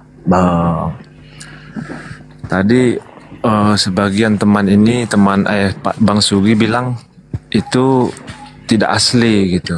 Maksudnya yang dipakai orang Yahudi saat ini itu bukan asli gitu. Yang asli itu adalah Taurat yang dikirimkan oleh atau pewahyuan langsung oleh Sang Pencipta langit dan bumi. Itu gimana menurut Abang? Silakan, Ya, Bang. baik Yahudi maupun Kristen sama sekali tidak pernah menganggap bahwa Taurat adalah firman Tuhan. Injil apalagi. Kesalahan dan akhirnya menjadi proof of burden-nya Muslim adalah ketika Al-Quran mencatat bahwa Taurat diturunkan kepada Musa dan Injil kepada Isa. Artinya mereka memahami bahwa Taurat dan Injil itu adalah bagian dari kitabullah yang diturunkan kepada Nabi. Kalau ini semakin melebar nih. Nih, no, diam dulu. Saya jelaskan persoalannya dulu. Ya, no, diam dulu. Kristen nggak pernah masalah loh dibilang Taurat bikinan manusia ya. Kalau So, menurut memang Anda bikinan Bang, ini manusia. udah mau sahur, menurut Anda itu kalau Kristen itu kitabnya apa? Maksudnya Kristen kitabnya apa gimana maksudnya? Iya, kitab Anda apa sebagai Kristen? Untuk apa? Panduan atau apa? Kristen itu punya Injil. Injil Iya. itu hanya ada 4 kanonik ya, Matius, Markus, Lukas dan Yohanes. Oke, itu bersumber dari mana itu Bang? Maksudnya bersumber gimana maksudnya? Sanad Iya, dan itu perawinya. Matius, Lukas, Markus dan Yohanes itu sumbernya dari mana? Sumbernya adalah kesaksian-kesaksian. Ya, Markus bukan saksi mata, tetapi Markus adalah murid dari murid Yesus. Ya, murid Petrus. Lukas adalah murid dari Paulus. Oke. Tetapi mereka mencatat berdasarkan kesaksian-kesaksian. Oke. Kesaksian-kesaksian dari Ya, siapa aja. menurut Anda kesaksian itu firman Tuhan atau bukan? Siapa yang pernah makanya saya bilang Kristen nggak pernah menganggap Injil itu firman Tuhan. Kalian yang mengconsider bahwa Injil itu Nggak pernah. diturunkan kepada Isa. Anda sendiri yang nggak mengakui firman Tuhan, apalagi kami Bang. Loh, kenapa mesti nggak mengaku firman Tuhan? Dari SD pun kita diajarin Kristen bahwa Injil itu tulisan para murid. Nggak ada bukan pelajaran firman Tuhan. SD untuk mengatakan Matius itu adalah firman Tuhan. Nggak ada. Nggak ada. Kalian Berarti bukan justru- firman Tuhan ya? Yo, Injil itu berita baik yang dituliskan oleh banyak Ya orang. tinggal ngomong Bang, bukan firman Tuhan gitu loh. Ya, yang menyebutkan firman Ya, Tuhan kan kalian. Artinya Kristen nggak punya kitab suci karena Nggak namanya punya. kitab. Ya mantap sudah. Jadi Iya, nggak punya. kitab Kenapa? kitab suci itu. Karena standar kita Ya udah bentar dulu, terakhir dari saya. Terakhir dari saya. Menurut Anda, Lukas ini siapa? Lukas ini tabib, murid dari Paulus. Dia menulis informasi dari mana? Itu disebut dengan proto-injil. Proto-injil itu adalah tulisan-tulisan yang beredar saat itu yang menulis tentang Yesus. Banyak. Yesus kan selebritis lah, banyak yang kenal. Ya, banyak yang tahu. Lukas ini memperoleh info menulis dari mana? Kan saya udah bilang tadi proto-injil. Kamu paham gak proto-injil? Iya enggak. Ya dia kalau menurut Anda menjawabnya pinter, Anda baca Lukas 1 dong. Jangan protai Injil Justru segala itu saya macam. bilang proto-injil. Proto-injil artinya catatan-catatan menginjil. Yang Salah. ditulis. Salah. Lukas itu memperoleh informasi dari penyelidikan. Ya, nah itulah. Dia seorang Yang diselidiki wartawan. apa? Kamu ini nggak paham. Yang diselidiki apa? Catatan. Lukas 1 coba baca, Bang. Yang diselidiki adalah catatan-catatan. Oh, saya hafal mati ayat Ya, ini. catatan mana yang diselidiki? Lah itu saya bilang proto-injil disebutnya. Yang mana dia menyelidiki di mana? Prototype Injil. Sebelum ada Injil Lukas sudah ada Injil-Injil yang lain. Kan saya udah bilang. Dia menyelidiki, dia menanyakan saksi kepada siapa? Aduh, kamu saya kasih analogi bisa nggak? Nggak usah analogi, langsung aja. Saksi siapa yang dia tanya? Ya sama seperti Bukhari menyusun hadis. Dia Nggak usah kalau Bukhari. Itu Yang dia diselidiki kan berdasarkan ada saksi-saksi, menyelidiki saksi siapa yang dia tanya. Oh banyak, Ibu Maria Siapa? itu saksi. Siapa? Kepala perwira kerajaan Roma juga saksi. Banyak. Dia Saksi laporkan juga. kepada siapa hasil tulisannya? Nggak penting kamu bicara soal Loh kok penyusunan. nggak Injil penting, apa tertulis dilaporkan? kok dia laporkan ke Theophilus. Ya itu saya hafal mati. Ya kenapa tadi nggak penting? Loh kamu nanyanya apa? Kamu Saya nanya hasil laporan Lukas penyelidikannya ini dia laporkan kemana? Ini tujuannya apa? Melaporkan apa? Ya Itu supaya tujuan- Anda paham bahwa Lukas itu nggak ada apa-apanya. Loh nggak ada apa-apanya maksudnya? Ya tulisannya nggak benar semua kok. Lukas. Sudah diakui Bang Handi, udah Iya, diakui. Ini kok ngaco ini orang. Saya udah jelasin sudah bahwa- diakui bahwa Injil itu bukan Injil firman itu Tuhan, bukan firman Tuhan. Bukan Jadi firman nggak usah Tuhan. didesak. Dia sudah akui Makanya. kok. Dia sudah Yang diakui. dungu adalah kalian Muslim menempatkan Injil sebagai firman Tuhan yang diturunkan kepada Isa, itu kan dungu. Oke, Ngerti baik. nggak? Nah, kalau Ada Anda buktinya mengatakan nggak? dungu, baik. Kalau Anda mengatakan dungu, sekarang gini. Percaya enggak saudara, dengan akal saudara yang hanya separuh itu, bahwa Yesus itu menerima firman dari Allah? Percaya enggak? Percaya enggak? Lu kok nangis? Kok nangis? Anda mengatakan kami dungu, saya tanya, percaya enggak bahwa Yesus itu menerima firman dari Allah? Percaya enggak? Iya dong, percaya. Kena deh. Berarti Yesus menerima firman. Nah, Oke, sekarang dong. Yesus mengatakan di dalam Yohanes 17 nomor 8 segala Nggak usah firman. dijelasin.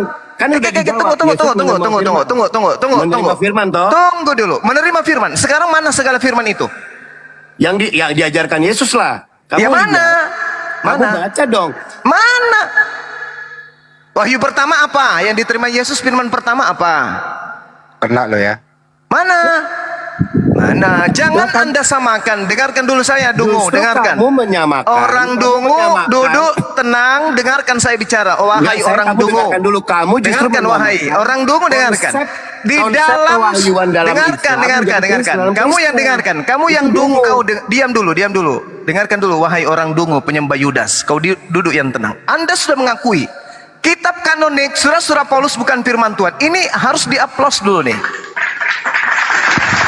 Dengan demikian, kitab Anda ini bukan firman Tuhan. Siapa yang mengimani buku yang bukan firman Tuhan dijadikan sebagai sandaran dalam bertuhan, berarti dia sesat. Nah, di dalam hasil penyelidikan wartawan Markus, catatan bab pertama nomor 14, dia menceritakan dengan sangat akurat menurut pewarta Markus itu sendiri.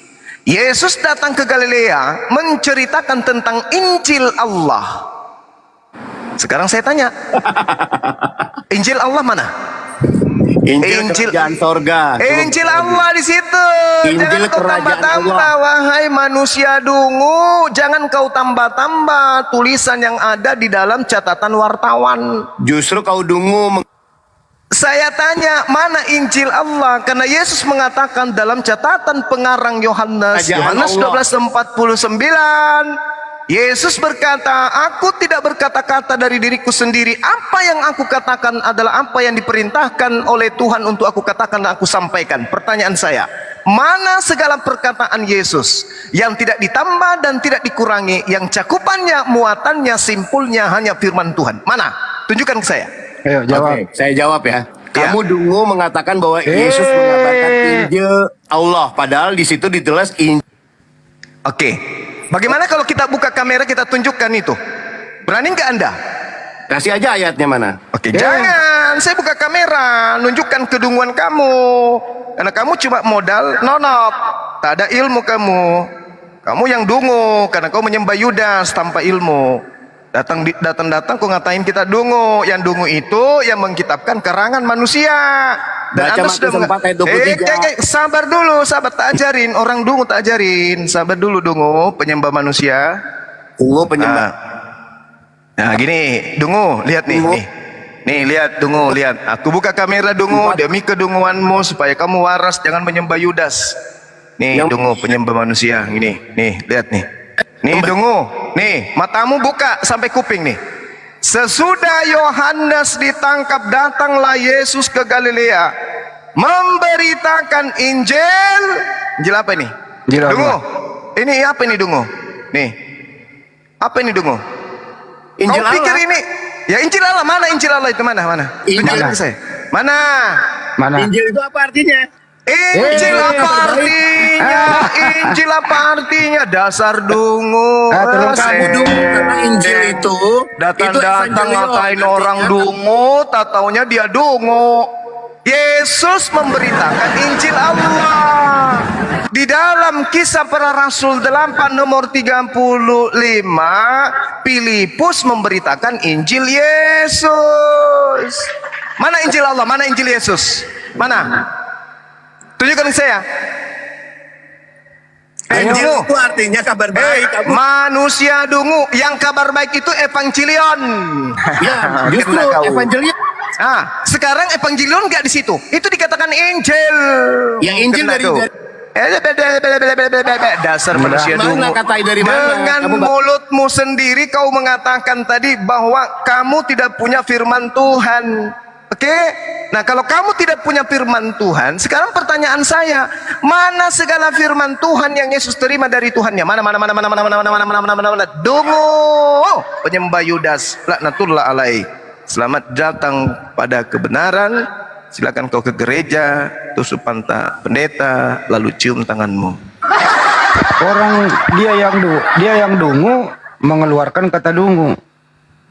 Ada aja kamu itu. Kenapa Ini sih mempermalukan Kristen sedunia. Dia mengatakan Taurat bukan firman Tuhan, Injil bukan firman Tuhan. Di Kristen tidak pernah beriman bahwa Taurat dan Injil itu adalah firman Tuhan, kata dia. Nah sekarang Yesus tidak berkata-kata dari dirinya. Apa yang dikatakan oleh Yesus adalah apa yang diperintahkan untuk ia katakan, dia sampaikan. Dengan kata lain, Yesus memberitakan firman Tuhan. Nah ternyata di Kristen tak ada firman Tuhan. Berarti firman Tuhan yang Yesus sampaikan bukanlah yang ada di dalam kitabnya orang Kristen. Mampus. Dia sendiri loh yang ngaku tadi. Mampus sudah kau. Kau yang mengakui kitabmu bukan firman Tuhan. Memang bukan. Sejak kapan kami mengaku kitabmu? Lalu kemudian mengatakan hanya orang Islam yang dungu yang mengakui kitab kami itu firman. Nenek lu kiper 7 turunan. Al-Quran mengatakan kitabmu itu dongeng. Di mana tertulis kitabmu itu dongeng? Di dalam surah Al-Baqarah ayat 78 sampai 79. Saya bacakan supaya kamu percaya bahwa memang kitabmu itu dongeng. Wa minhum ummiyuna la ya'lamuna al-kitaba illa amaniya wa inhum illa yazunnun. Dan di antara mereka orang-orang kafir buta, tidak memahami kitab kecuali hanya berangan-angan dan mereka hanya menduga-duga. Fawailul lil ladzina yaktubuna al-kitaba bi aydihim tsumma yaquluna hadza min indillah. Maka celakalah orang-orang yang buta tadi menulis sebuah buku dengan tangan mereka sendiri, kemudian berkata ini dari Allah, dengan maksud menjualnya kepada Romawi dan Yunani dengan harga murah. Berarti buku yang kau katakan itu bukan firman Tuhan. Betul, karena Al-Quranku mengatakan Bible Perjanjian Baru itu hanyalah kabar yang dituliskan oleh orang buta yang tidak mengerti tentang kitab suci, melainkan isinya penuh dengan angan-angan dan duga-menduga, di mana mereka menuliskan dengan tangannya sendiri. Itu yang disebutkan Al-Quran tentang kitabmu. Kalau Injil beda. Kalau Injil itu firman Allah yang datang kepada Yesus. Kalau Taurat itu adalah firman Allah yang datang kepada Nabi Musa. Maka Taurat dan Injil adalah sama-sama firman Allah. Dan ente mengakui, oh tidak, kitab kami bukan firman Allah. Selamat datang ke neraka. Bro. Ya, gimana? Mana Bung? Aku mau bilang aja, sampean kok sama ya bro, macam kiamat, macam apa, ladusi. Inilah gini naik ini satu. Oh tidak bisa. Kami menjelaskan kebenaran kepada orang yang menghujat dengan cara keras. Memang harus tai harus dikatakan tai, berlian harus dikatakan berlian. Jangan kau katakan tai itu berlian, jangan katakan berlian itu tai, nggak boleh. Dengerin. Temanmu datang di sini ngatain kami dungu. Jangan menghujat. Udah, itu Temanmu datang ke sini ngatain kami dungu, mengatakan Al-Quran kami itu dungu. Maka yang saya katakan pribadinya dia. Ini datang si botak pembelanya. Lu ngapain? Gini aja, entar dulu gini aja. Kalau kamu punya ilmu mau debat pakai apa? Mau pakai buka topik aja. Punya ilmu nggak? Ayo, punya ilmu nggak? Ilmu apa yang kau kuasai? Ayo. Ilmu apa yang kau kuasai, ngomong? Ayo cepetan. Aja. Kalian ilmu apa yang kau kuasai, kita debat. Ayo. Langsung aja. Ilmu apa yang kau kuasai? Satu Tuhan patung, satu Tuhan batu. Buat malu kalian. Nggak punya ilmu kan?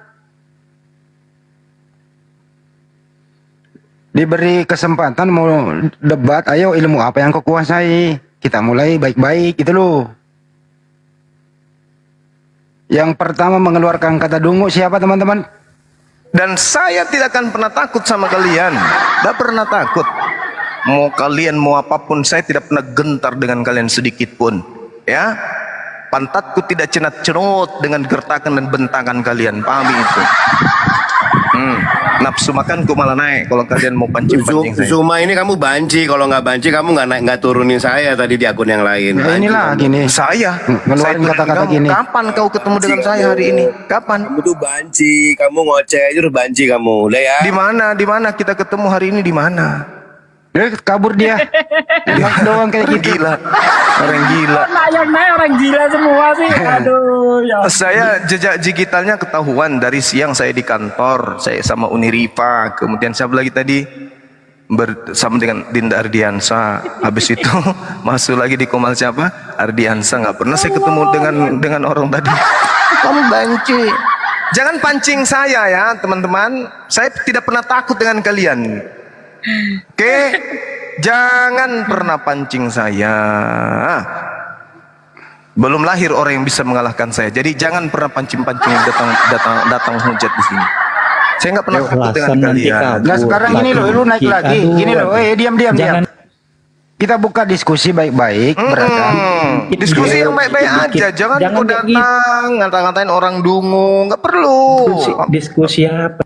Apalagi kamu datang-datang mengatakan Allah Tuhan itu dungu karena menuduh kitab kalian itu firman Tuhan. Kau diam dulu botak. Botak, pemakan babi, diam dulu kau. Jangan terpancing Pak Jamaah, jangan terpancing. Diam dulu kau, penyembah Yudas, kau diam dulu. Diam, biarkan kita dulu bicara. Habis itu baru kau ngomong penyembah Yudas, pemakan babi, diam dulu. Ya udah turunin lagi aja. Diam dulu botak, penyembah Yudas, penumpang gelap di negara kami, diam dulu. Udah jangan terpancing. Kau itu naik-naik di rumahnya orang kok nyerocos aja kayak gitu. Kau diam dulu. Kau datang sini baik-baik, kita layani baik-baik. Oke? Tadi saudara kau itu si dungu mengakui kitabmu itu baik Taurat maupun Injil itu bukan firman Tuhan. Oke. Tapi kenapa kemudian menuduh firman Tuhan yang datang di Al-Quran itu dungu? Kenapa kau katakan kitab suci kami dungu? Dengan kata lain kau mengatakan Allah Subhanahu wa taala yang berfirman dalam Al-Qur'an tentang Taurat dan juga kitab saudara dengan mengatakan bahwa kitab Taurat dan Injil itu firman Allah, firman Tuhan, kau katakan dungu. Sementara Yesus menerima firman Tuhan, Musa menerima firman Tuhan. Kenapa kau katakan kitab mereka bukan firman Tuhan? Yang dungu sebenarnya di sini siapa? Kalau berbicara tentang kitabmu, Al-Quran juga bercerita tentang kitabmu. Tapi kitabmu bukan kitabnya Nabi Musa, kitabmu bukan kitabnya Nabi Isa. Kitabmu adalah kitab yang ditulis dengan tangan sendiri orang-orang yang buta. Itu kitabmu. Dan saya bisa buktikan itu. Gitu loh Bang Handi. Ya, sebenarnya kalau dia baca Bible-nya dengan baik, menurut Paulus, orang-orang yang tadi adalah dungu. Karena Yesus 1 Korintus 4 nomor 10. Mestinya dia sadar di situ. Iya, janganlah. Nuduh Bang Suma dungu boleh. Tapi jangan sekali-kali kau katakan yang berfirman di dalam Al-Quran itu dungu. Saya telan kau. Wisap matamu. Iya, silakan Bang. Kita diskusi yang baik-baik aja. Dari tadi kita baik kok. Diskusi sama saudara Noah kita baik. Yang lain juga baik. Gitu. Viewer ya di sini gitu. Iya, Papa Hancock mau diskusi pakai topik apa? Saya nggak mau nanya tentang. Enggak. Kita buka topik aja. Topik apa yang mau didiskusikan? Mualaf ceritanya gitu. Cuman kan saya belum ada tuntunan nih. Selama ini cuman saya banyaknya belajar dari room ini. Baru mau masih belajar gitu, karena yang saya belajar selama ini kan saya juga dulu jujur ya, maksudnya saya pengerja di gereja, juga aktif lah gitu di gereja. Anda sekarang masih Kristen apa udah mualaf? Di KTP masih Kristen, tapi kalau dibilang syahadatnya mungkin kalau secara agama mungkin belum ya. Gitu, makanya saya Terus keraguan apa lagi bang? Keraguan apa lagi? nggak ada keraguan sih. Yang saya mau cari tuh kayak apa ya? Mungkin tuntunan gitu. Maksudnya saya mau tanya ke Bang Zuma, kan saya Ya, juga silakan bang.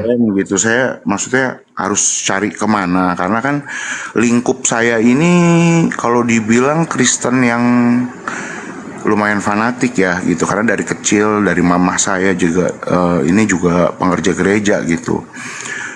Dan makanya saya mau belajar kan nggak tahu acuannya kemana gitu, cuman baca literatur aja gitu kan, maksud saya gitu.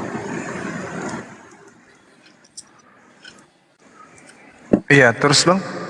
Iya gitu, maksudnya saya mau belajar aja Bang Zuma gitu, maksud saya minta tuntunannya mau ke arah mana atau bisa lewat apa gitu. Soalnya tadi kan juga saya baca di ini, terus dengar di Bang Zuma juga kan, maksudnya banyaklah dikupas ya tentang Alkitab gini-gini. Saya juga dulu belajar, maksudnya saya dari SMA itu suka banding-bandingin. Udah gitu. langsung aja ke pertanyaan apa bang? Biar nggak banyak pengantar. Mau nanya itu tadi, kalau Dia mau ingin disahadatkan Bang Andi. ya seperti apa gitu. Dia ingin disahadatkan. Iya. Di sini bisa kita sahadatkan Bang. Tetapi Kalau boleh tahu- syaratnya Anda open cam, terus kirim KTP ke kita. Kalau boleh tahu Papa Hancok di daerah mana? Saya di Bogor. Oh, di Bogor biasa. Oke. Ada api Jabodetabek di sana. Ini orang ini kenapa? Iya, kita sahadatkan bisa open cam, terus kirimkan KTP. Kita sahadatkan. KTP-nya kirim kemana ya? DM ke ini. Sahabat Bang Zuma atau WA saya sebut nomornya bisa? Sebentar. Baik. Sebentar saya ambil KTP dulu. Ya dipoto, terus dikirim ke host boleh. Di DM kan. Kalau DM itu nggak bisa ngirim ya? Gambar ya? Bisa Pak D, biasa tapi terbatas gitu. Iya.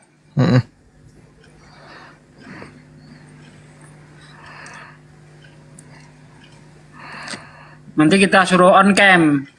Tetapi kalau mau tanya-tanya dulu soal Islam silahkan. Boleh. Ya itu dia bang. Pak dia mau tanya-tanya dulu. Tapi arahnya kemana saya sahadat gitu Bang Andi. Iya, kayaknya nanti setelah dia syahadat dia perlu bimbingan, perlu belajar harus kemana kayak gitu. Gitu Bang Andi. Iya. Iya, seperti lebihnya. Karena saya ada bimbingan ya, maksudnya secara khusus gitu. Abang bisa on cam Bang. Itu KTP bisa nyusul belakangan. Yang penting Anda on cam aja dulu untuk memastikan gitu Bang. Anda kan udah 1000 tuh, bisa on cam itu. Bisa. Ini kita ingin, begitu dong. Masya Allah. Ini membuktikan bahwa Anda itu serius. Udah besarin lagi, tunggu. Masa saya nggak serius Bang? Dibesarin Bang Anu. Udah. Nah udah. Agak mundur sedikit Bang, kepalanya Bang, mundur sedikit Bang. Agak mundur sedikit Bang. Oke. Udah.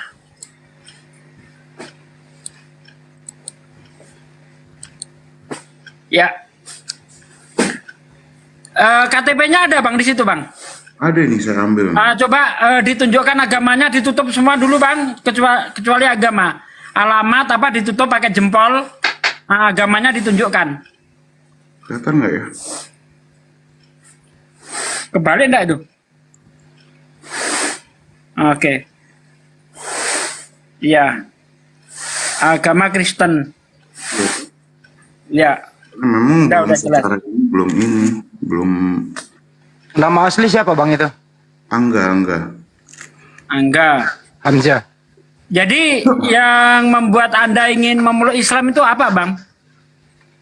Ya sebenarnya sih saya udah dari dulu ya Bang ya, maksudnya dari SMA gitu, maksudnya udah ngulik sendiri, cuman kan nggak ada apa ya bimbingan yang benar, karena kan memang lingkup saya itu dulu ibaratnya semua Kristen gitu, termasuk mama saya, keluarga saya juga gitu.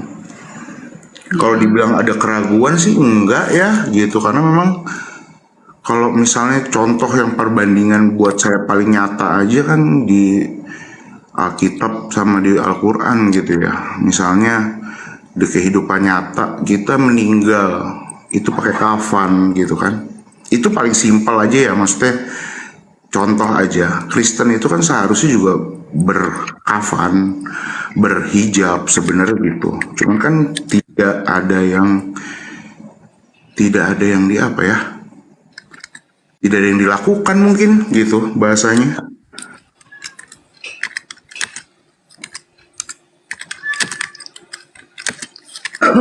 Bang Juma? Ya silakan ditanya-tanya dulu apa yang menyebabkan beliau. Nggak ada yang di ini, maksudnya kalau Saya tanya dulu. ada keraguan. Iya. Terus ya silakan Bang Handi. Ya, saya tanya dulu lah. Bro, kenapa ada keraguan di agama terdahulu? Apa penyebabnya? Terus kenapa Anda ingin memeluk Islam?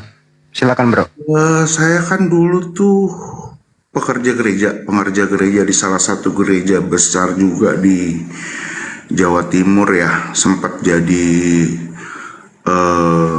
ketua youth gitu. Maksudnya kayak youth tuh yang anak-anak muda gitu. Nah, ibaratnya saya kan belajar itu, kalau saya belajar sesuatu tuh nggak mau yang cuma setengah-setengah gitu. Maksudnya saya pengennya full. Tapi kan selalu ada ibaratnya saya belajar Alkitab sendiri, makin kesini makin dipelajari kok makin apa ya?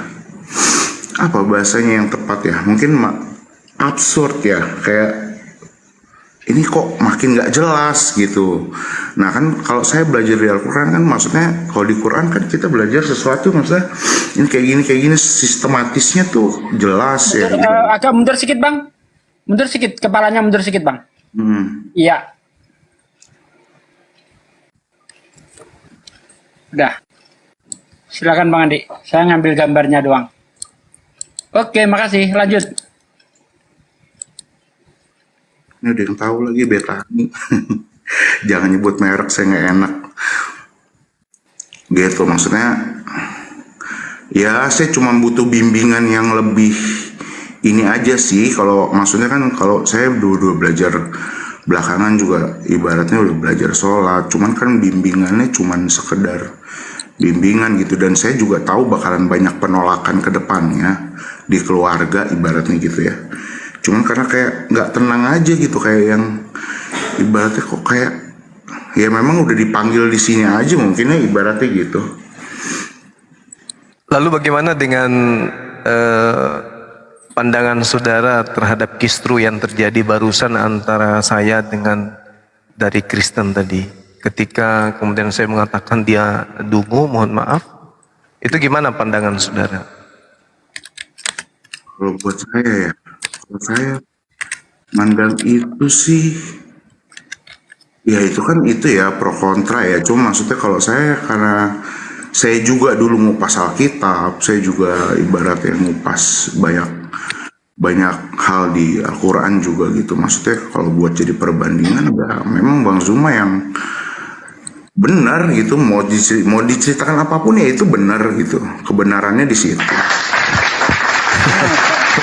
Masya Allah. Ya udah kalau gitu nanti tugasnya Bang Handi untuk komunikasi langsung dengan saudara kita ini, Papa Hancok.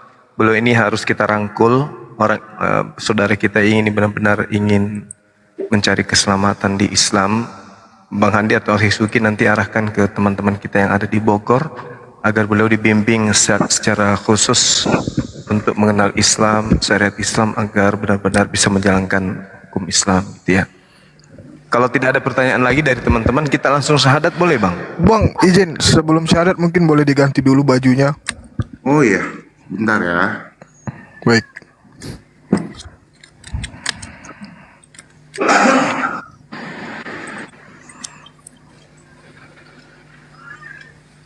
Masya Allah.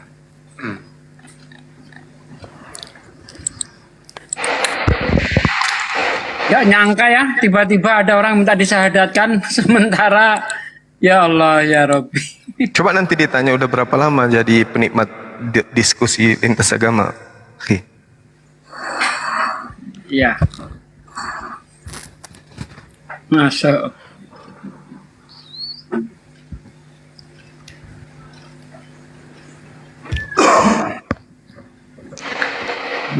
Ganti judul ini, ganti judul kita nih.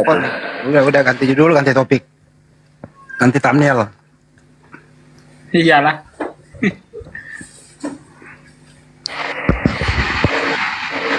Di sini nanti saya ajak beliau, kebetulan nih ada yang baru syahadat juga di Masjid Lautse di Pecinaan Jakarta.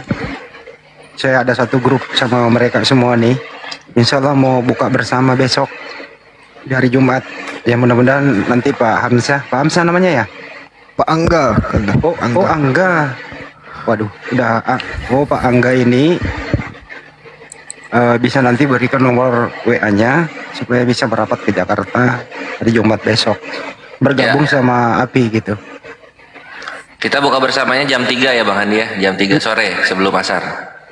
Itu nggak buka namanya, itu namanya. Kumpul pakai soto Betawi itu. Batal bersama itu ya, salah, maaf. Suruh kumpul-kumpul pakai soto Betawi katanya. Angga ya. Nyimak rupanya tadi ya. Ini masa di bawah itu. Allahu Akbar, Masya Allah. Wih, Chinese. Ini Chinese atau Padang? Chinese kebetulan. Masya Allah. Famnya apa? Famnya? Apa? Ya semalam Chinese. Famnya apa? Saya Sin. Oh Sin. Oh saya Chiang Kai-shek. Lanjut. Ini sudah berapa lama Bang nyimak diskusi-diskusi kayak gini? Udah lama? Udah lama ya, 4 bulan mungkin. Tapi saya nggak pernah komen, cuman dengerin aja biasanya. Di Komal mana aja biasa untuk nyimak? Di sini aja Bang, karena taunya cuman di sini kan. Oh, Masya Allah. Cuman di sini kan. Tiap malam kok. Juga yang terguncang ya Bang Juma ya. Ya hampir tiap Cepat-cepat ini ya. Enggak, beliau tiap malam kok namanya ada saya dibawa Bang Juma sebagai daftar penonton, ada dia tiap malam sama kita. Masya Allah. Sekali lagi kita tanya lagi sekali lagi ya. Boleh. Gitu ya. Bro Angga. Iya. Apa Anda siap memeluk Islam sedangkan keluarga Anda itu belum Islam, nanti tentu banyak rintangan ke depannya. Udah siap untuk ke depannya itu rintangan itu? Insya Allah siap. Mantap, Masya Allah. Takbir. Allahu Akbar, Masya Allah. Allahu Akbar. Nggak ada lagi keraguan kalau sudah begitu. Jadi Enggak, ditanya dulu, udah punya istri belum? Iya. Istrinya sudah ada Bang. Udah punya bini? Sudah, tapi udah pisah rumah sih. Udah 2 tahunan ya. Anak 2? Iya 2 anak. Dia tahu aja Bang Juma. Kok tahu Bang Juma? Iya kan lubang hidungnya 2. Abang udah sunat belum Bang? Kenapa? Udah sunat? Belum. Aduh, urusan gua nanti hubungan sama gua. Kira-kira sanggup disunat nanti setelah syahadat? Iya, siap. Iya harus lah. Harus. Umur berapa ini? Siapa? Namanya Papa Hancock. Enggak. Berapa? 36. Pendarahan itu. Jangan. Jangan takut Kores. Saya coba tanya, Bang Angga berapa lama jadi pelayan gereja?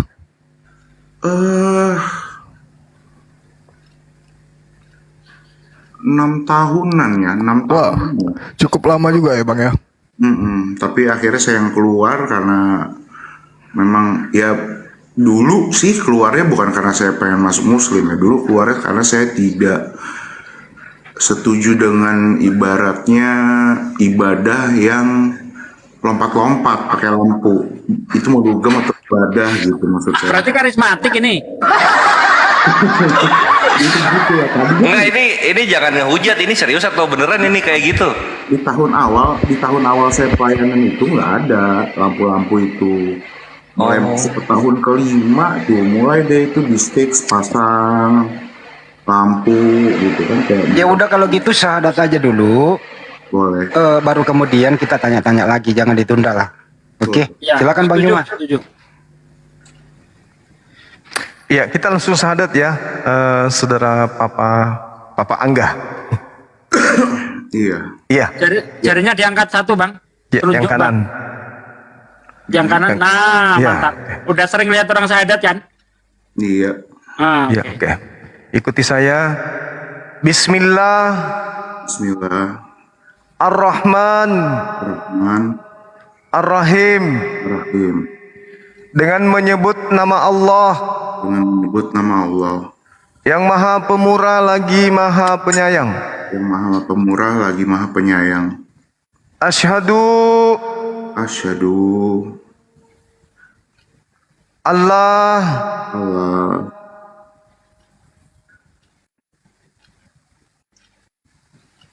Allah Allah ilaha ilaha illallah illallah wa asyhadu wa syahadu anna anna diulang tadi akhi kurang pas. Muhammadan Muhammadan Rasulullah. Rasulullah. Itu yang wa'asyadunya kurang tadi akhi. Agak kepleset dia, diulang lagi. Wa'asyadunya. Diulang ya. Iya, iya. Asyhadu Asyhadu Allah Allah ilaha ilaha illallah illallah wa asyhadu wa asyhadu wa asyhadu anna anna Muhammadan Muhammadan Rasulullah. Rasulullah. Aku bersaksi Aku bersaksi bahwa tidak ada Tuhan selain Allah, bahwa tidak ada Tuhan selain Allah. dan aku bersaksi Dan aku bersaksi bahwa Nabi Muhammad bahwa Nabi Muhammad adalah Rasul utusan Allah. adalah Rasul utusan Allah. Sah. Allahu Akbar. Masya Allah. Sallu ala Nabi. Nangis beliau. Allahumma salli ala Sayyidina Muhammad. Sayyidina Muhammad. Kenapa nangis, Bang? Masya Allah. Masya Allah. Nggak apa-apa. Jangan nangis bahagia. Bahagia, Bang. Masya Allah. Satu lagi Bang Juma. Ya, jadi mulai saat ini saudara kita ini Papa Angga udah menjadi Muslim. Semoga beliau bisa kemudian menjadi Muslim yang taat. Dan nanti insya Allah kita akan hubungkan dengan teman-teman pengurus API yang ada agar beliau bisa ikut kajian-kajian tentang hukum-hukum Islam, agar beliau bisa mengikuti syariat Islam. Nah, saudara Angga, kan tadinya Anda itu termasuk aktivis gereja. Iya. Biar disaksikan oleh 3.000 orang lebih, dan di channel saya lebih 2.000 orang, bahwa benar-benar dengan ketulusan hati menyembah dan mengikhlaskan diri untuk menjadi hamba Allah. Kami ingin dari lisan saudara untuk mengatakan bahwa Yesus itu adalah ciptaan Allah saja. Bisa ya? Ya, ikuti saya. Dan saya bersaksi bahwa Yesus hanyalah manusia ciptaan Allah. Allahu Akbar, Masya Allah. Takbir. Allahu Akbar. Allahu Akbar. Allahu Akbar. Iya, saya serahkan kembali ke forum kegiatan selanjutnya, mungkin bisa didoakan saudara kita. Silakan. Ada yang mau doakan? Oh, silakan Adik Kores diwakili oleh Pak D. Silakan. Iya. A'udzubillahi minasyaitonirrajim. Bismillahirrahmanirrahim. Saudaraku sekalian, Masya Allah, kita malam ini menjadi saksi atas syahadatnya Bang Angga, dan sebagaimana kemarin juga kita menjadi saksi di hari-hari yang lalu, terus kita menjadi saksi. Semoga kita terus menjadi saksi di hari-hari berikutnya. Banyak orang yang akan mendapat hidayah dari apa yang kita lakukan. Ya, terus kita tidak kenal waktu, siang, malam, menyampaikan kebenaran Islam. Sedikit demi sedikit banyak orang yang tersentuh. Dan banyak juga orang yang menentang, baik dari Islam maupun yang di luar Islam. Tapi itulah namanya kebenaran itu pasti menemukan namanya pro dan kontra ya. Masya Allah, semoga kita terus menjadi saksi atas masuknya Islam saudara-saudara kita yang belum kenal Islam. Untuk keabdolan di malam ini, mari kita berdoa bersama. Semoga kita tetap menjadi orang-orang yang dipilih Allah untuk ditetapkan sebagai pendakwah, penyampai agama Allah Subhanahu wa taala. Astaghfirullahaladzim. Astaghfirullahaladzim. Astaghfirullahaladzim. La ilaha illa huwal hayyul qayyum wa atubu ilaih. A'udzu billahi minasyaitonir rajim. Bismillahirrahmanirrahim. Allahumma sholli wa sallim ala sayyidina wa maulana Muhammadin wa ala alihi wa sahbihi rasulillahi ajmain walhamdulillahi rabbil alamin. Hamdan syakirin, hamdan na'imin, hamdan yu'afi ni'mahu wa yukafi majidah. Ya Rabbana lakal hamdu kama yang bagi li jalali wajhika wa adim sultanik. Allahumma sholli wa sallim ala sayyidina wa maulana Muhammad wa ala ali sayyidina Muhammad. Rabbana taqabbal minna sholatana wa siyamana wa ruku'ana wa sujudana wa qu'udana wa tadaru'ana wa khushu'ana wa tabudana wa tamim taksirona ya Allah ya Rabbal Alamin. Allahumma inna nas'aluka salamatan fid din wal afiyatan fil jasad wa syadatan fil ilmi wa barakatan fil rizqi wa taubatan qoblal maut wa rahmatan indal maut wa maghfiratan ba'dal maut. Allahumma hawwin alaina fi sakaratil maut wa nazati minan nar wa angsilhu indal hisab. Rabbana la tuzigh qulubana ba'da idh hadaitana wa hab lana min ladunka rahmatan innaka antal wahhab. Ya Allah, ya Rabb, hanya Engkaulah Tuhan yang kami sembah dan Tuhan tempat kami memuji. Aku bersyukur kepadamu ya Allah karena Engkau telah memilih aku dan saudara-saudaraku untuk menjadi saksi atas syahadatnya saudaraku Angga ya Allah. Ya Allah, kuatkanlah iman yang baru saja didapat saudara Angga ya Allah. Tetapkanlah iman di dalam hatinya karena Engkaulah yang membolak-balikkan hati kami ya Allah. Kuatkan juga iman kami ya Allah. Tetapkanlah iman di dada kami ya Allah. Kami menjadi manusia mulia karena iman ya Allah. Kalau tidak ada iman di dada kami tak lebih dari hewan di hadapan-Mu ya Allah ya Rabb. Ya Allah, ya Rabb, matikanlah kami dalam keadaan muslim, ya Allah. Jangan matikan kami dalam keadaan kafir, ya Allah. Ya Allah, jadikanlah lisan-lisan kami sebagai penyiar agama-Mu, ya Allah. Jadikanlah lisan-lisan kami asbab turunnya hidayah-Mu, ya Allah. Ya Allah, jauhkanlah lisan-lisan kami dari maksiat. Jauhkanlah lisan-lisan kami yang menyebabkan turunnya azab, ya Allah. Engkaulah yang maha mengampuni segala dosa, ya Allah. Ampunilah dosa kami, dosa orang tua kami, dosa anak kami, istri-istri kami, saudara-saudara kami, muslimin, muslimat semuanya, ya Allah. Ya Allah, ya Rabb, hanya kepadamu aku memohon, ya Allah. Engkaulah zat yang mengabulkan segala doa. Rabbana atina fid dunya hasanah wa fil akhirati hasanah wa qina adzabannar. Subhana rabbika rabbil izzati amma yasifun wa salamun mursalin walhamdulillahi rabbil alamin. Al-Fatihah. A'udzu billahi minasyaitonir rajim. Bismillahirrahmanirrahim. Bismillahirrahmanirrahim.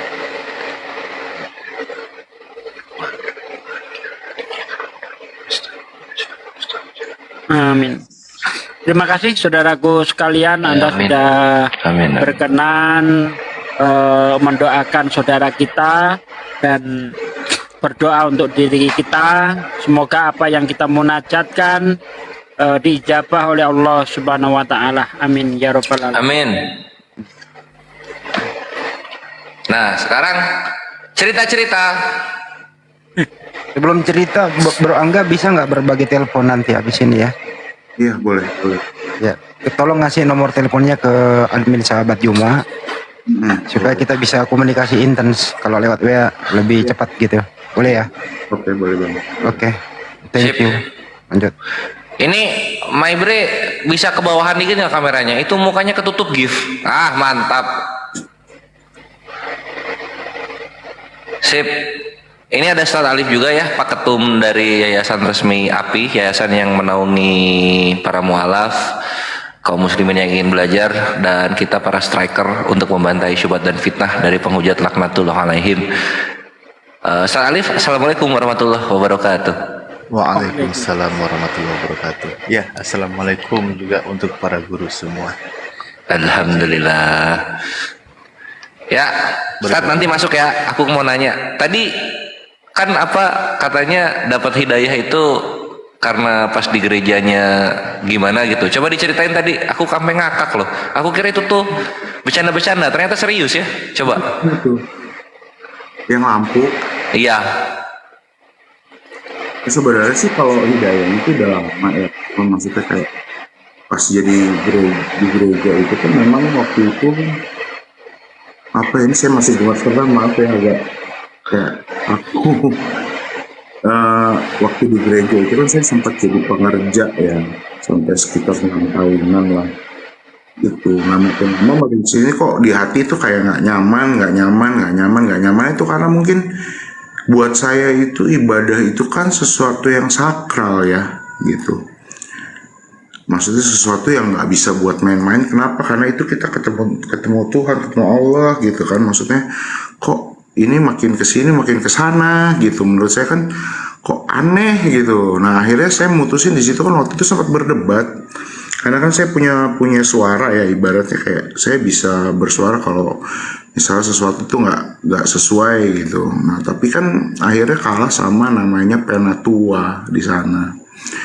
Nah ketika itu ya udah akhirnya saya milih mundur dari situ. Saya nggak terlalu banyak aktif, cuman lebih banyak kayak di belakang, terus banyak belajar muslim lagi karena memang saya dari SMA ya. Cuman kalau dulu tuh kan karena ketahuan mama saya ini kan pekerja dan pendoa di gereja juga ya bang gitu. Maksudnya kayak ini, terus satu waktu itu saya beli buku jadi kayak panduan sholat ini segala macam, ada beberapa lah gitu. Terus saya umpetin gitu, terus kayak ketahuan gitu kan, terus di inilah dipukulin lah ibaratnya gitu. Terus kan ada yang kenapa? Ketahuan apa? Ketahuan ngapain? Kan mamanya orang gereja ya, maksudnya orang pengerja di gereja gitu. Beli buku saya belajar sendiri tadinya gitu karena harus ngumpet bang gitu, nggak sekarang kan mama udah almarhum ya gitu, kayak lebih bisa mengekspresikan diri aja mungkin gitu. Oh alah, jadi udah lama ya dapat hidayahnya. Lalu kemudian terus makin mantep itu apa tuh? Ketika melihat Islam apa tuh? Semakin mantep kalau Islam itu benar. Saya malah banyak belajar itu di Alkitabnya ya. Maksudnya artinya gini, saya kan dulu punya Alkitab, punya Quran gitu. Nah, yang Quran ini memang saya jarang buka jujur aja. Tapi saya belajar kan karena dulu saya pengerja di gereja, saya harus tahu banyak hal di situ kan. Tapi makin dipelajari makin jadi apa ya? Buat saya malah kayak jadi ini mau kemana sebenarnya gitu. Ini apa sih gitu maksudnya? Karena kan kayak mungkin kalau bahasanya gereja mungkin perumpamaan ya. Kalau di Muslim kan perumpamaan itu kayaknya jarang ya, lebih banyak kayak langsung on point gitu. Ini gitu. Kalau di Kristen kan kita harus mengartikan sendiri, kita harus begini. Nah, katanya kan menurut mereka kan ayat-ayat ini harus ditafsir sendiri-sendiri. Makin tersesat lah maksud saya gitu. Karena nggak ada tafsir yang tepat untuk satu pasal, satu ayat, satu ini gitu maksud saya.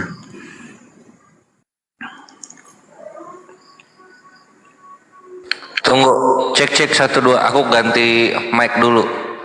Ini di bawah pada demo, oi. Oh gitu. Jadi ini mantep ya. Melihat karena tidak ada tafsir yang baku, tafsir yang dipakai untuk seluruh umat. Iya. Akhirnya menjustifikasi bahwa ini nggak bisa dilanjuti nih kayak gitu ya. Bukan justifikasi, itu kan kita dikasih Tuhan akal ya maksud saya Bang gitu. Dan kita kan punya apa ya? Pada akhirnya kan kita tafsir sendiri kan gitu. Ditafsir sendiri, nanti kita dengar lagi ceramah kayak ini tafsirnya begini. Ibaratnya jadinya nanti lama-lama jadi doktrin yang dipakai. Karena ibaratnya gini, pendeta B ini gayanya beda, gaya ceramah. Tapi pada saat bedanya itu dengan ayat yang sama, mereka bisa punya tafsir yang berbeda gitu. Oh gitu, itu jadi salah satu bahan hidayah gitu. Mantap woi, mantap jiwa. Nah terus kenapa tertarik sama Islam? Karena satu ibadah, kayak saya ya awal-awal ngeliat itu kalau Muslim itu lebih ibadah itu wudhu gitu ya ibaratnya gitu. Wudhu dulu baru ini ibaratnya kita membersihkan diri menganggap Allah itu Allah gitu. Sedangkan kalau di gereja kan ya mohon maaf ya saya nggak enak ngomongnya sudahlah. Oh alah. Oke, nah terus kita kembali yang aku tanya ya. Apa tadi yang soal lampu itu gimana? Oh iya, kalau itu kan yang lampu itu kan saya 5 tahun pertama saya pelayanan itu belum ada gitu kan.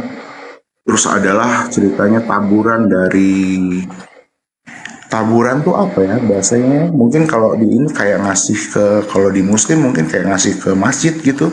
Ini ada seseorang ngasih secara pribadi ke gereja untuk beli sound system gitu kan.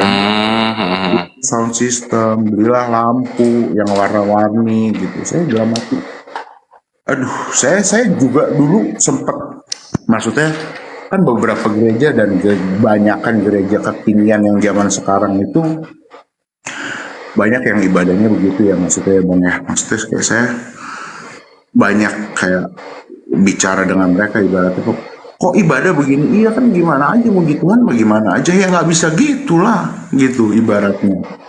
Sekarang ibaratnya kalau kita kayak gitu menurut saya pribadi ya Bang. Gitu tuh apa? Gua nggak ngerti.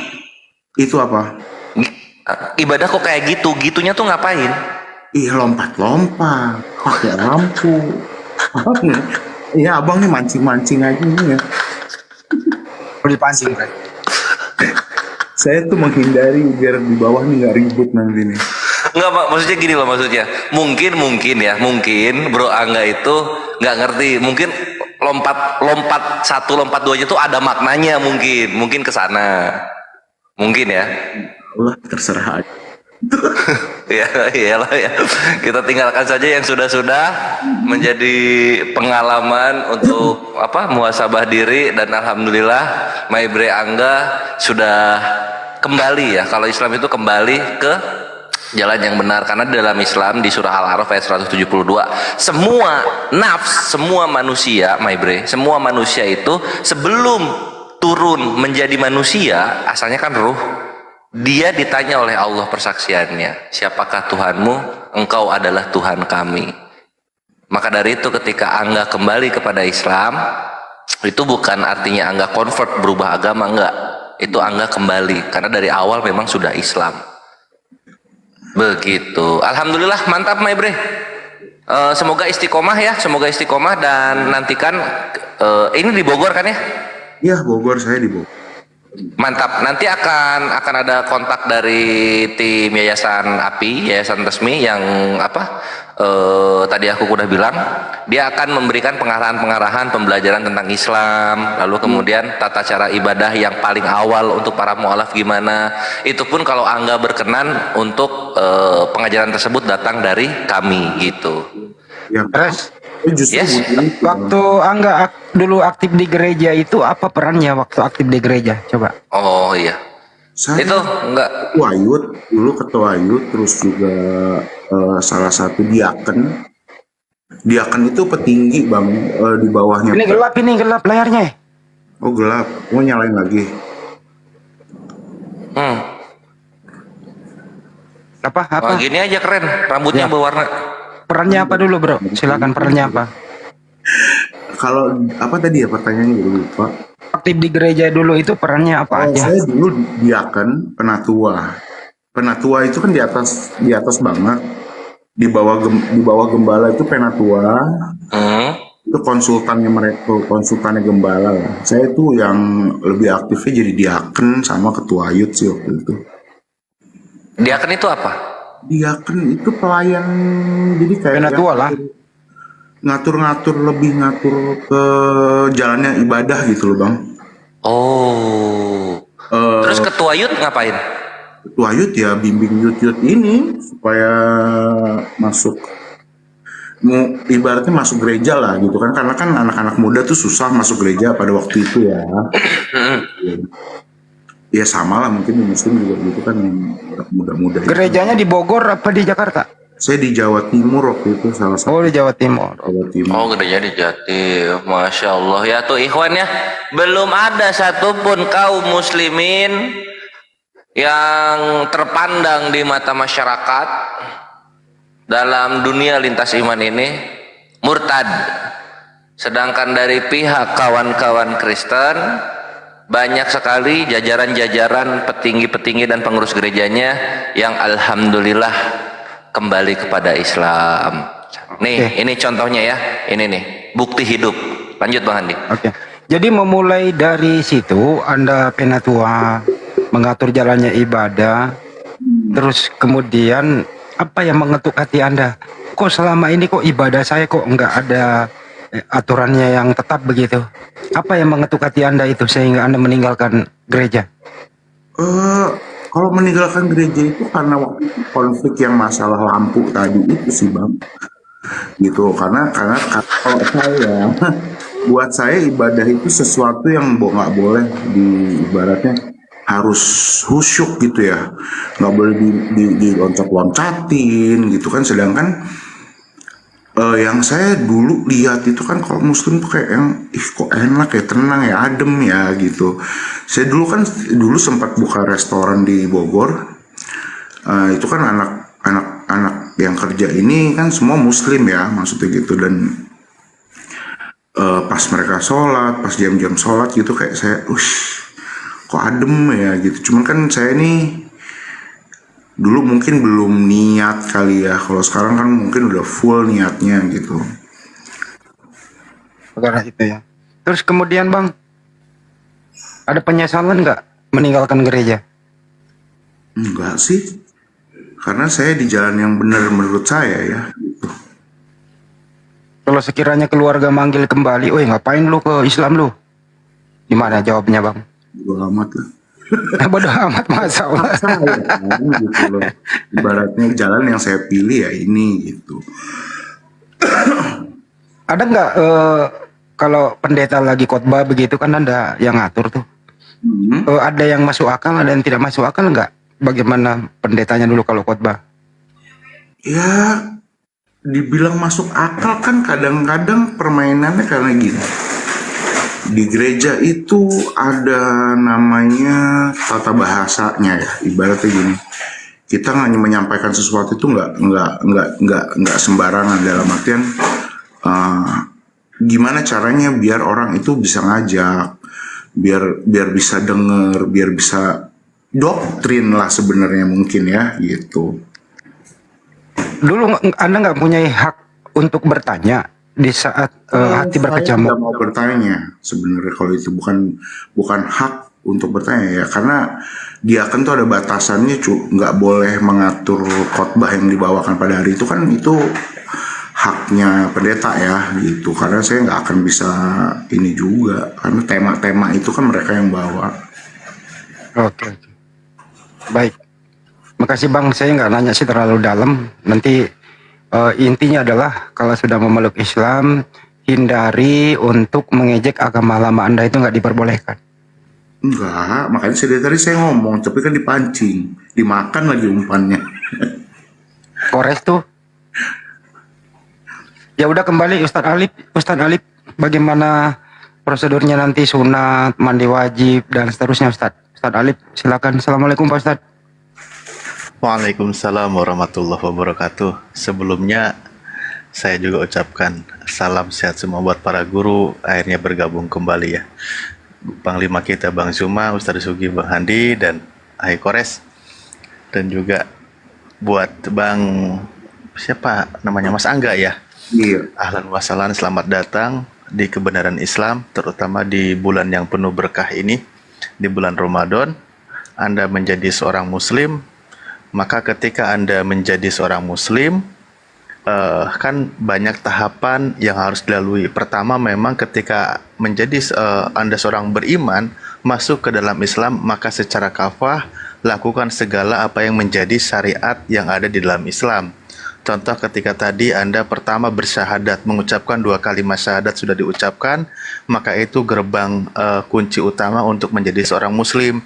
Berikutnya kan lakukan sholat 5 waktu karena itu kewajiban, pelajari perlahan-lahan. Berikutnya apalagi ada saum Ramadan, puasa di bulan Ramadan.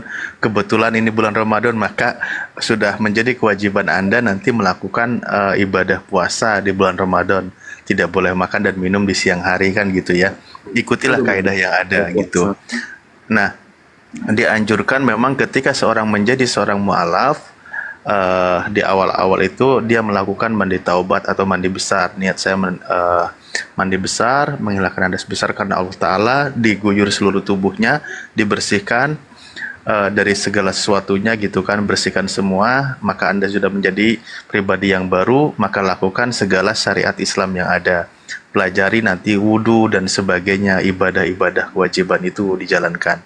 Karena Anda sekarang sudah menjadi seorang muslim, maka kami berkewajiban juga untuk mengajak, ayo kita sholat, ayo kita zakat, puasa, naik haji bila mampu dan seterusnya, dan juga ibadah-ibadah yang lain rangkaiannya yang ada di dalam Islam. Begitu saudaraku. Apalagi tadi luar biasa perjalanannya, saya sempat menyimak. Semoga menjadi inspirasi juga buat saudara-saudara kita yang lain yang sampai saat ini masih ragu untuk menerima kebenaran Islam gitu. Ya, sudah sunat belum Bang? Belum. Ya, nanti itu sunat harus ya. Kayak digigit semut kok, nggak sakit, aman. Gini Ustadz, kalau misalnya masih di sana tidak ada yang menemani sunat, insya Allah kami dari API, insya Allah bisa bersinergi dengan Anda. Jadi makanya secepatnya nomor WA-nya ke kami gitu loh, agar kita mudah koordinasi. Betul. Bahkan untuk sertifikat mualafnya juga nanti kita perlu Bang Angga, sedikit Ustaz Talib. Tolong catat nomor saya, nanti ping ke saya ya. Nomor WA? Iya, nomor WA catat aja. Iya, boleh. Udah siap? Ya. 08. Ya. Ditambah 77. Nah, ini tambahnya jangan ditulis. Iya. Itu cuma apa, supaya tidak terdeteksi sama TikTok aja. Saya ulang ya. Gitu ya. Ya. 08 ditambah 77. Ya. Terus ditambah 26. Ya. Ditambah lagi 42. Iya. Ditambah lagi 77. Iya. Ditambah lagi 92. Oke. 92, 93. Salah. 087726427793. 93 Pak De. Iya, salah. 93. Saya WA dulu sebentar ya. Nggak usah diulang. Ya, diulang apa? Di WA langsung, Pak. Koper nomornya ke saya Pak ya kalau udah nyampe sana. Iya. Pena tua ini, Haikores kawannya ini. Iya, kawannya. Pena tua. Selepel itu. Cuma Bang Kores kan gadungan.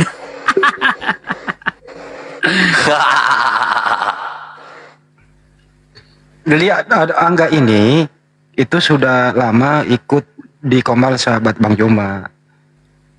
Selama ini saya perhatikan siap, ada. Bang Angga.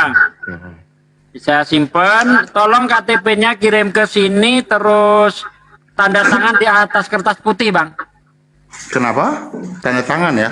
Tanda tangan di atas kertas putih, KTP dan tanda tangan di atas kertas putih. Foto kirim ke sini ya, nanti biar dibuatkan sertifikat dari API. Sertifikat mualaf.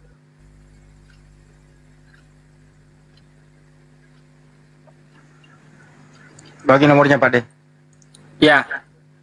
Saya kirim ke Bang Andi ya. Iya, Bang Angga.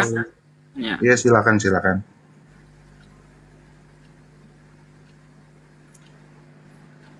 Nanti tanda tangan agak pagian mungkin ya? Enggak apa-apa Bang. Yang penting dikirim aja ke saya berikut KTP. Yaitu tadi gunanya untuk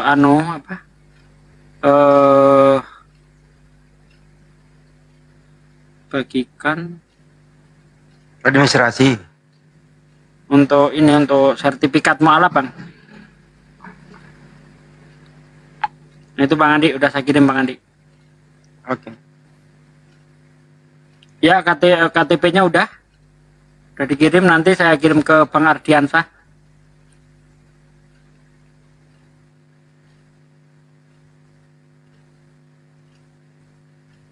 Mana mau saya simpen nomornya kok?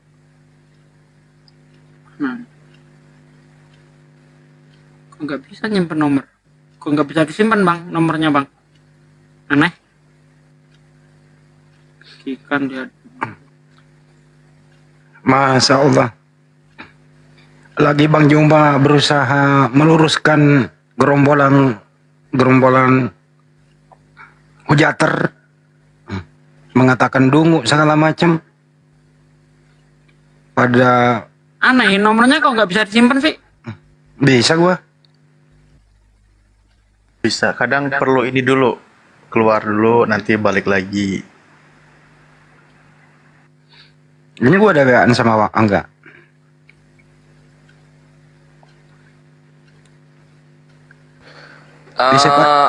Ini Satsugi, kalau telepon kabel belum bisa save nomor dia.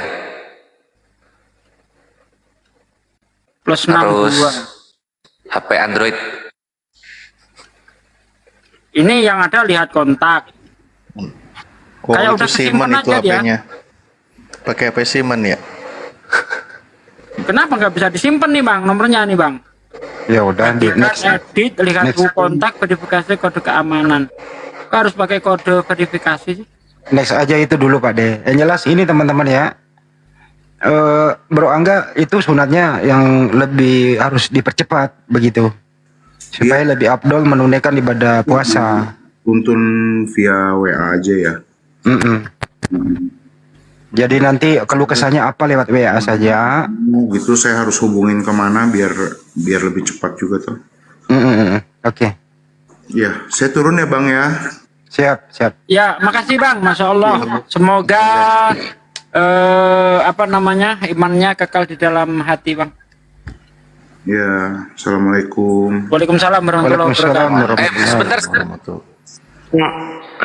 Apalagi sebelum turun Bre Angga, jadi ini tuntunannya ya, mandi wajib, niatkan saja.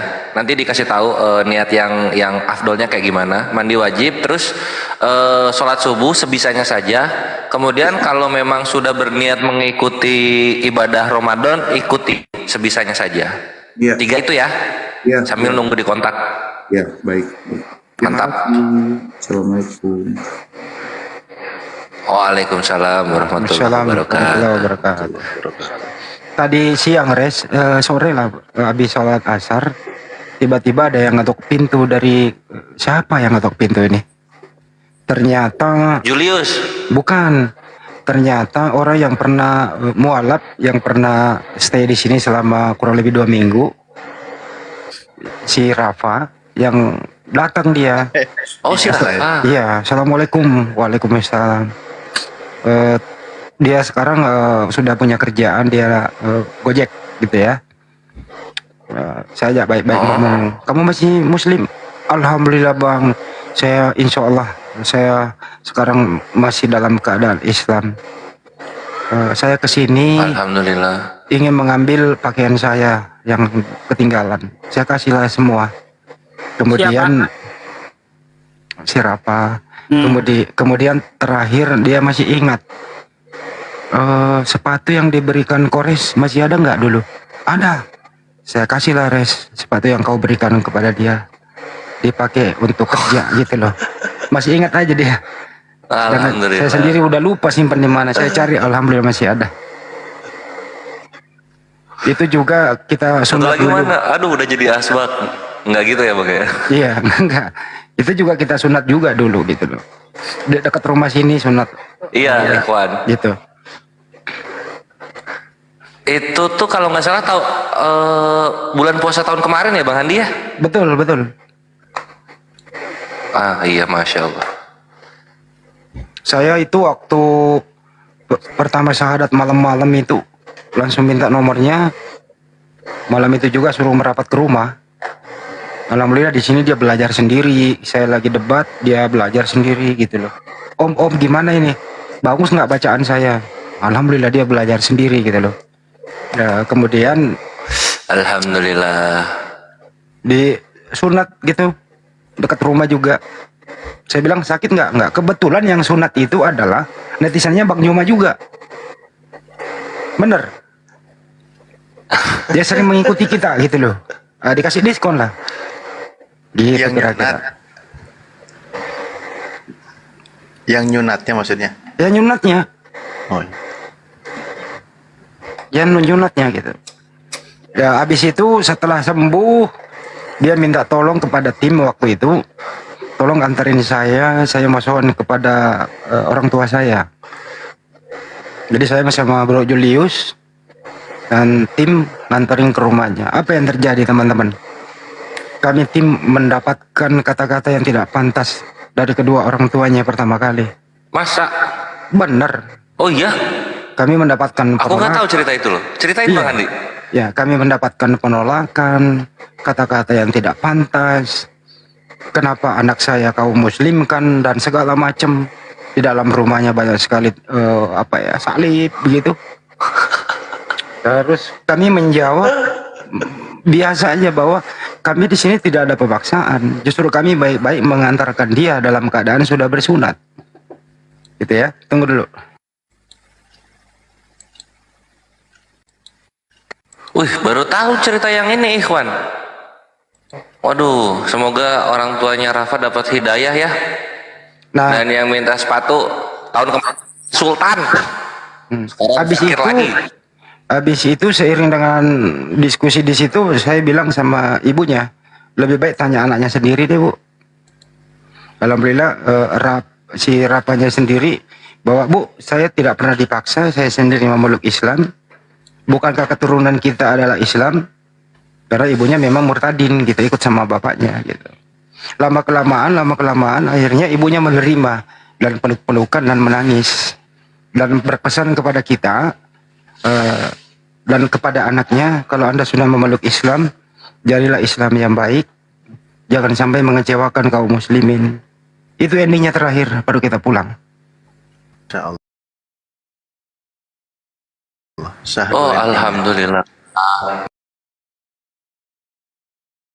Masya Allah, happy ending. Alhamdulillah, alhamdulillah. Ya, saudaraku yang di YouTube, karena sudah tidak ada